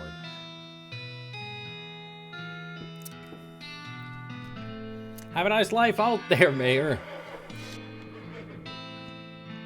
Indeed, Pseudo. Indeed. The sign says nothing interesting in Goblin. You hear a quiet rustling as though a single goblin were rummaging through a crate filled with straw. Going and beat the straw out of it. Yep, let's do it. Trigger Happy Gulch Goblin.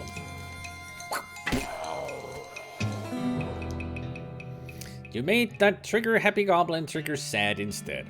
You did dig through the crates the goblin was rummaging through, but there's nothing interesting in any of them. Darn it. Library Goblin. You listen at the door. It's quiet inside. The shack is filled with crude bookshelves. The bookshelves, in turn, are filled with crude books. 3 titles catch your attention. So very complicated numbers. All I can tell about this book is that it concerns extremely high-level mathematics. You don't have the vocabulary to understand any of it, and probably still wouldn't if it was written in English. Your brother would probably love it. How to Bird Noise. This book is an extremely detailed treatise on the sounds that different birds make. You probably wouldn't expect to learn how to do an accurate great crested grebe's impression from a book, but that's how detailed it is. Alice going into a seeing glass. This popular children's novel has been translated into Goblin. Jabberwocky still reads pretty much the same. Oh, it prillig being and toves of slithing did in a wabe gyring and also gimbaling. Stop.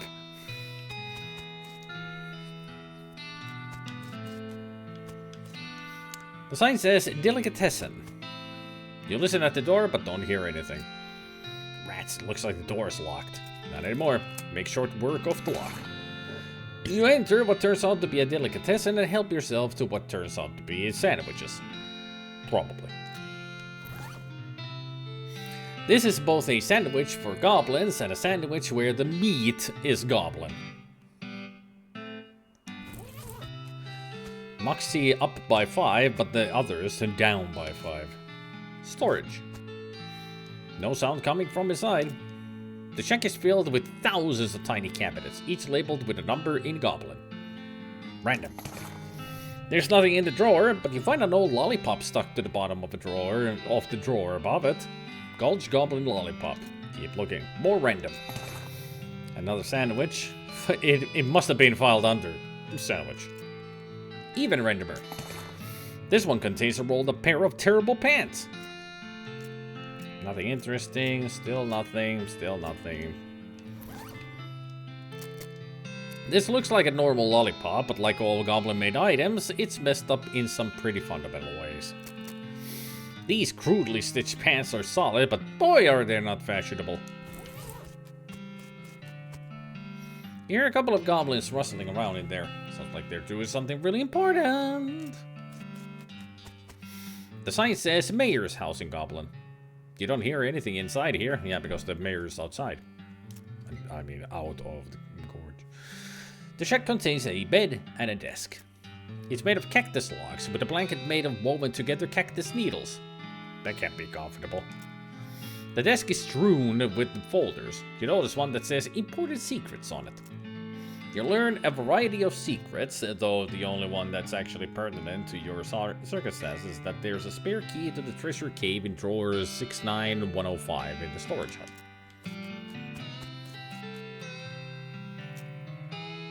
Look in drawer 69105. Gustafson Gulch treasure cave key. Spare.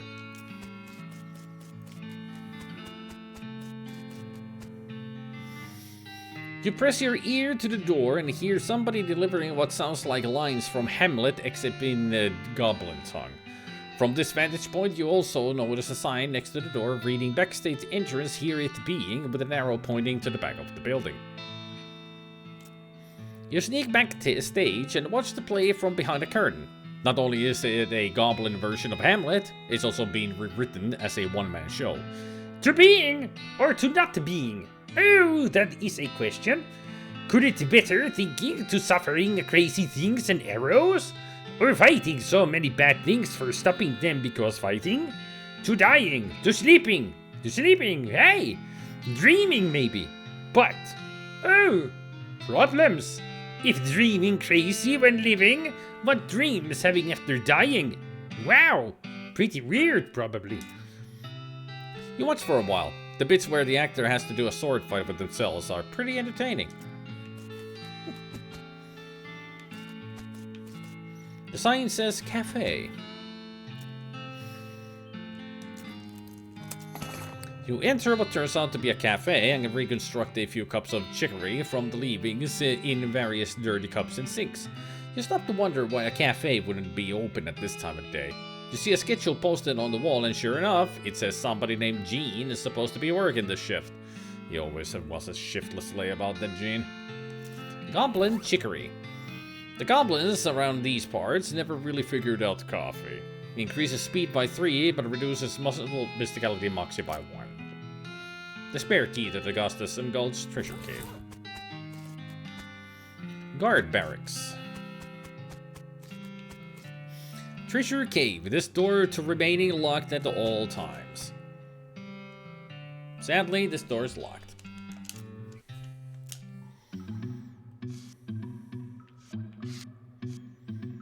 This goblin is paying more attention to their book, Goblet, than to you, but you're pretty sure you're gonna just be waltzing on by. Spoil the ending. Hey, Goblet, good book. While thinking about how Garatio is only surviving one at the end, everyone else dying. Poisoning, sorting, pow, blam.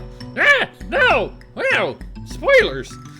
The guard runs out of the gate with their hands, out of the cave, with their hands over their ears. This goblin guard is whittling a little wooden bird call, but they're not too busy to beat you up if you try to get past them. Try out your new bird call skills. You duck behind a stalagmite and do your great crested grebe impression. Huh, gasp! A great crested grebe! Wow! The guard pulls a pair of binoculars out of his uniform and runs out of the cave. Unlike the other two guards, this one is being very attentive and seems very suspicious of you. Also, unlike the other two guards, they have a name tag that says Gene, reminded about their cafe shift. Hey Gene, you supposing working at cafe today? You forgetting? Oh, no! The goblin quickly takes off their guard uniform and puts on a cafe uniform and races out of the cave. Gotta love it that the guard uniform is made out of cactus. Just cacti clothing. Everything is made out of cacti with the goblins. Oh, it's a rare and valuable treasure chest cactus. 1,356 meat. I got 5,000. I can silver plate the turnip now. Careful, these things are pointy. This one looks heavy as well as pointy. Hey, wow, it contains an entire year's supply of dynamite. Nice. It's a cactusy treasure box. Goblin engagement ring and a goblin tiara. It's full of jewelry. It's dirty, but oh man, is it ugly. It's shiny. Distractingly so. Dynamite. 1 year is stenciled on this crate in an official-looking typeface. Contains enough dynamite for a whole year. I'm not sure what happens if I try to open it. I don't think anything happens because it's a quest item. Yep. Open it. You should let the railroad guys open it. Good point.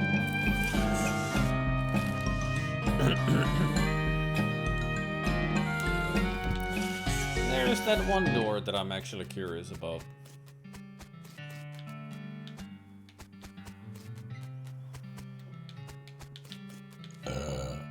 Red herring storage.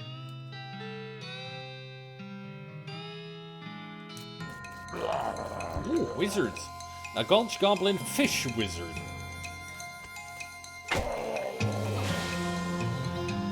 Where'd they get fish? Oh no, fish!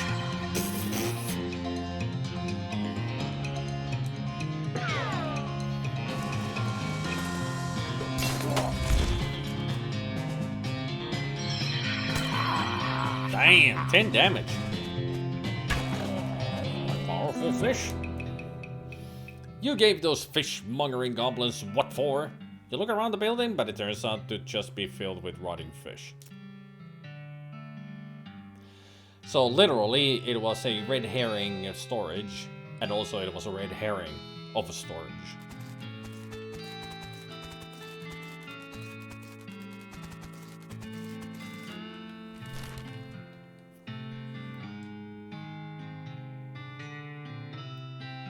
Something missing here. Silver plater. I needs to talk to ya.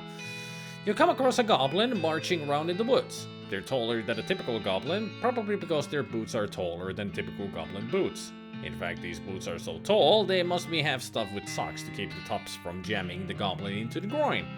The goblin sees you and marches over, attempting to look intimidating instead of awkward. Hey, human! Hey, what you doing in this place? This my ground to stomping. Do you mean your stomping grounds? What? Your boots, which are very tall, I am saying. Yes, tall boots to having, so also tall am I. That's cool. But they are uncomfortable saving, very. I too having no sensation in my feet now, so this is fine. You think you're tall, huh? Well, the tall one here is me. Incorrect, observing how tall I am. And yet, me, the taller one, is being. No, not. Yes, it is. Very well, I conceding. You are the taller. Yes, where is the prize? Here is one. Good. A guffin. A wad of some kind of goblin bread. It doesn't look very appetizing, like a soft gray potato. I think they forgot the mac at the beginning, so it would be a mac guffin. Increases your nothing by 0 for the rest of the day. What? I've never seen this item before. What? My nothing goes up by 0. I got a feeling if I ate that, I'm gonna break the game because you can't do... 0 is 0. Why do goblins need to be so weird? I mean, that's why we love the goblins, of course, because they're so fucking weird.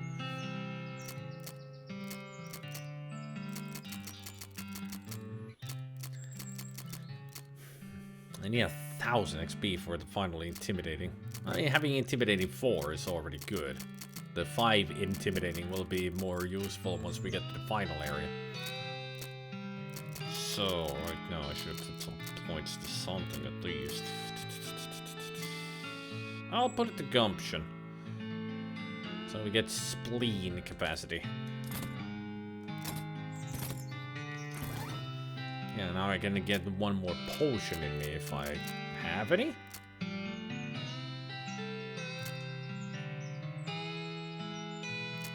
So the potions that I have are the Ectoplasm, Laudanum, Cat's Eye Candy, Cow's Blood, Goblin Chicory, Lollipop, and Stardust. I'll take the Laudanum. That's 5 armor for the rest of the day. You uncork the laudanum and spill most of it on the ground before drinking the remainder. It's just as well. The whole bottle would definitely have killed you. Laudanum. Oh. Good plan. You're feeling less pain than you normally do. Because we're a laudanum. Maybe something else. Maybe something else. I'll plate my tongue. Well, anything for a way of life. Go ahead and silver plate my tongue. Why not? Open as wide as you possibly can. The process is extremely painful. You get a perk, silver tongue. Immediately afterward, you ask him for a complete refund and he gives it to you. It works.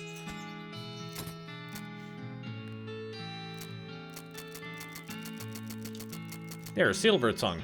Your tongue is actually silver. Well, silver plated, but you'll be able to convince people it's really silver. And now for the turnip.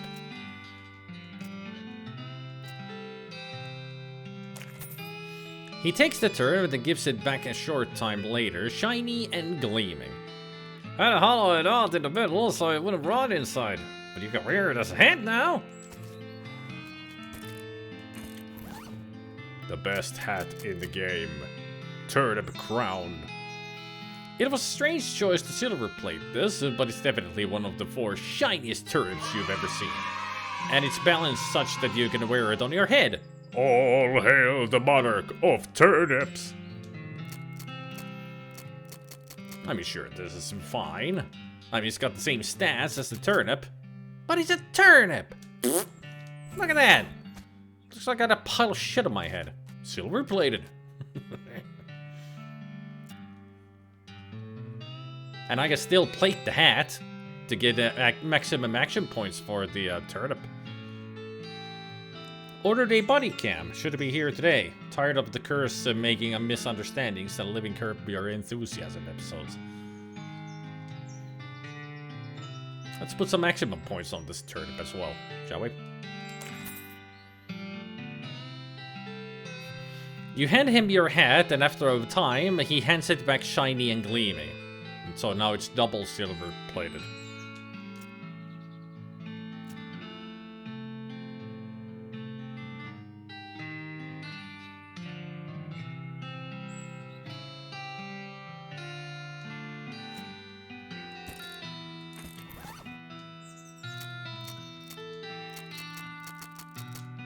Yep.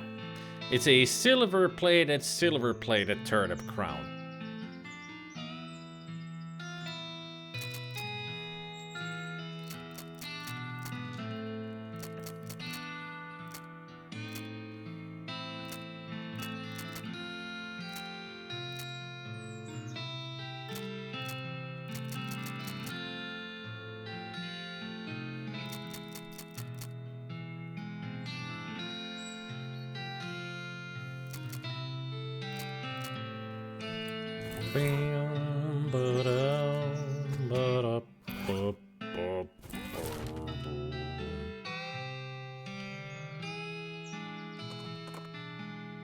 You ever run in with the worst smelling snake you've ever seen? It is basically a cartoon stink line come to life. Yeah?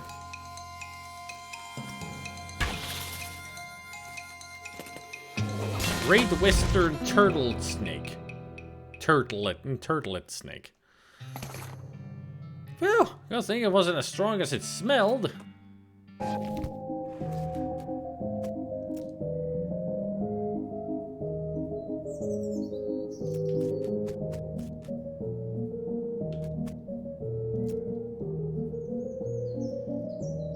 I'd like to see the circus, please.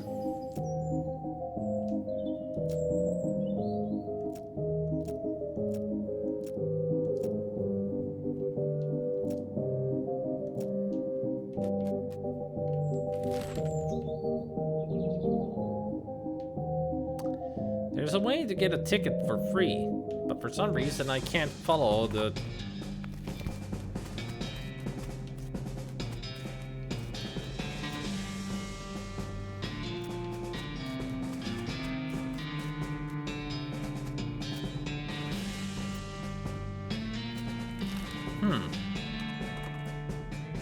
Oh, some thwack-thwacks noises lead you to the site of a goblin chopping down a large cactus.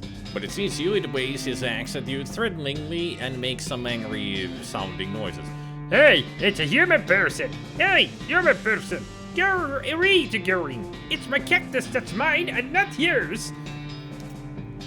Hello. Hello, how are you? I will not your cactus talking, taking. Good, yes, good, hello.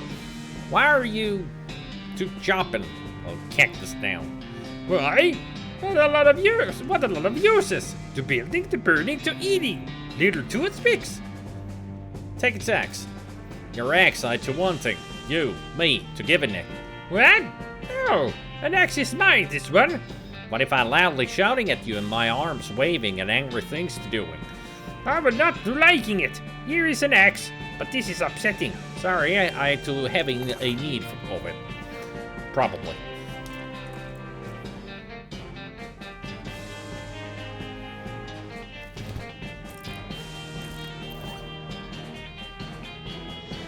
No, this is where we would get to it, Gabriel. From here, we would follow the tracks and it would lead us to the clown camp.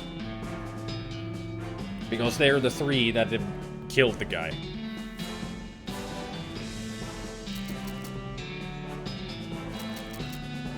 This axe is even worse than the cleaver. This axe was made for cactus jacking, but you could probably chop up bad guys with it too. Ow, pointy.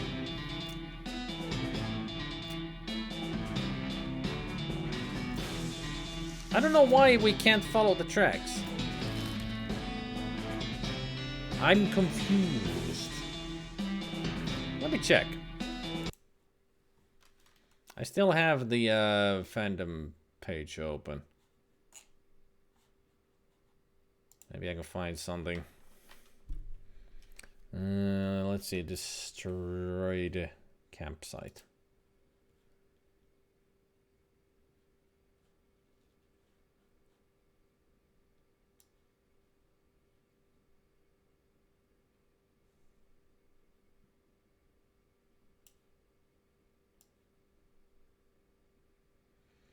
You can investigate what's left of the of a corpse and or the ruined tent, and then it would investigate the tracks going the opposite way. Option is unlocked when you have investigated the ruined tent.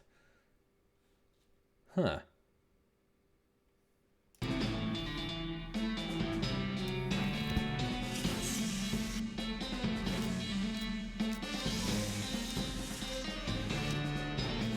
Ah, more thorough inspection reveals dusty boot prints on the tattered canvas. Cows don't typically wear boots. That's what I was missing. I needed to check the tent again.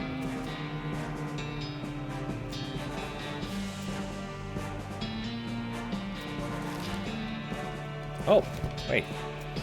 Go the opposite way. That's what I needed. Do not follow the tracks. Go the opposite way. You head in the opposite direction for about half a mile and discover another campsite, this one occupied. You observe the campers carefully from a distance before approaching. Considering that they're dressed as rodeo clowns for some reason, you're a little hesitant about approaching them all. Ugh.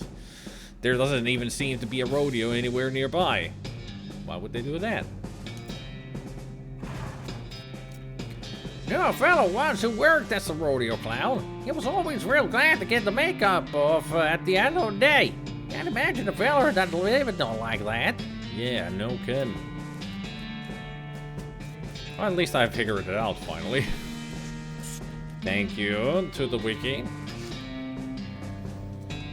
I totally forgot that you need to check the tent again and you realize, hey, these are boot marks. This rodeo clown is playing a harmonica. The tune he's playing basically goes doot doot doodle doodle oot doot doot doot. This rodeo clown is eating a comically large haunch of meat. He narrows his eyes at you as if to say, mine. A simple 3-man tent, which probably sleeps about 40 clowns. Like clown car. This clown is idly juggling a knife. Howdy, stranger, he says with a smile.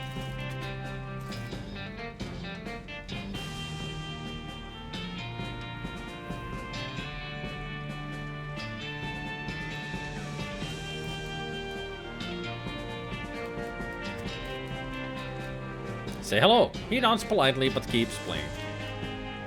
Converse. Howdy, stranger. Howdy. You guys are a long way from the circus. You know about our circus? Yeah, Barnaby Bob's traveling circus something, right? Up north? Barnaby Bob's perfectly normal traveling circus sideshow. That's the one. It's way up north, though. What are you guys doing all the way down here? The clowns exchange glances. Camping? You can tell by the campfire. What I mean is, why are you guys camping all the way down here, so far from home? Oh, well, we're on a break, so we decided to take it to sights. What sights? This is the middle of nowhere. Nonsense! Check out those cactuses over there, those mountains, and all this sand. Plenty of things to see. Can you tell me a bit about your circus? Hey, I thought you said you'd been. No, I've seen the big painted canvas walls and all, but I haven't actually been inside. So sell me on it. Let's hear your pitch. Oh gosh. You're kind of putting me on the spot here. I don't handle public relations type stuff, I do. He looks at the other clowns and they shrug back at him. Concessions? Concessions. Oh, come on. You work at the place, don't you? Give it a scoop. Well, it's a circus, you know. There's food and games and a freak show. All that good circus stuff you want. Go on, tell me more. Quit bugging me. Just go see it for yourself. Tell me. What is your deal? Are you cracked or something? Tell me about your circus clown. Look, damn it. You're really trying my patience. Here's a free ticket. Go see it for yourself and leave me alone. Well, thank you. That's why I'm gracious of you. So that's how you get a free ticket. Annoy the shit out of them. Barnaby Bob's perfectly normal traveling circus sideshow. Admit 1 plus partner. How nice.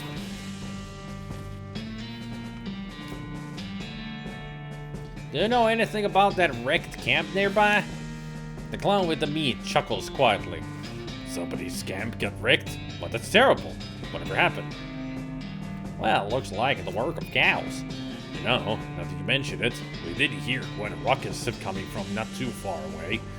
A lot of, mooing and so on. Right, boys? The other two clowns nod in agreement. You guys know a lot about cows, right? Now, why would you assume that? Just because we're clowns? Well, I figured it comes with the territory. It's been a good 20 years since a rodeo was an actual thing, you know. So why do you dress that way? Dress? Oh, well, it's traditional after all. Isn't it inconvenient? How do you mean? The makeup and the bag of clothes and all. Wait, don't you take the costume off between shows? Well, you might say we're used to it. Taking it off would be more inconvenient. Right, Phyllis? The other two clowns chuckle. Well, it must be hard to talk to people while they're all creeped out. Oh? You think we're creepy? He leers at you, showing yellow teeth. In the flickering light of the campfire, they almost look pointed. Relax, partner. That's just the old stories getting you worked up. I mean, the old stories about how demon cows and demon clowns war against each other in hell. And rodeo clowns dressed like that because the rodeos were sort of like reenactments of the battles. You've done your own work. So what do you think? Demon cows are real. Well, I guess maybe. The demon cows turned out to be real after all, so why not the clowns too? The clown smiles, but his eyes are hard. It's sensible to keep an open mind. But you know, stranger, if clowns did turn out to be real, this could be an awful awkward predicament you find yourself in right now. Couldn't it? Awkward for you, clown! No, dearie dear. Well, now, you're gonna say things like that. You know we can't let you leave here alive, right, stranger? Bring it, freak show.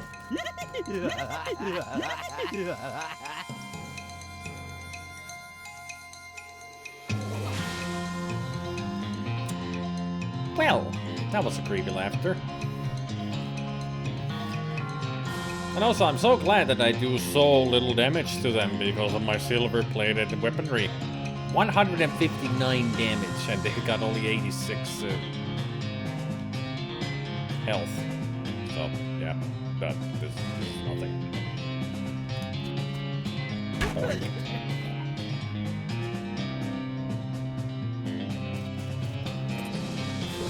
A clown mook.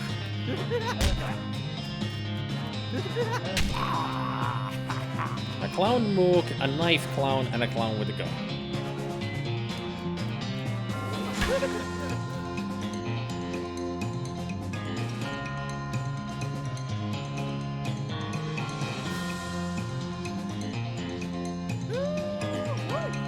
Let's remember Mama! Take that, barrel!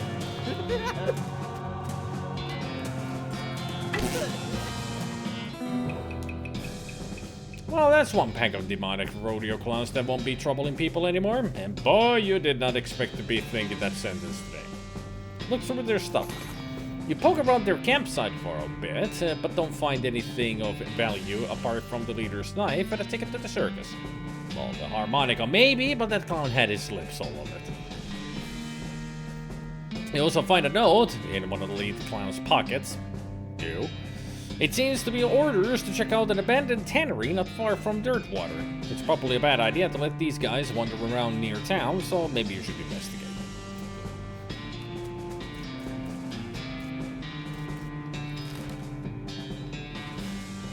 See?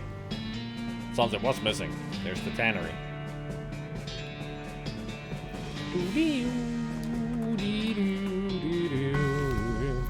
And also, it's nice that now I have 2 tickets.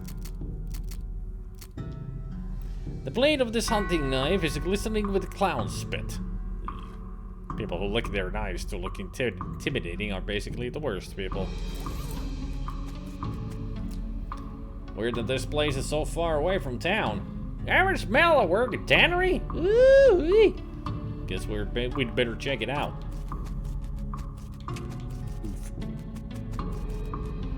It sounds like there's a lot of fighting going on inside the tannery, except instead of the regular fighting sounds you're used to, like shouting and gunfire, chairs being broken over people's backs, you hear a lot of ghostly bellowing and the shrill cackling laughter. Sounds like a real bad scene, in other words. As you enter the tannery, the second thing you notice is that the place has been abandoned for years, probably since the cows came home. A lot of the equipment is wrecked, and all of it is covered with dust. The first thing you notice is that there are a bunch of rodeo clowns in here fighting with... well, they aren't cows exactly. They're more like the possessed skins of cows. That's a little strange because you've seen people wearing, for example, cow leather chaps, and you've never seen anyone being attacked by their chaps. Maybe there's something about the tanning process that makes leather impervious to possession, and these cow ghost whatevers are untanned hides. In any case, the clowns and cows seem preoccupied enough with their fighting that they haven't noticed you. At least not yet.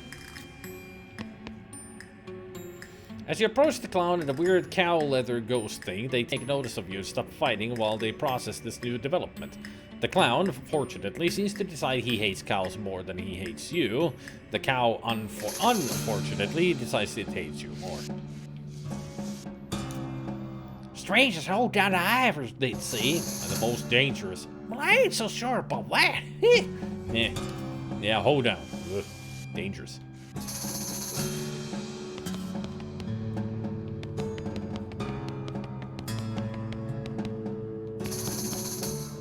Hate it right back.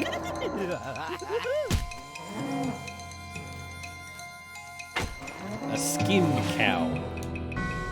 You beat the cow, but the enemy of your enemy is apparently not your friend because the clown decides it's his turn to be on the right side of the screen. Uh-oh.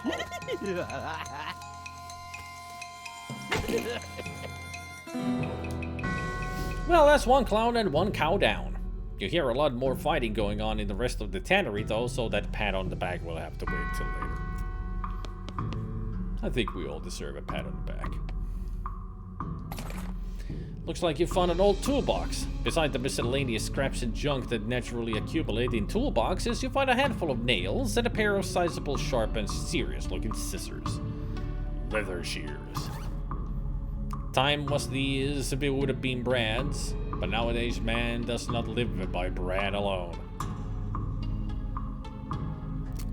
These heavy-duty scissors have little serrated teeth and are designed specifically for cutting cowhide, or used as a weapon. There.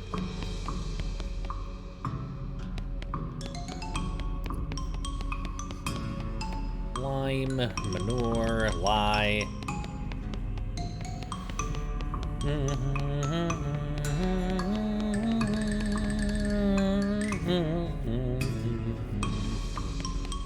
This door is locked, which is probably just as well, considering the ruckus you hear on the other side of it. Your attempt to sneak up onto cows fails, assuming you were even sneaking and not just moseying over. The cows appear all too willing to add your face to the list of faces they hate, and turn their attention from the clowns who jump on this opportunity to get to jump on their ancient enemies. Join the fracas!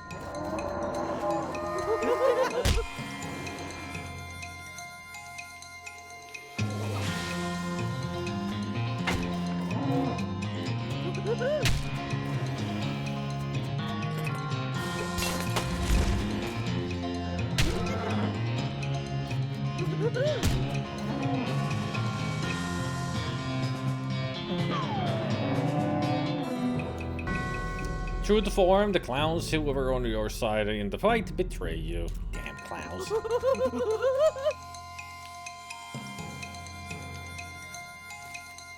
Bang! So much damage. Ow. Stop it. Leave Pete alone. It feels kind of strange to be fighting alongside demonic clowns, but I guess war makes strange bedfellows. Ugh, please ignore the fact that I just used demonic clowns and bedfellows in the same sentence.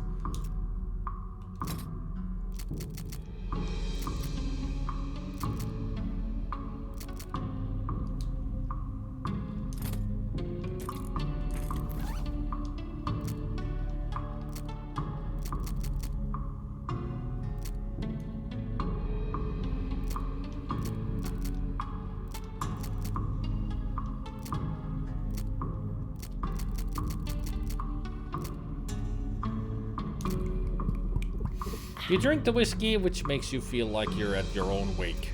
Dead drunk. You're imbued with the determination and single-mindedness of the Walking Dead. Fortunately, you are not also imbued with their hygiene. Not yet. This scene has the makings of a real brawl. Not only does one of the clowns have a nasty look in his eye, nastier than typical Limea, but one of the possessed cowhides is stretched on a tanning frame, which makes it stronger somehow, I assume? Bring on the brawl.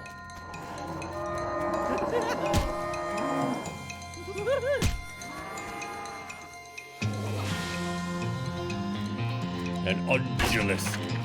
A destroyed undulus.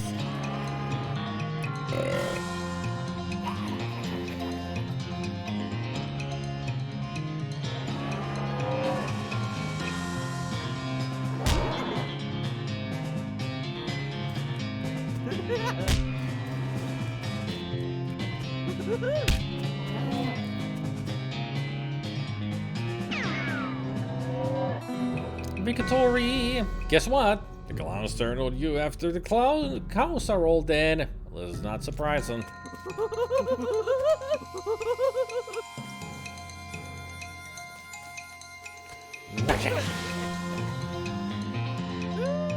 You can do it, you high-heeled corn dog.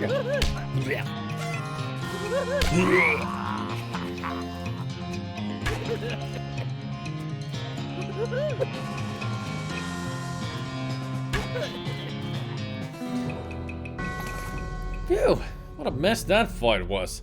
And what a mess the floor is afterward. At least now you're free to poke around the scenery. You take that nasty clown's knife and oh look, they also had a key.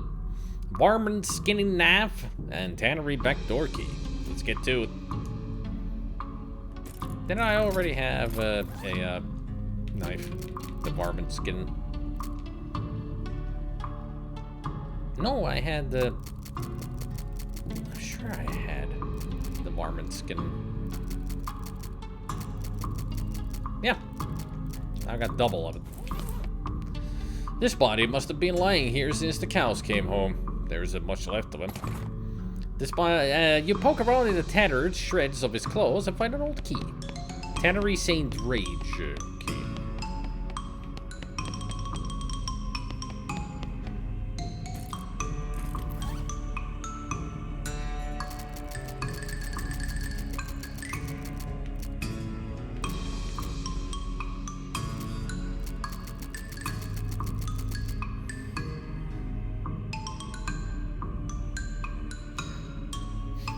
Joo, mulla on nauris päässä.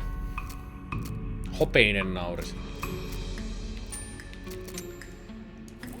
You see this pile of boards here? Pile of loose boards? And all the time I'd be saying that where are the nails so I can make that into a crate. I never bought the hammer.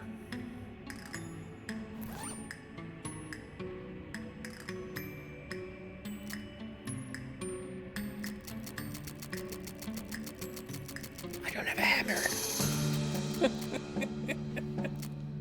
I've completely forgotten to buy a hammer. I mean, when we were shopping, it was either the hammer or a shovel or something else, and I was like, yeah, I'll take the other one. I'll get the hammer later. I still haven't gotten the hammer. Presumably, this key unlocks the back door to Danny's tannery. This key has an old and worn leather tag on it that says Saint Rage. Saint Rage? What? I mean, maybe the person who made that key was a Metallica fan. Instead of Saint, instead of Saint Anger, maybe it's Saint Rage. No, it's later, and you haven't gotten the hammer, yeah? I know, Gabriel, it's just funny that I have an opportunity now to make these boards into a crate and get stuff, but I don't have the hammer. I totally forgot to buy it. Unlock it. Oh boy. Oh jeez. This is not a good situation to be in. You quickly hide behind some old tan hides. Huh. Is that why they're called it? There are 3 clowns out here, each armed with a nasty looking knife. One of them is licking his knife, and the sound makes you think maybe he is literally sharpening the blade on his tongue. They are facing down 2 of the stretched hide cows and a monstrous thing that looks like an entire cow skeleton draped in flayed cow skin. I bet you lot think you're real clever. Breaking through the human plane. Did you think we wouldn't follow you? Did you think you'd find a weapon here to use against us? Or you just tried to escape? What? You'll take that back. None of them seem to have noticed you. Looks like you could sneak back through the door if you're really careful. Well, now, this looks like a heck of a scrap, boss. You aren't kidding. Better be right, sir. You're ready for dragging us into that. Yep. We're ready. When they see you, the clowns and cows stop hissing and mooing and posturing at each other. Hey, what the hell are you? Candygram? Uh-oh. Not so jazz. Get him! Uh-oh.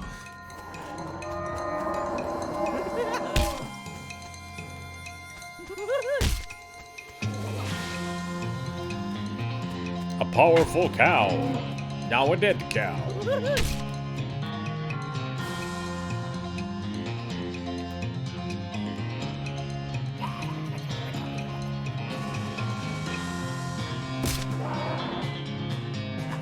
Ow. Ow.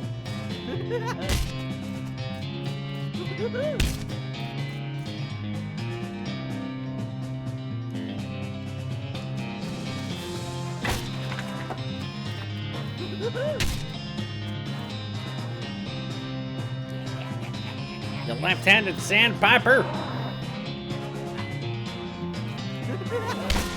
Bam. Victory! As predictable as ever, the clowns turn on you once you've helped them defeat the cows.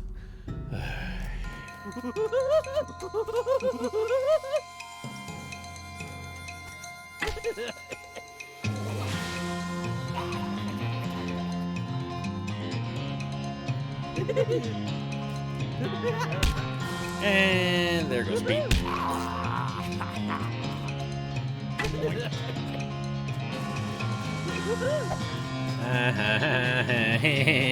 Die.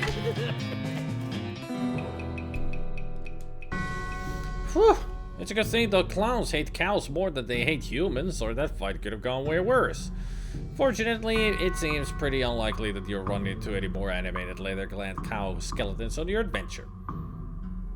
Right? You approach the hide warily. Looks like it was too tan to be possessed. This must be a storage shed. It's locked, but maybe the key you found could open it.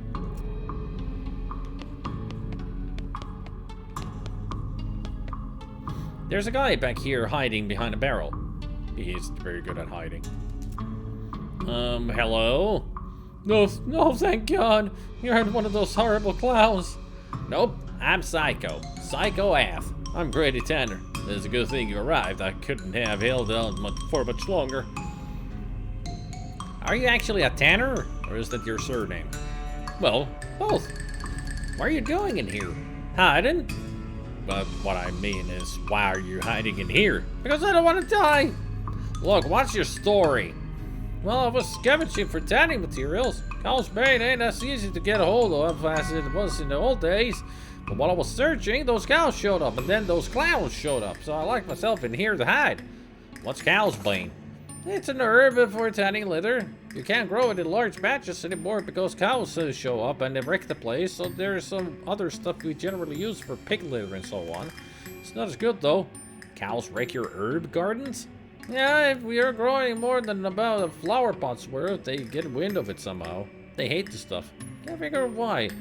Here, I've got a few extra seeds you can have. Be careful with them. How long have we been in here? 3 or 4 days. I'm starving. Cow's Bane's poisonous, so I've been chewing on this old leather hat for sustenance. Seriously? Yep. Want some? No. Well, I took care of the clowns and the cows. So consider yourself rescued. Wonderful. Thank you. As soon as I get a new shop set up, you can count on me for any leather goods you need. The first one's on the house. You wouldn't happen to know where I might set up a new shop, would you? What happened to your old shop? Care to guess? Cows? Yep. There's an empty lot of dirt water you could probably use. Great, I'll head right there. Thanks a lot. Thanks a million, partner. I owe you one. No problem. Not like a bad good old-fashioned looting after a hard fight, hey? Nope.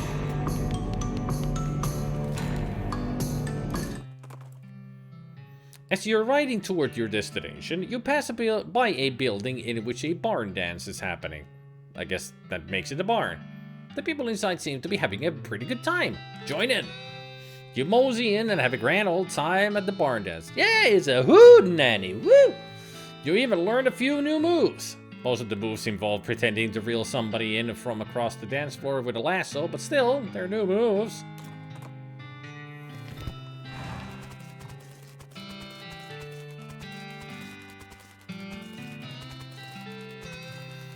Mary's Curiosity and Bean, Hot Dog, and Grady's to find leather goods.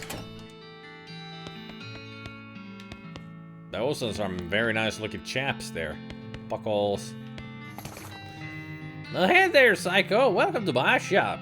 Looks like you've got yourself set up pretty nicely. Sure have. Here, let me give you a little something fast. Thanks for helping me out. Have a sharpening strop. On the house. Oh, thanks. Just let me know if there's anything else I can do for you. Show me your goods. You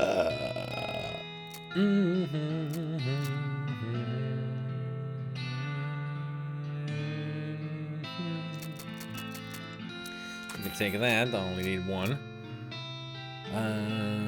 2 armor.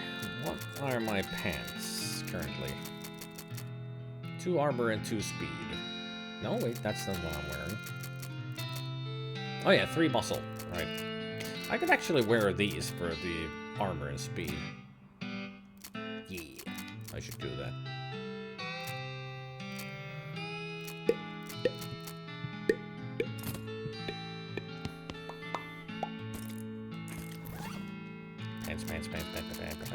Pants.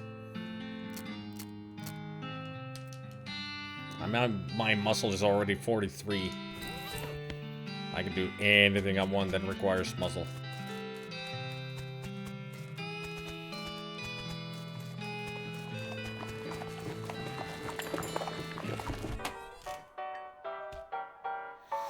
The plant is so poisonous that it can actually poison the pond if it grows near, so Cow's Bane is pretty aptly named. Damn. There you go. Ellsbury tells you a tale about a dreamlike village where intelligent ghosts hunt and eat violent machines.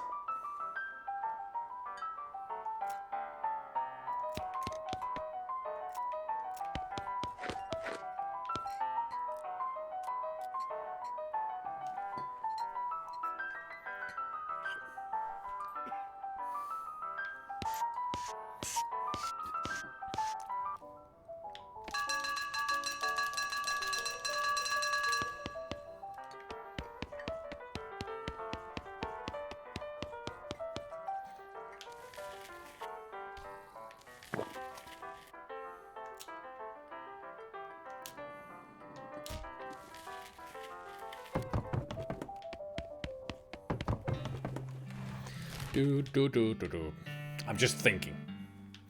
Pretty much we've done everything else. All we got is... what is left is the circus. And the railroad camp, so we can continue the story. Let's go to the circus. I mean, we got 2 tickets to it. You find a liquor cabinet standing in the woods. Maybe there used to be a house around it. You try opening it and find it to be locked. That's probably why it didn't get stolen by whoever stole the walls. Decent whiskey and decent wine.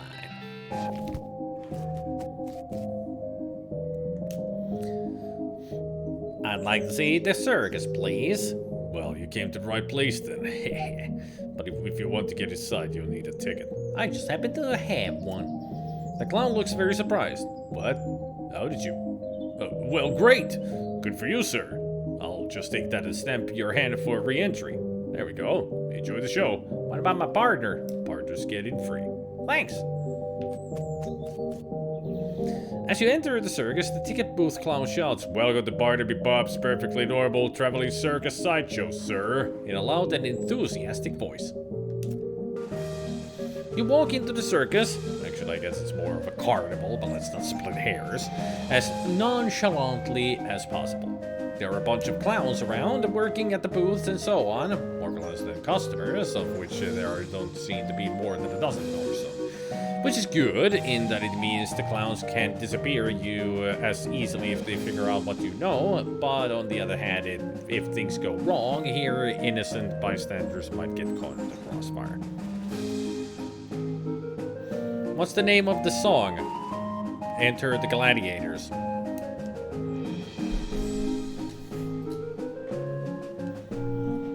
If I remember correctly.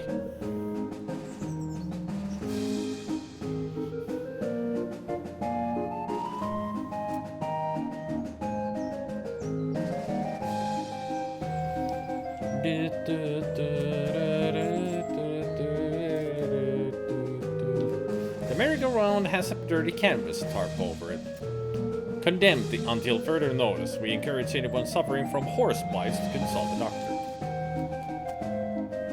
This way to the egress. I tell you what, you're gonna have yourself a little round. I'll guard the rear. Alright.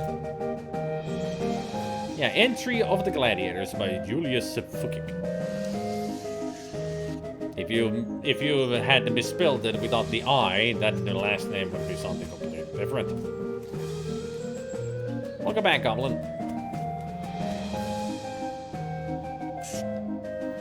This appears to be one of those test your strength games where you have to use a big hammer to ring a bell. There's a clown here selling rubber toy balloons. You notice that he's watching you, and then he noticed that you noticed, and he smiles and waggles the balloons at you enticingly. Hey there, fella! Interested in a toy balloon? How much are they? For you, just 30 meat. What colors do you have? Oh, well, just take a look. Red. They're all red. How do you make them float like that? What, there's nothing to it. Heck, they all float around here. Ho! Of course.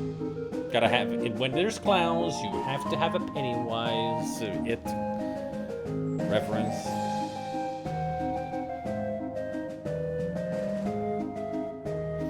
There are jokes in the musical world that his name is actually Julius Fuckett. I'll take one. Alrighty then, here we go. Anything else I can do for you? Can you tell me more about your circus? Really, it's more of a carnival? Well, let's not split hairs. What would you like to know? What are your traveling plans? Haven't decided yet.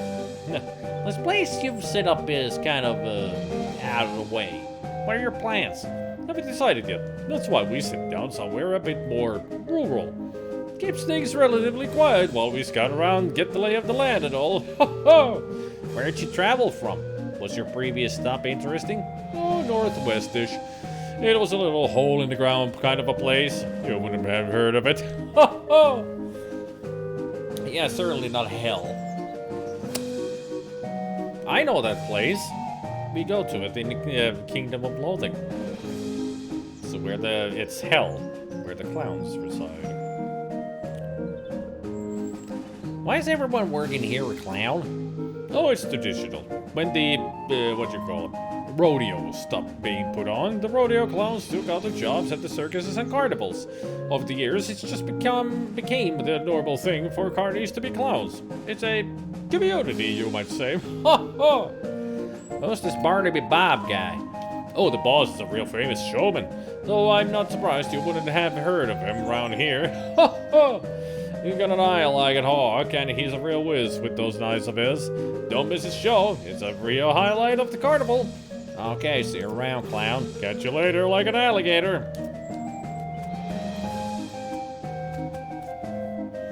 Yeah, it's the same tune, Ben, again. It's just very slowed down and also a different rhythm. But it is the same.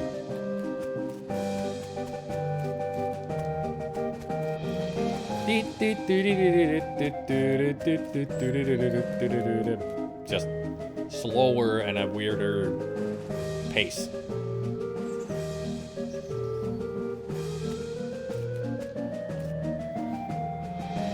Take a closer look. Now, fella, you look like you got a good arm on ya. Here's a game that's right up your alley. What's the game? Simple as can be. Just take this big mallet here and hit the lever under the bell. Ring the bell and you win. What's the prize? A ticket to Barnaby Bob's stage show, which is otherwise sold out, so it's a rare catch, my friend. No thanks.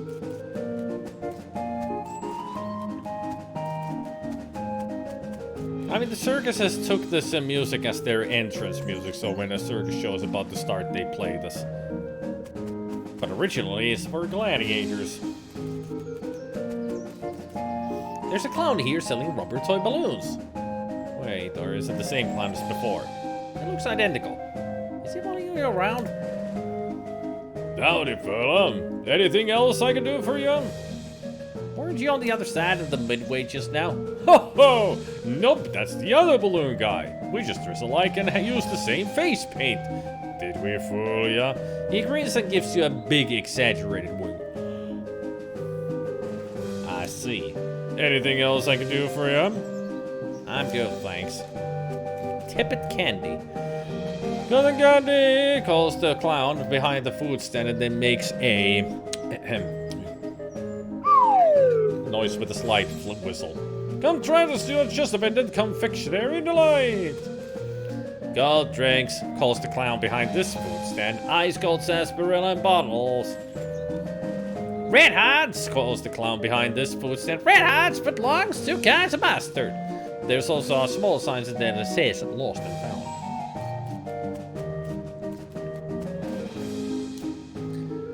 Howdy, sir. Care to treat yourself to an ice-cold soft drink? You said you're selling them in bottles? That's right. Got the newfangled crown cork bottle caps and all. What kinds do you have? I've got root beer, ginger beer, and sarsaparilla. How about snuzzleberry? Nope. How about orange? Nope. How about diet grapefruit? Nope. How about plain tap water? Nope. How about energy drinks? Nope. How about rhubarb? Nope. How about lemon lime? Nope. How about cream soda? Nope. How about lemonade? Nope. How about cream soda? How about vanilla? Nope. What kinds do you have again? I've got root beer, ginger beer, sarsaparilla. Do you make drinks yourself? If you're asking if we have a wagon dedicated to brewing and bottling 3 different kinds of sodas in our traveling carnival, no. We stock up as we pass through large towns. How much are they? 205 meat. 205 is the deposit on the bottle. Okay, I'll take one. Root beer, ginger beer, or sarsaparilla? Root beer. Here you go, enjoy. Thanks. Root beer. It's a bottle of root beer. The least disappointing thing out of the set of things that have the word beer in them, but aren't beer. It's red. This is the kind of wine they'd serve in the nicest restaurant in, say, Buffalo, Texas. Buffalo, New York probably has better though.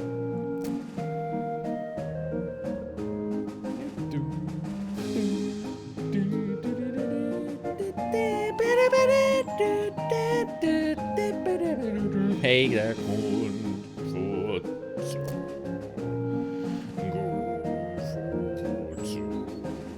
With one of these and a little elbow grease and a little imagination, anything can be sharpened.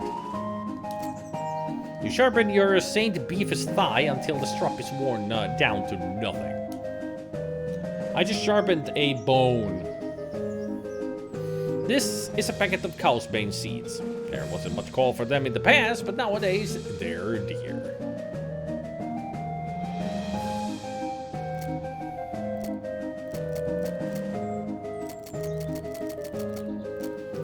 Now I do 15 to 18 damage with this. So probably I like 200 damage on demons.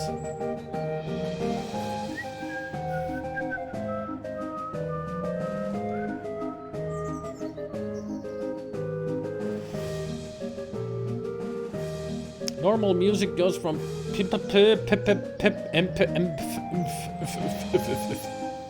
I.e. very quiet to very loud, and Julius has a piece with 8 Fs. That's very fucking loud. It ends with a passage with the 24 fucking Fs, and that's destroys planet sound. Why? Were they freaking deaf? That actually might make sense if they were making music that loud. Even Beethoven didn't make music that loud, and he was deaf. Thanks for the I have no effing clue what you were saying explanation, Iselda. Have you seen his picture? Nope. I think this is the only tune that I know from Julius Fired.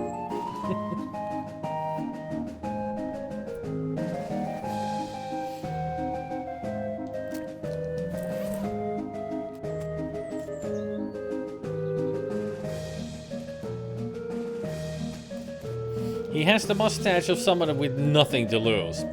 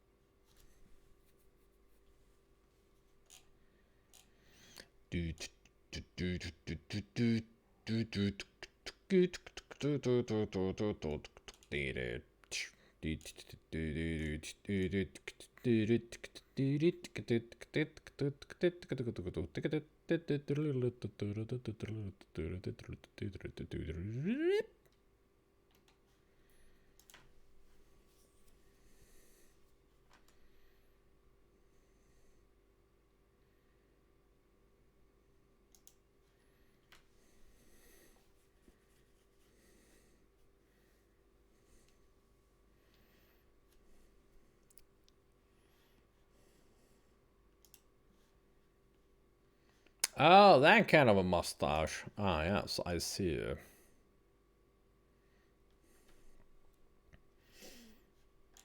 But for those who do not understand what the Zelda was actually describing, their PP, is piano pianissimo, which means that it is very quiet, while FF is supposed to be loud. And when it goes to 8 or 24 Fs, it means that it's like 100 decibels. Super fucking loud. And then 100 decibels is the 8F, so 24 would be so fucking loud that you would burst, you know, just from the sound wave. It's like an atomic bomb being played at you.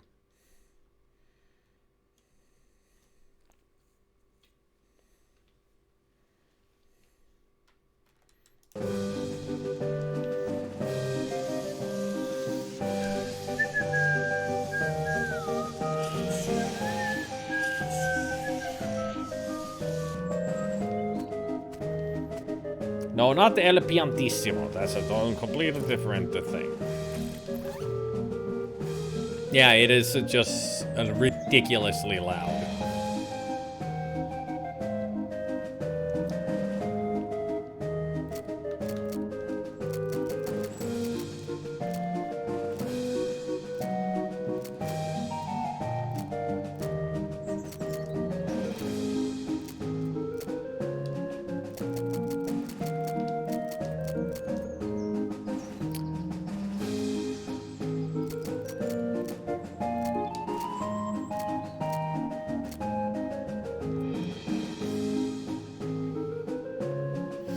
Thing is, I understand musical theory less than Spidey understands technology. I don't really understand music theory either, but I just know some stuff because I played the piano and I studied playing the piano. So I know some stuff is stuck in my mind. But when it comes to proper musical theory, like the rhythm and such, that's where I get lost. So I know about music only to a certain level.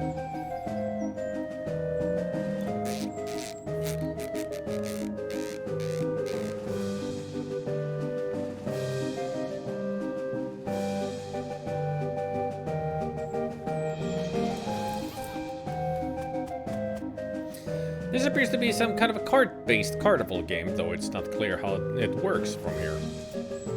Greetings and salutations, fella. This is a game designed to test your intelligence and capacity for abstract thought and, well, if you care to try your luck, far be it from me to obstruct you. What's the game? The simplest guessing game imaginable. I got the standard deck of playing cards here. I show you all the faces, and then I turn them back over and start picking cards. You guess what cards I pick, and you win. You don't shuffle them? No, sir! If you can memorize a deck of cards that fast, more power to you. Or, if you got a touch of magic in you and want to try reading my mind, that's fine too. Just don't dig too deep. What's the prize? A ticket to Barnaby Bob's stage show, which is otherwise sold out, so it's a rare catch, my friend. Okay, I'll give it a shot. You carefully scan the deck of cards as the clown spreads it out in front of you, and then he turns them over with a sweeping flourish. Ready? Give it a whole lot. The clown starts picking cards out of the deck and holding them up with the backs to you. You manage to guess about 2/3 of them. Say, that's not bad. Not enough to win the grand prize, but you deserve some recognition for that, my friend. He gives you a little toy stuffed owl. We got a tiny owl. This little toy owl is about exactly as good a prize as you'd expect to get from not winning a carnival game. That bad.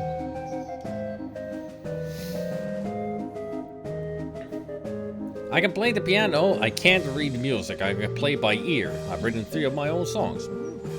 Cool.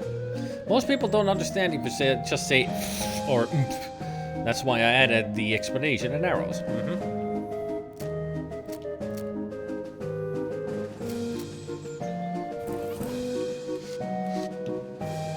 This appears to be a shooting gallery type carnival game. Howdy there, Philip. What we have here is a game of for sharp eyes and quick reflexes. Hope you won't take it as an insult if I suggest one of the other games might be more your speed, but you're welcome to try your luck all the same.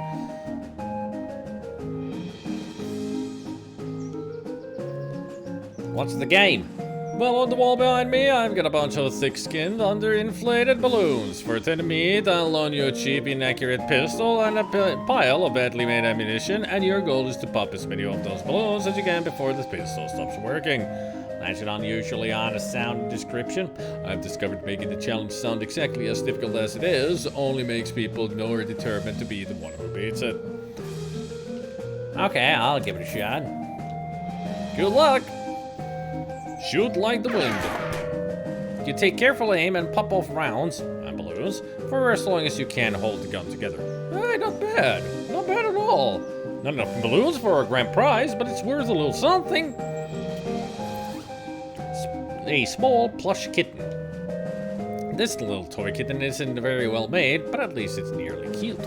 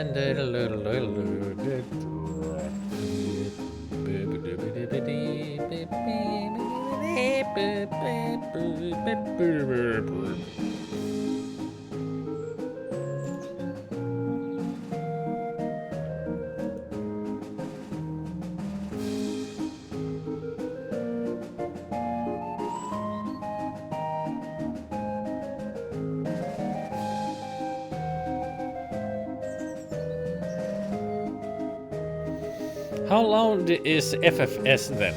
Well, that's just how angry you are. So it could be quite loud, really loud, or you lose your voice.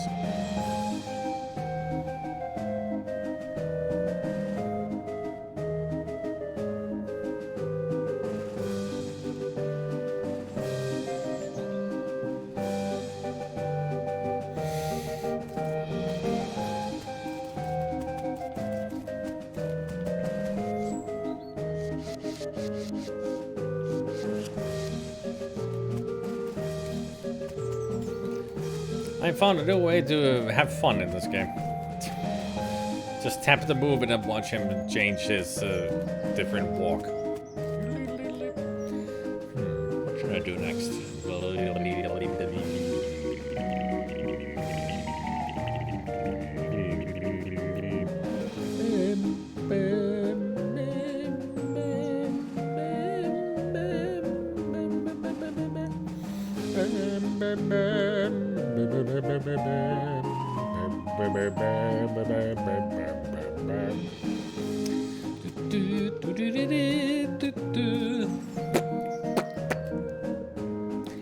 The thing is, there is another small plushie that I could win. Let's go. I'm just planning ahead on how to do things here. There's a lot we could do.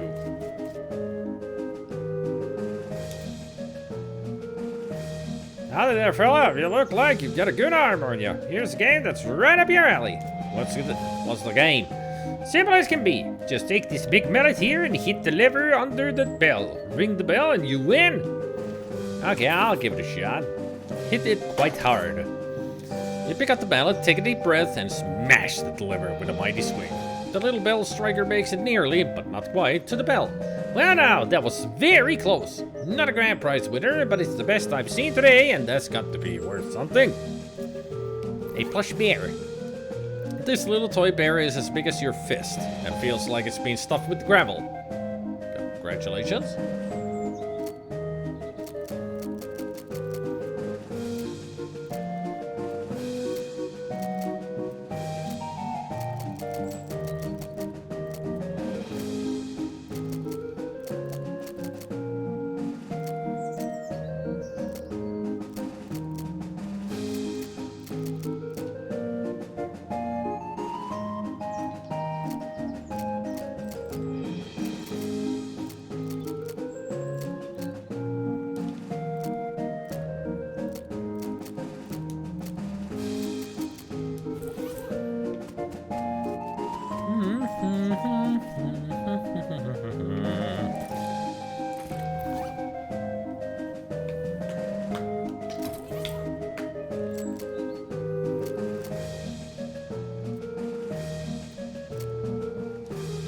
Perfect. Yes. Perfect. Good. Now I can win everything around here. Should I do those first before I do these? I think I should do do everything else before I do these. Yeah.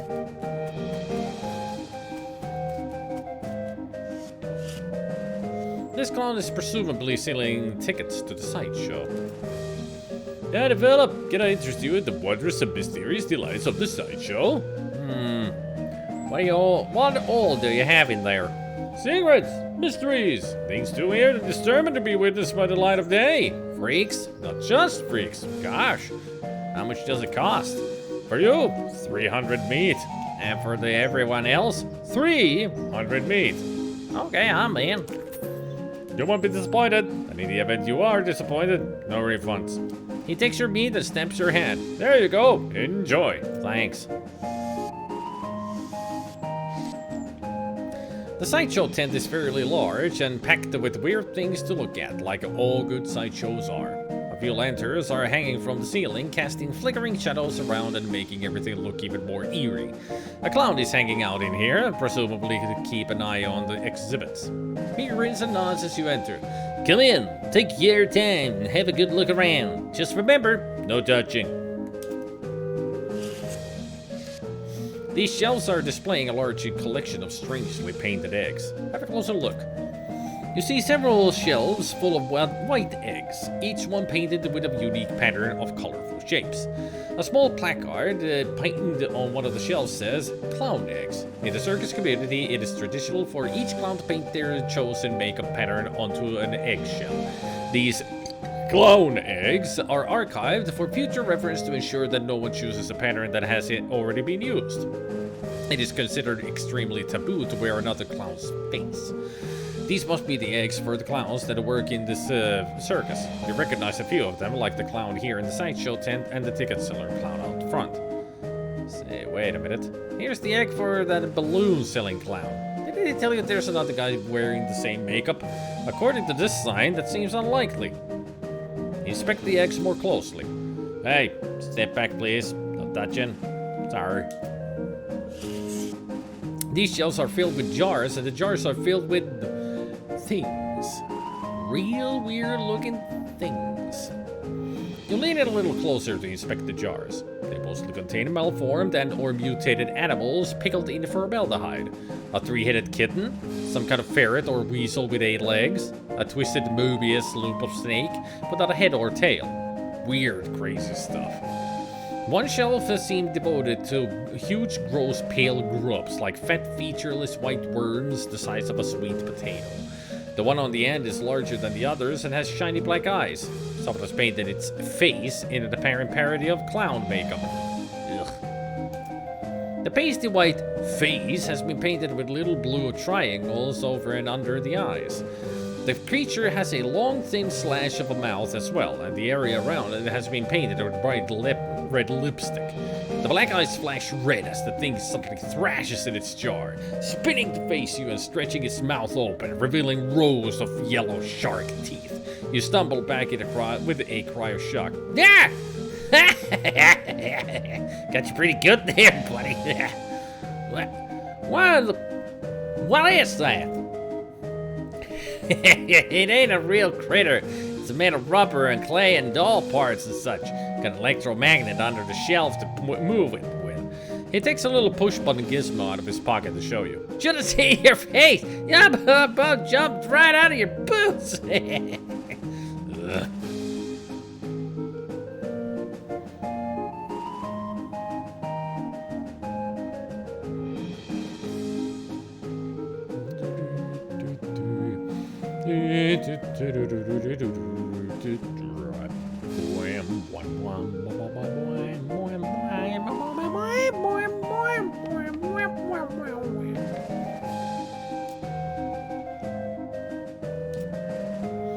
You're leaning closer to inspect the gross thing.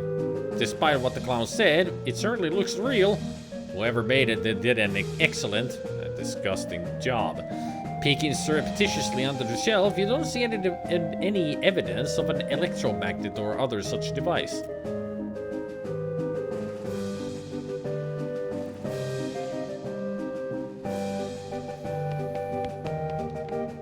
This guy is a startling sight, even for a circus freak show. His entire head is one enormous eyeball. As you look him over, he stares back at you. Not that he's got much of a choice. Hello there, I'm Psycho. How's it going? Can you talk? Guess not. Take a closer look at him. Hey, did you... You move a little to the side and lean over the robe to get a closer look at the guy. He's basically just what he seems to be at first glance. A guy with a giant eyeball for a head. You do notice two things though. First, he has an odd lump at the... well, what you would call the base of his skull if he had one. A sort of crumpled, fleshy mass of size of a fist. With a squint and some imagination, it almost looks like the crushed several vestigial remains of a human head. The second thing you notice that his ankles are locked to the legs of his stool, and the legs of the stool are bolted to the floor. So, the circus gig. How do you like it? His hands slowly curling the fist, and the knuckles turn white with tension. I see. I understand, I mean. Do you blink? Or wink, I guess? I guess not. Okay, well, see you around. This man is neatly dressed, though his suit is a bit threadbare and out of fashion. He's smoking a pipe and leafing through a magazine. When you stop to look at him, he nods amicably. Hello there, welcome to the sideshow. My name's Douglas. Hi, I'm Psycho. Delighted to meet you. So, well, Are you perhaps trying to think of a polite way to ask what's wrong with me? yeah, you got me. Don't worry, Psycho. I am in the sideshow after all. It's an obvious and natural question. Wait a minute. You said the last bit without moving your lips. Are you a ventriloquist? Not at all. Allow me to demonstrate. He stands up and turns around. His back is the same as his front. That is, his suit has been tailored with two front sides, and he has another face on the back of his head, with his hair cut and parted appropriately. Ta-da! As he sits back down, his knees and other joints crack and pop loudly as they reverse themselves. Douglas winces slightly, though certainly not as much as you'd expect. What in there? Surprising, yes? A bit, yeah. How is that even possible? Douglas shrugs and holds his pipe up to the now back of his head, so his other face can take a puff. Are you, what's the phrase, Siamese twins? Not exactly. It's difficult to describe, I'm afraid. Two minds in one body with two faces? It would be closer to the truth to say two instances of the same mind. With, as you say, two faces. You're right. That doesn't make any sense at all. The other face chuckles, and Douglas holds his magazine behind his back. It took some getting used to, and then much is quite certain. Were you born like this? I would rather not discuss how I came to be this way, if you don't mind. Okay, sorry. No apology necessary. Your knees must be a wreck. Surgery was necessary to permit them to bend in both directions. It sounds worse than it feels, I assure you. Why are you in a sideshow? With a regular suit and haircut, you could easily pass for normal. I have a contract. Out of the corner of your eye, you spot the clown making a gesture, but you didn't catch what it was. Douglas clears his throat. Plus, well, it's quite the life, you know. Free room and board, and travel the world. And you meet such interesting people. Talk to you later, Douglas.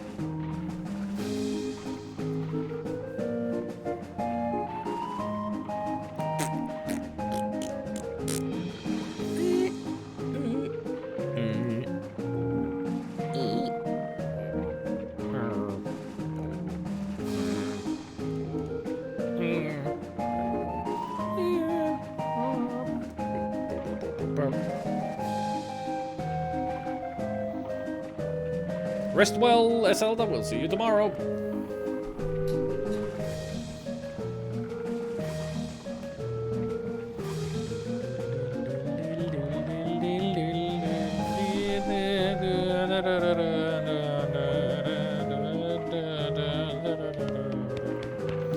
There's a lady here with her head sticking out of a hole in a large metal box. She nods politely at you. Hello? Hello there. Enjoying the carnival? Well, it's, interesting. She smiles slightly. Yes, I'm sure it is. Can I ask you a question? Certainly. What's your name? I'm Janet. And you? I'm Psycho. Nice to meet you. Nice to meet you too, Psycho. Why are you in a box? That's a rather personal question, isn't it? Oh, sorry. I'm only teasing, dear. Would you like to see inside? Sure. Janet whistles to signal the clown and he moseys over. He unlocks the door in front of the box and throws it open with a theatrical flourish. Inside, instead of Janet's body, you see a tangled, complicated assortment of glass tubes and pipes, ticking clockwork gears and pumps. Liquids of various colors, mostly red, slusher through the tubes. A large bellows near the top inflates, then begins to slowly deflate. What do you think? It's amazing! I've never seen anything like it. Well, I'll take that as a compliment. It's certainly educational, I imagine.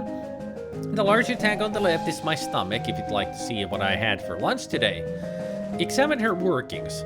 You watch the various liquids slosh around in their tanks and pipes for a minute. Weird. Gross. But it's indeed educational, anatomical learning. How did this happen? Were you in some kind of terrible accident? I'm sorry, but I can't talk about that. Of course, sorry. It must be a painful memory. Her calmly composed face creases into a very slight grimace as she shoots a sidelong glance at the clown. Yes. Well, it was nice to meet you. Good luck, Psycho. Nice to meet you, Janet. So long.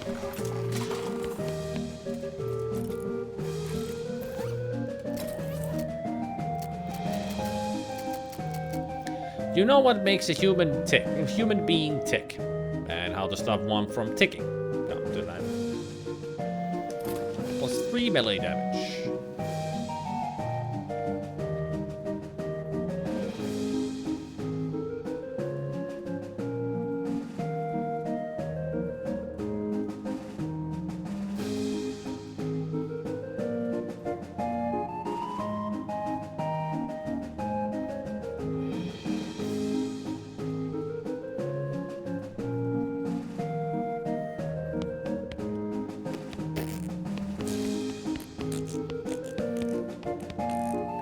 Based on his attitude, uniquely combining attentiveness and extreme boredom, you assume this clown's job is to keep an eye on the sideshow exhibits.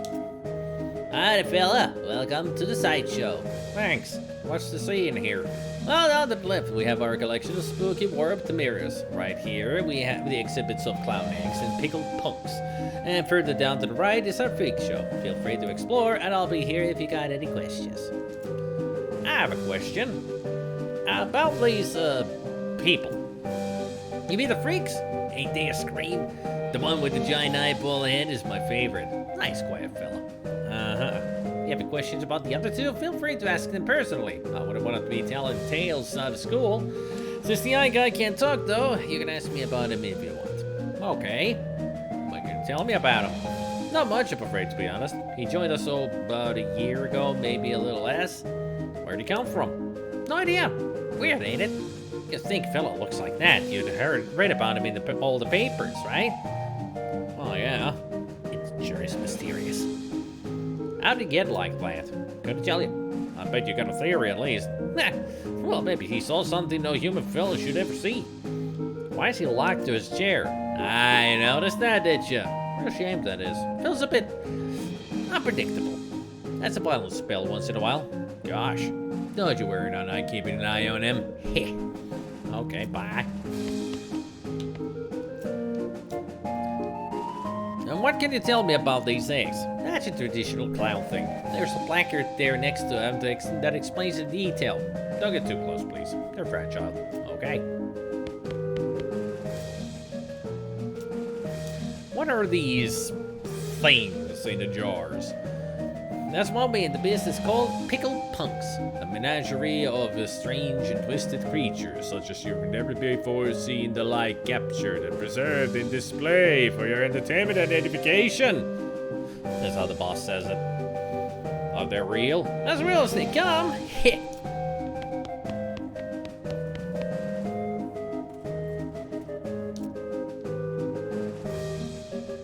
How's it hanging? So, the circus gig? Okay, then, well, I'll see you around.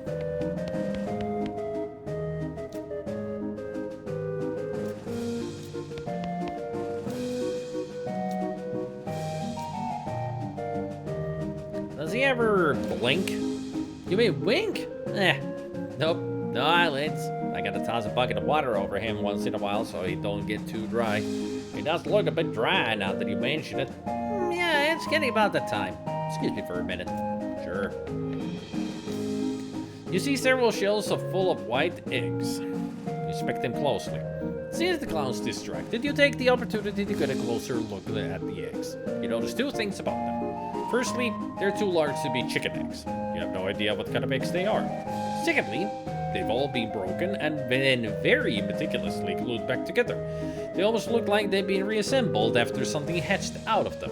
You quickly step back as the guard clown returns. He gives you a fair amount of side-eye, but doesn't say anything.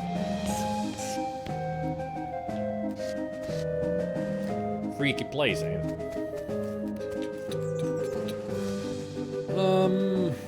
I think I'm gonna leave it here. It seems like a good place to stop. I mean, there's still plenty to do here in the circus, for sure. But we'll do that tomorrow. Well, not tomorrow, the next Monday. Tomorrow, we'll try Talos Principle 2.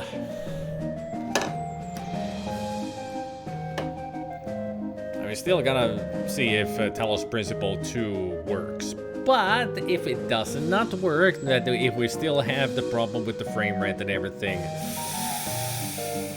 well, I do have backup plans. I'll just have to think of which one I'll choose to play then.